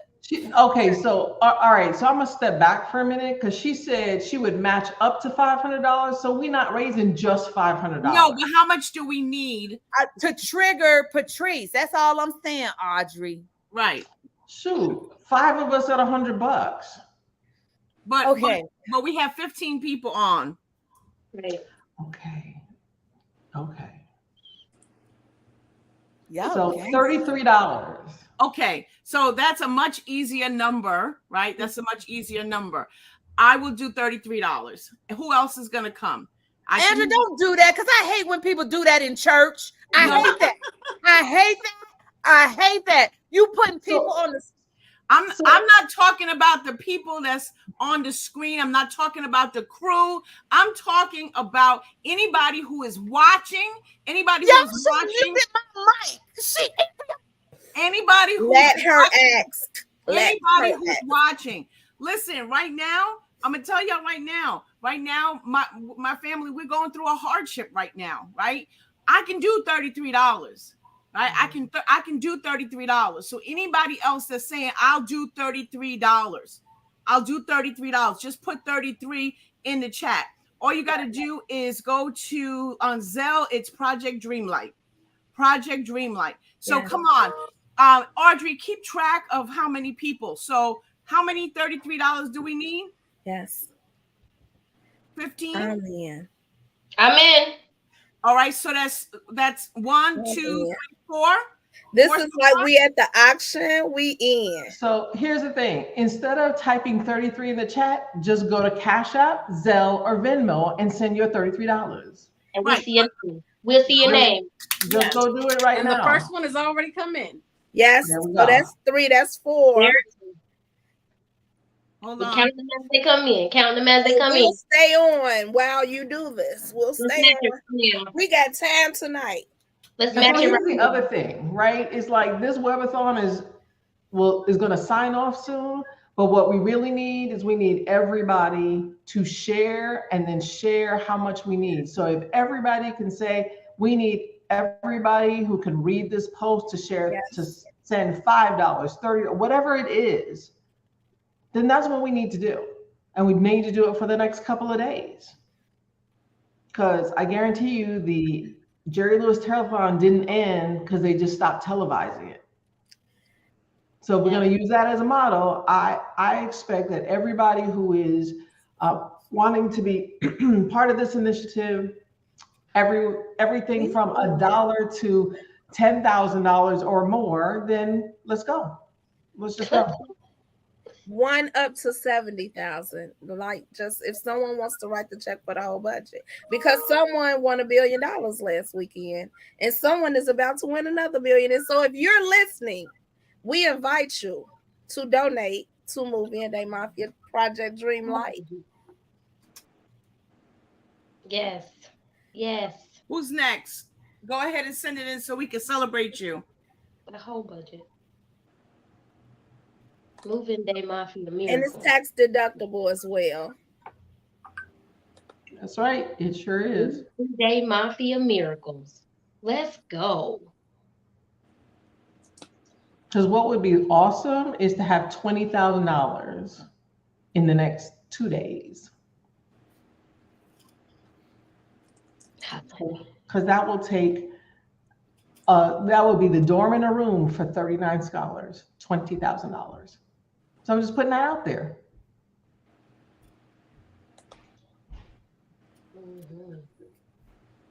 Okay, Sagaya says, sorry, the Zelle does not come up and I don't have Cash App. All right, so go to the general donate link. TJ. Andrea, can you unmute TJ, please? I got mute. This is amazing. Good job, Andrea. I got muted. So wait, I'm trying. Oh, okay. So I told Zakia wrong. Zakia, it's donations at projectdreamlight.org. So let me put Andrea. Can I have control to put something on the screen, ma'am? What you want me to put on the? What you want me to put on the screen? Well, it's easier because I got it. So I'm just gonna put up the things. Okay.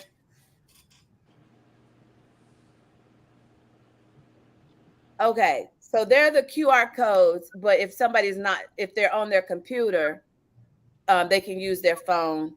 But they're the QR codes for all the things. Yeah, and I use my phone and they're working. Okay. So just take your phone, turn your camera on, right? Pretend like you're about to take a picture and just put it in front of one of the codes. One is for Cash App, one is for Venmo, and the other one is Zelle. And then the last one is PayPal. I can't believe I got muted on the webathon. I got muted. And not only did I get muted, but I got dismissed.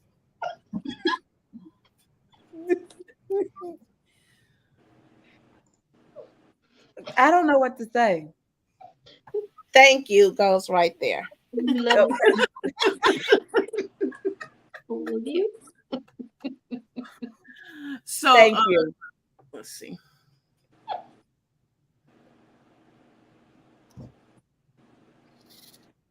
All right, so what we gonna do? We gonna hold the people? You gonna hold them hostage, or what you gonna do? We can't hold anybody hostage, but what we're asking right now is for anybody that can give $33 via Cash App, via Venmo, via Zelle, or via PayPal. If you can do that now, we have somebody that's in our crew that's going to match up to $500. So we're not saying that we only want you to give $33. We're just saying that we understand that maybe that's all you have right now. And even if it's $5, even if it's $10, even if it's $2, listen, we're asking you to give what you can. And this is not for us. We are not benefiting from this. We don't get paid. TJ don't get paid, right? This is for the scholars. This is for the students. All right. Okay. So we got, oh yeah, come on, Jesus. Is the second number 83806? 3806. Yes. Okay.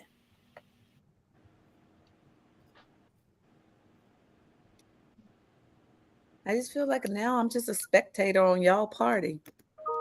Look, you can start counting us down because we got 24 hours to raise the money to get the match. Okay, good. All right. How about you go ahead and do shake your little shake thing. Go ahead and shake your little shake. It's a countdown. It's a countdown. Nadine says it keeps getting an error. On what platform, Nadine? Which one? So that's.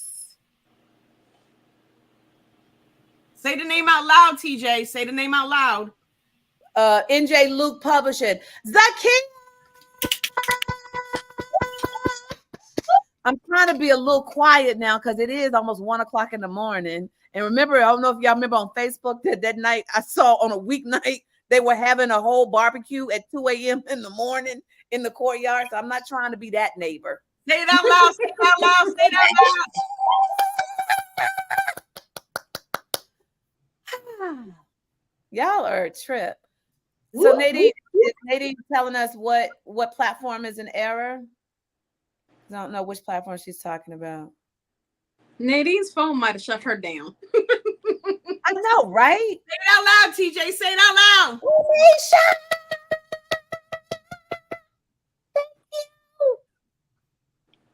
What? I can do noise. It's only 11:43 here. Oh, okay. So you be the noise on my behalf. 4 hours later. And 26 minutes. Okay, TJ, say it out loud. Say it out loud.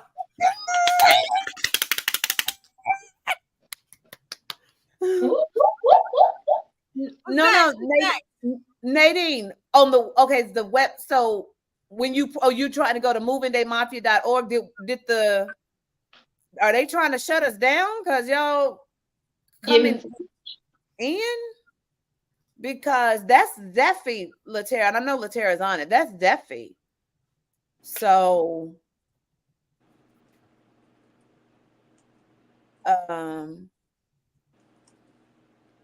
yeah, I got no contribution to that conversation because of the website. It's the donation website. So movingdaymafia.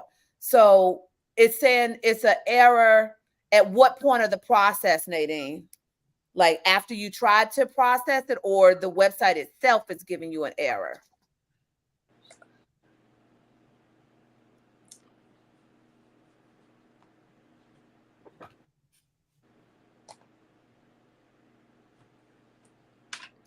I'm looking too because I don't know.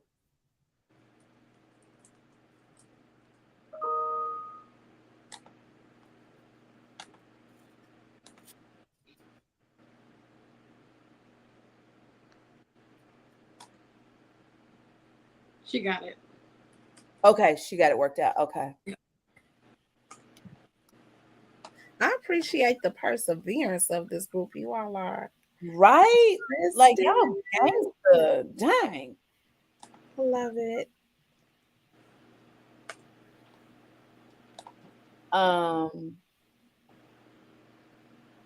Okay. Whoa. Yes. Is that for? Because I was thinking that, is that for like that would average 1,000 per hour. Yeah. Is that what that means? That means so Latera, let me tell you, Latera, that means I only got to call Magic City tonight and get on the late step for the poll. That means I don't have to go to Magic City for the late step. Thank you for keeping TJ off the poll. Say it out loud. Say it out loud. No.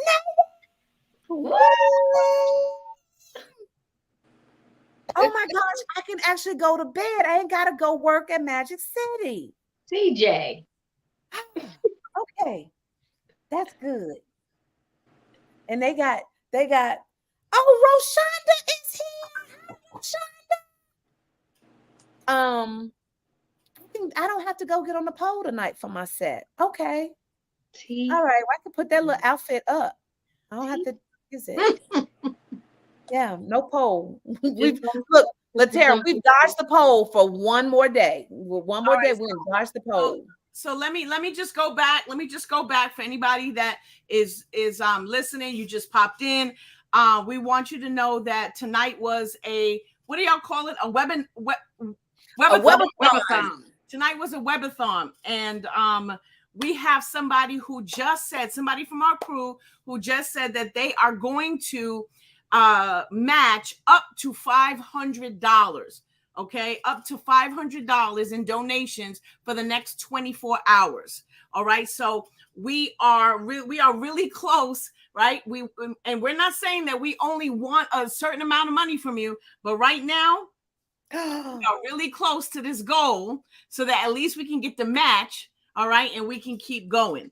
All right, so yes, we are trying to keep her off the pole. We're trying to keep her off the pole. Thanks. I was clapping at Roshonda said she donated. Thanks, Roshonda. And Nadine is like, Lord, keep her off the pole. Well, I've been practicing my twerking and my make it clap. We're gonna let you go fry some bologna. How about that? No. We need her to make it to move-in day. Right. Full of sandwich. All right. So now am I allowed to count it down? I feel like I have to ask permission. No. Am I allowed to count it down, Andrea? Okay, count it down so you can rest. We're close. Oh, we're gonna get there. We're gonna get there. So yes, start counting it down. Okay. So Father God, I thank you. God, you are such a good, good Father. You told me the miracles were on the way. You told me Thursday night with Latera that you were just getting started. I didn't know what that meant, God, but apparently I'm still just in awe, Father, that this started because I wanted to laugh with my crew. And because of how you wired them, they went into solution mode. And as a result, when it's all said and done, if I do my math right, this time warranted $5,000.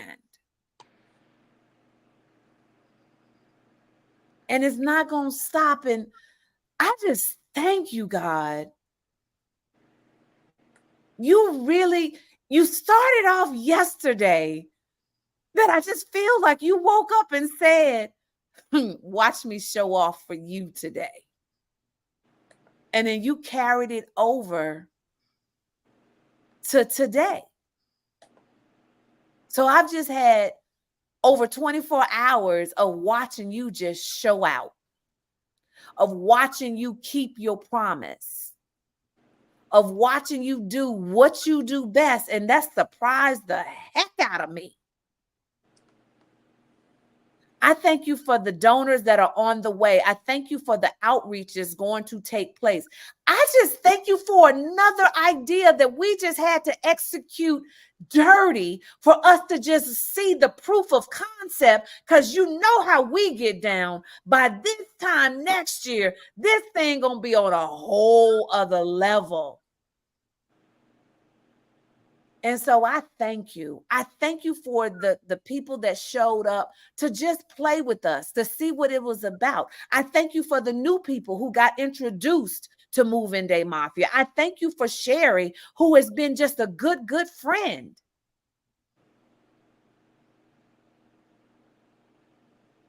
I love you, oh God. And I'm so grateful. I love you, oh God. And I'm just happy. I'm tired, but I'm wired. Ooh, that was bars, God. Are we pivoting again? Am I going to be a rapper when I grow up? I'm tired, but I'm wired. I thank you. In Jesus' name, amen. Okay, amen. While you counting it down, can you check PayPal for me, please? Check PayPal. I don't know how. Wait. Check your email. Okay, wait.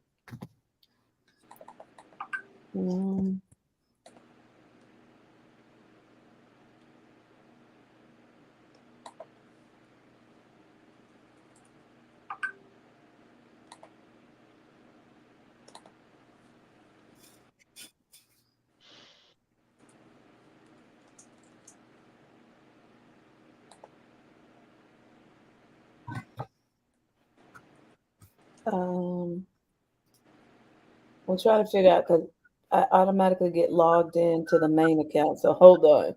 I got to figure out how do I get out of the main account? Where's the log out button? Okay, there it is.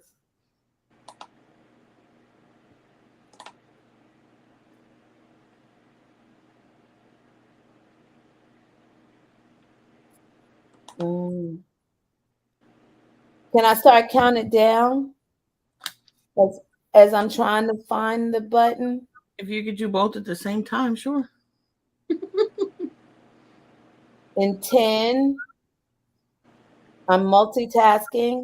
Okay, so what am I looking for in PayPal? LaTara, can you tell her, please?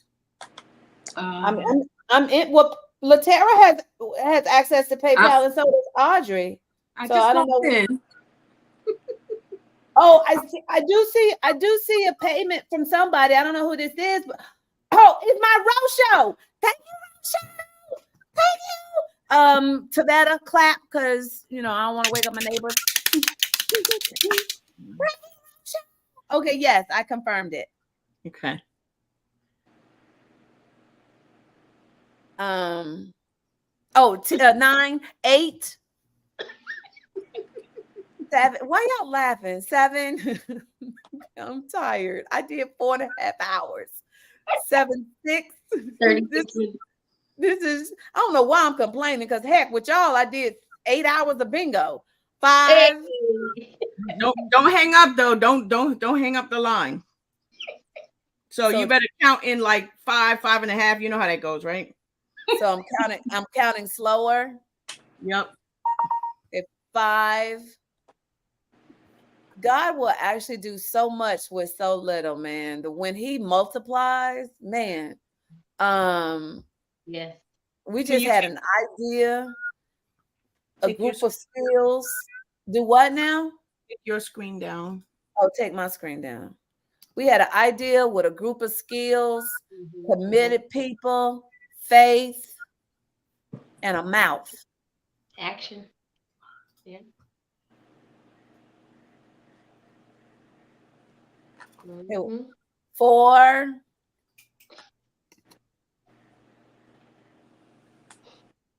Hold on, you cannot go. You absolutely cannot go. Is it an update like 5 minutes to midnight?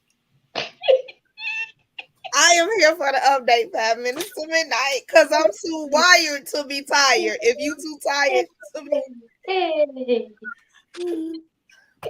Give me a beat. I'm too wired to be tired. I'm too wired to be tired. I'm too wired to be tired. Hey. Y'all are who? Hey. Y'all are who? Hey. All right, here we go. Here we go.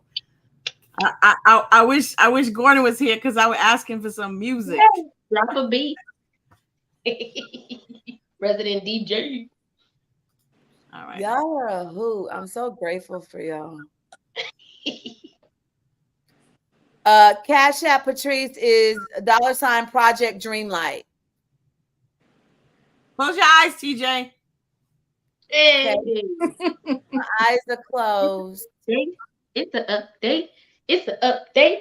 It's an update. What I wanted to see. Now I can. Open your eyes, TJ. Open your eyes.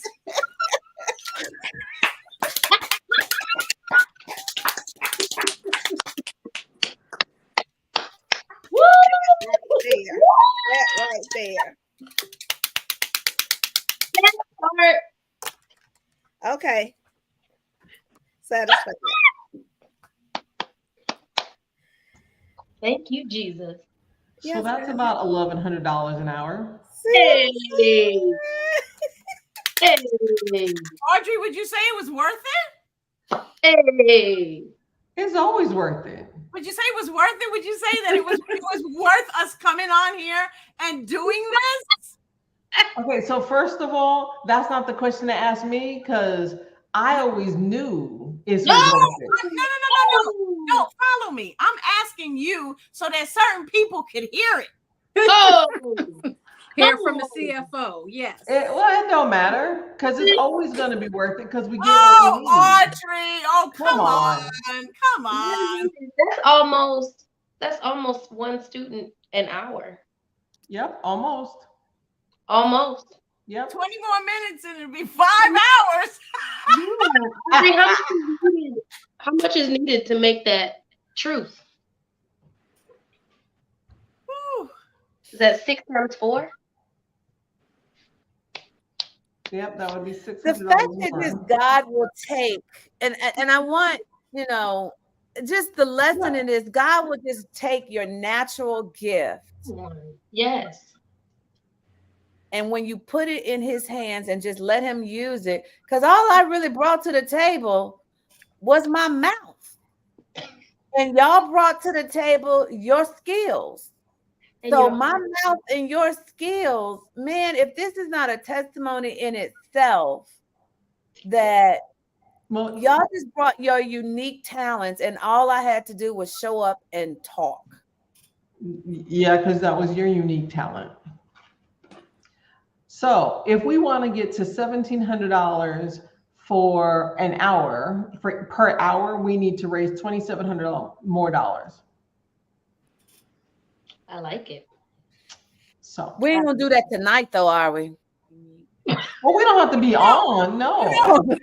TJ, you know that you know I go live all the time, right? And yes, I know you go live all the time, but I'm live for like I'm like live for 12 hours, right? I just want and I have no interest in I have no interest in that. I'm not telling you to do that. I'm just telling you that Facebook allows you to be live for 8 hours. I just want you to know that. That's all. I'm just putting it out there.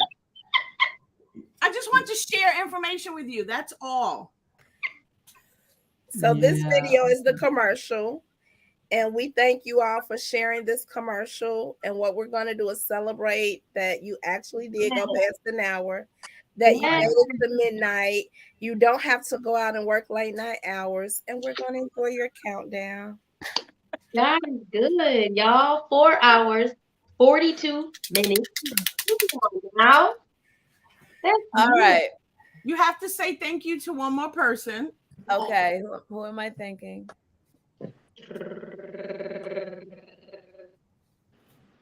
Who is it? Thank you,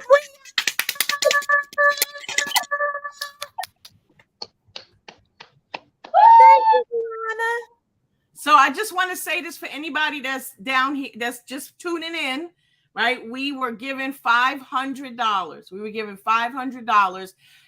Somebody promised to match up to $500 for all donations within the next 24 hours. So I just want to let you know, if you're watching this now, if you're watching in the replay, 24 hours we have to meet that. So We are really, really, really, really, really close.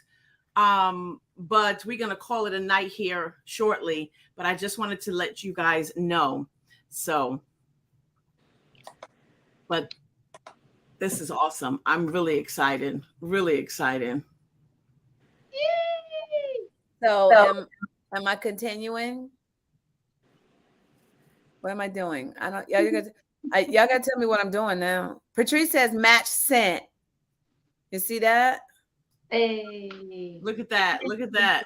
Hey. This is for you, Patrice. Woo! The generosity abounds, y'all. Thank you. Thank you. Thank you. Thank you. Yeah. I hope that in our fun, our excitement, our joy, that the water walkers here have taken a snippet of the journey and are going to apply it to their own assignments. And as for me, I'm so grateful that my contribution. Somebody asked me the other day, why do I always greet them with sunshine and call them sunshine? And I told them I greet everybody and call them sunshine because I need them to know that just their existence brings light to the world. And I don't want them to forget that. And so for me, when God sent me to Atlanta, he sent someone to tell me, to remind me, your job is to bring my kids joy. So I always have to check myself on how I operate because it's my job to bring joy. And the people on screen make that job so much more easy. My colleagues, my coworkers, my mafiosos, y'all just make it easy to bring joy. And so I thank you for each playing your position. I thank you for each of you who, are beasts in your own fields, every day of the week, but still come together to do this work. So I thank you in 4, 3. 56-37. Oh, that total did not include Patrice? No, now we got 56-37.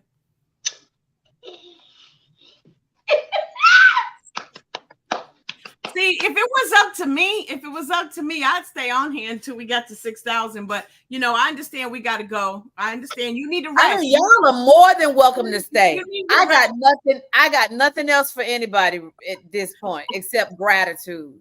You need your rest.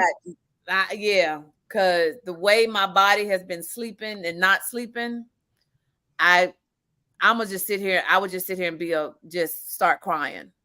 So God is good. God is good.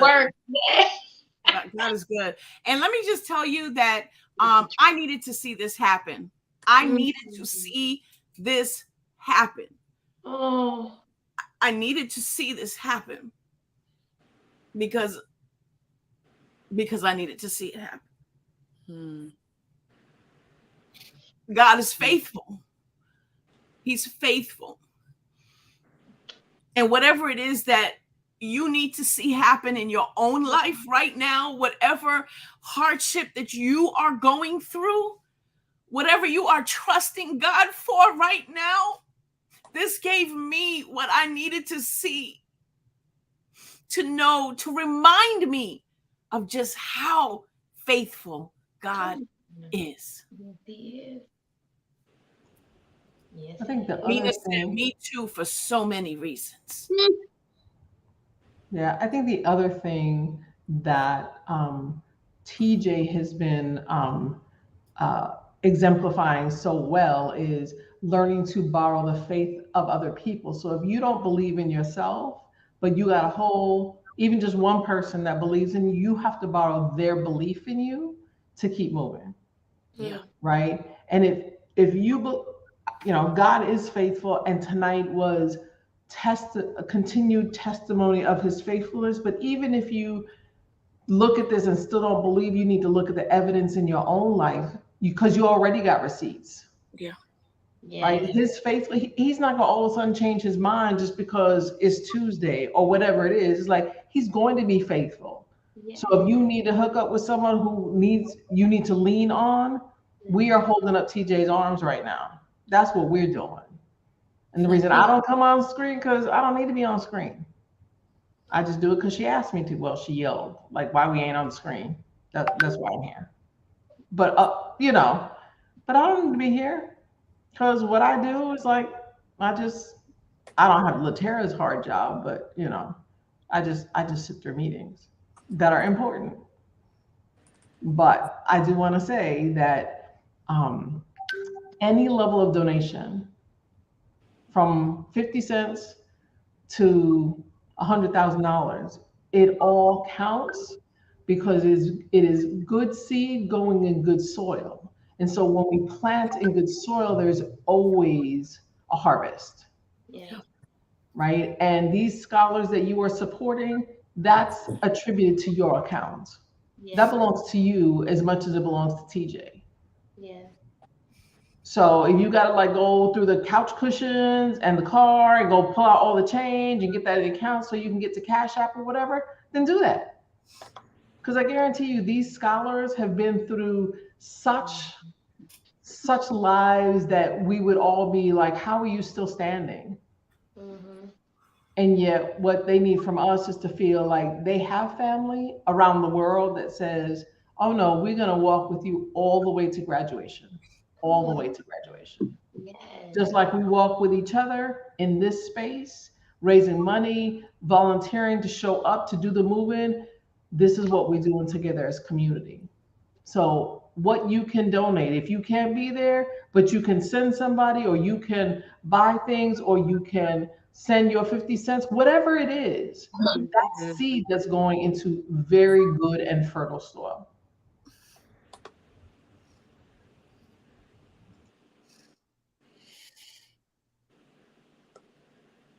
Before I also want to take a minute and if you are here and don't know the Jesus that drives us, it is my, let me just sit into it now. It is my hope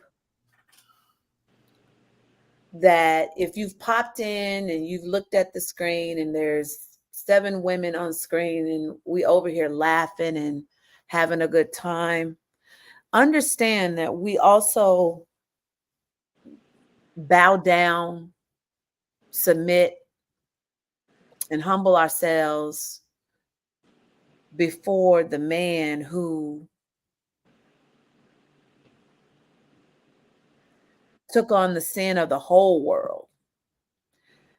And he's the reason why you can hear me talk to God and about God so freely. He came to make sure that we got a direct pipeline into God. We don't have a priest. I can walk around my apartment and just be yelling and laughing and giggling with God, all because of a man that we serve gladly named Jesus. And so I want to invite you, if you are listening and you've been on the fence, or you may have followed my journey, it's my hope that I've been transparent enough with you that I'm not selling you a dream that it's all good all the time. And I'm going to keep it 100 with you, because the minute you sign up as one of Jesus' freaks and Jesus' kids, that's when ish start happening. And that will take you through some things. But here's what I do know: no matter what has happened, it may have gotten squashed, stepped on, overlooked, almost buried, but my joy is never on the table to be negotiated. As long as I got Jesus. That process that I talked about earlier, where it's the darkness that I was ready to check up out of here, because I was in Jesus's hands, he knew I couldn't get too far from him. So I would invite you, if anything myself or my people have said that makes you want to even know more about the God that we serve, the God that drives us, the God, the Jesus that will have us doing this, the Jesus that we are more committed to Jesus than we are to Moving Day Mafia. The reason why we go hard for Moving Day Mafia is because we're submitted to Jesus.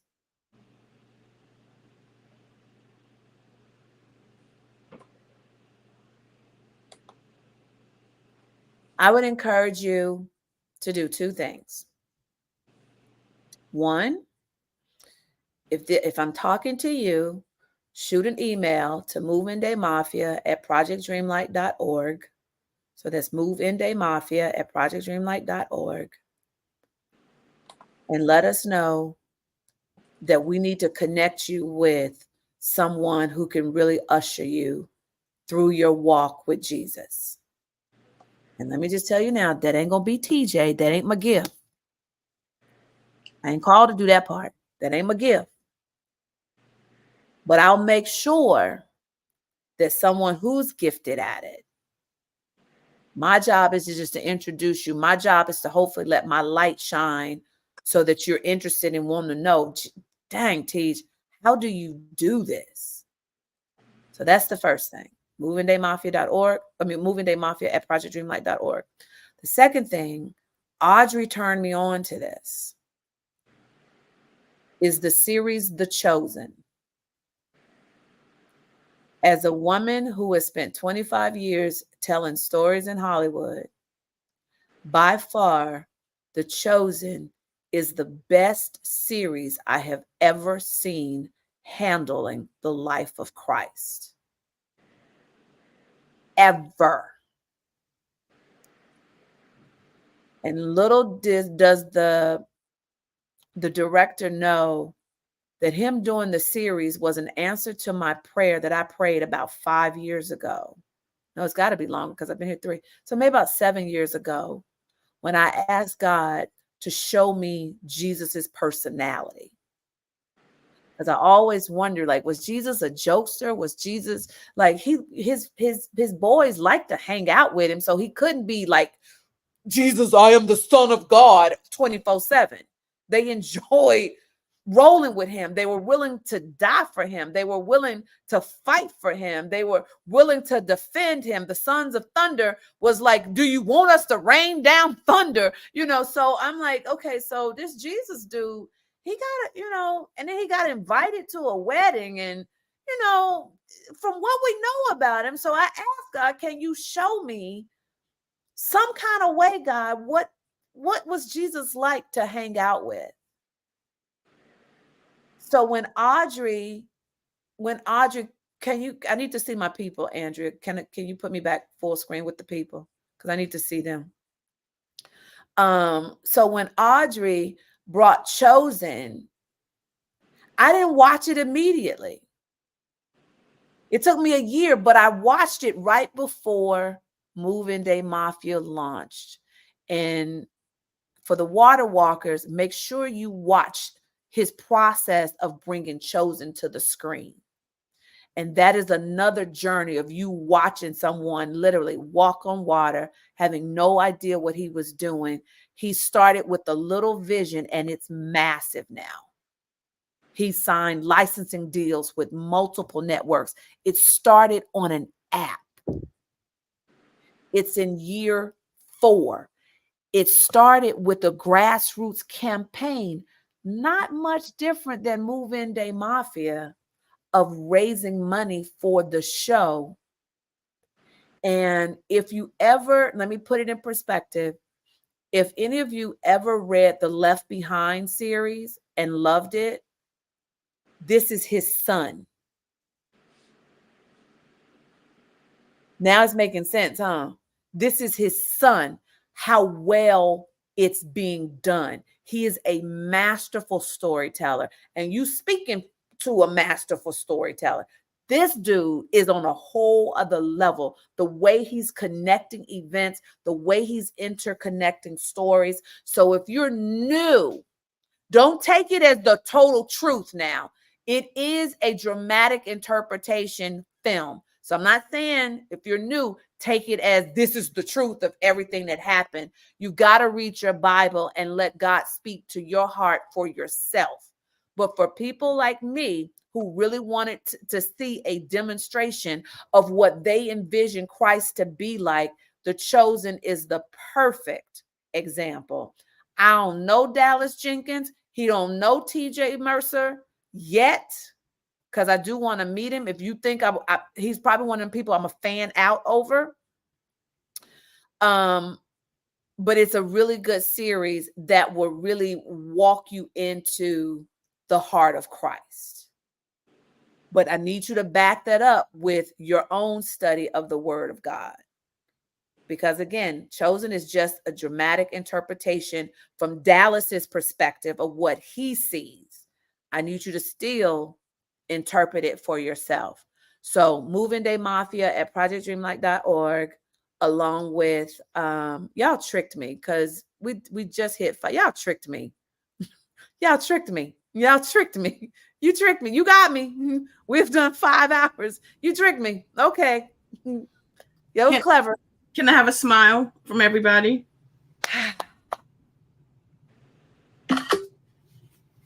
Thank you.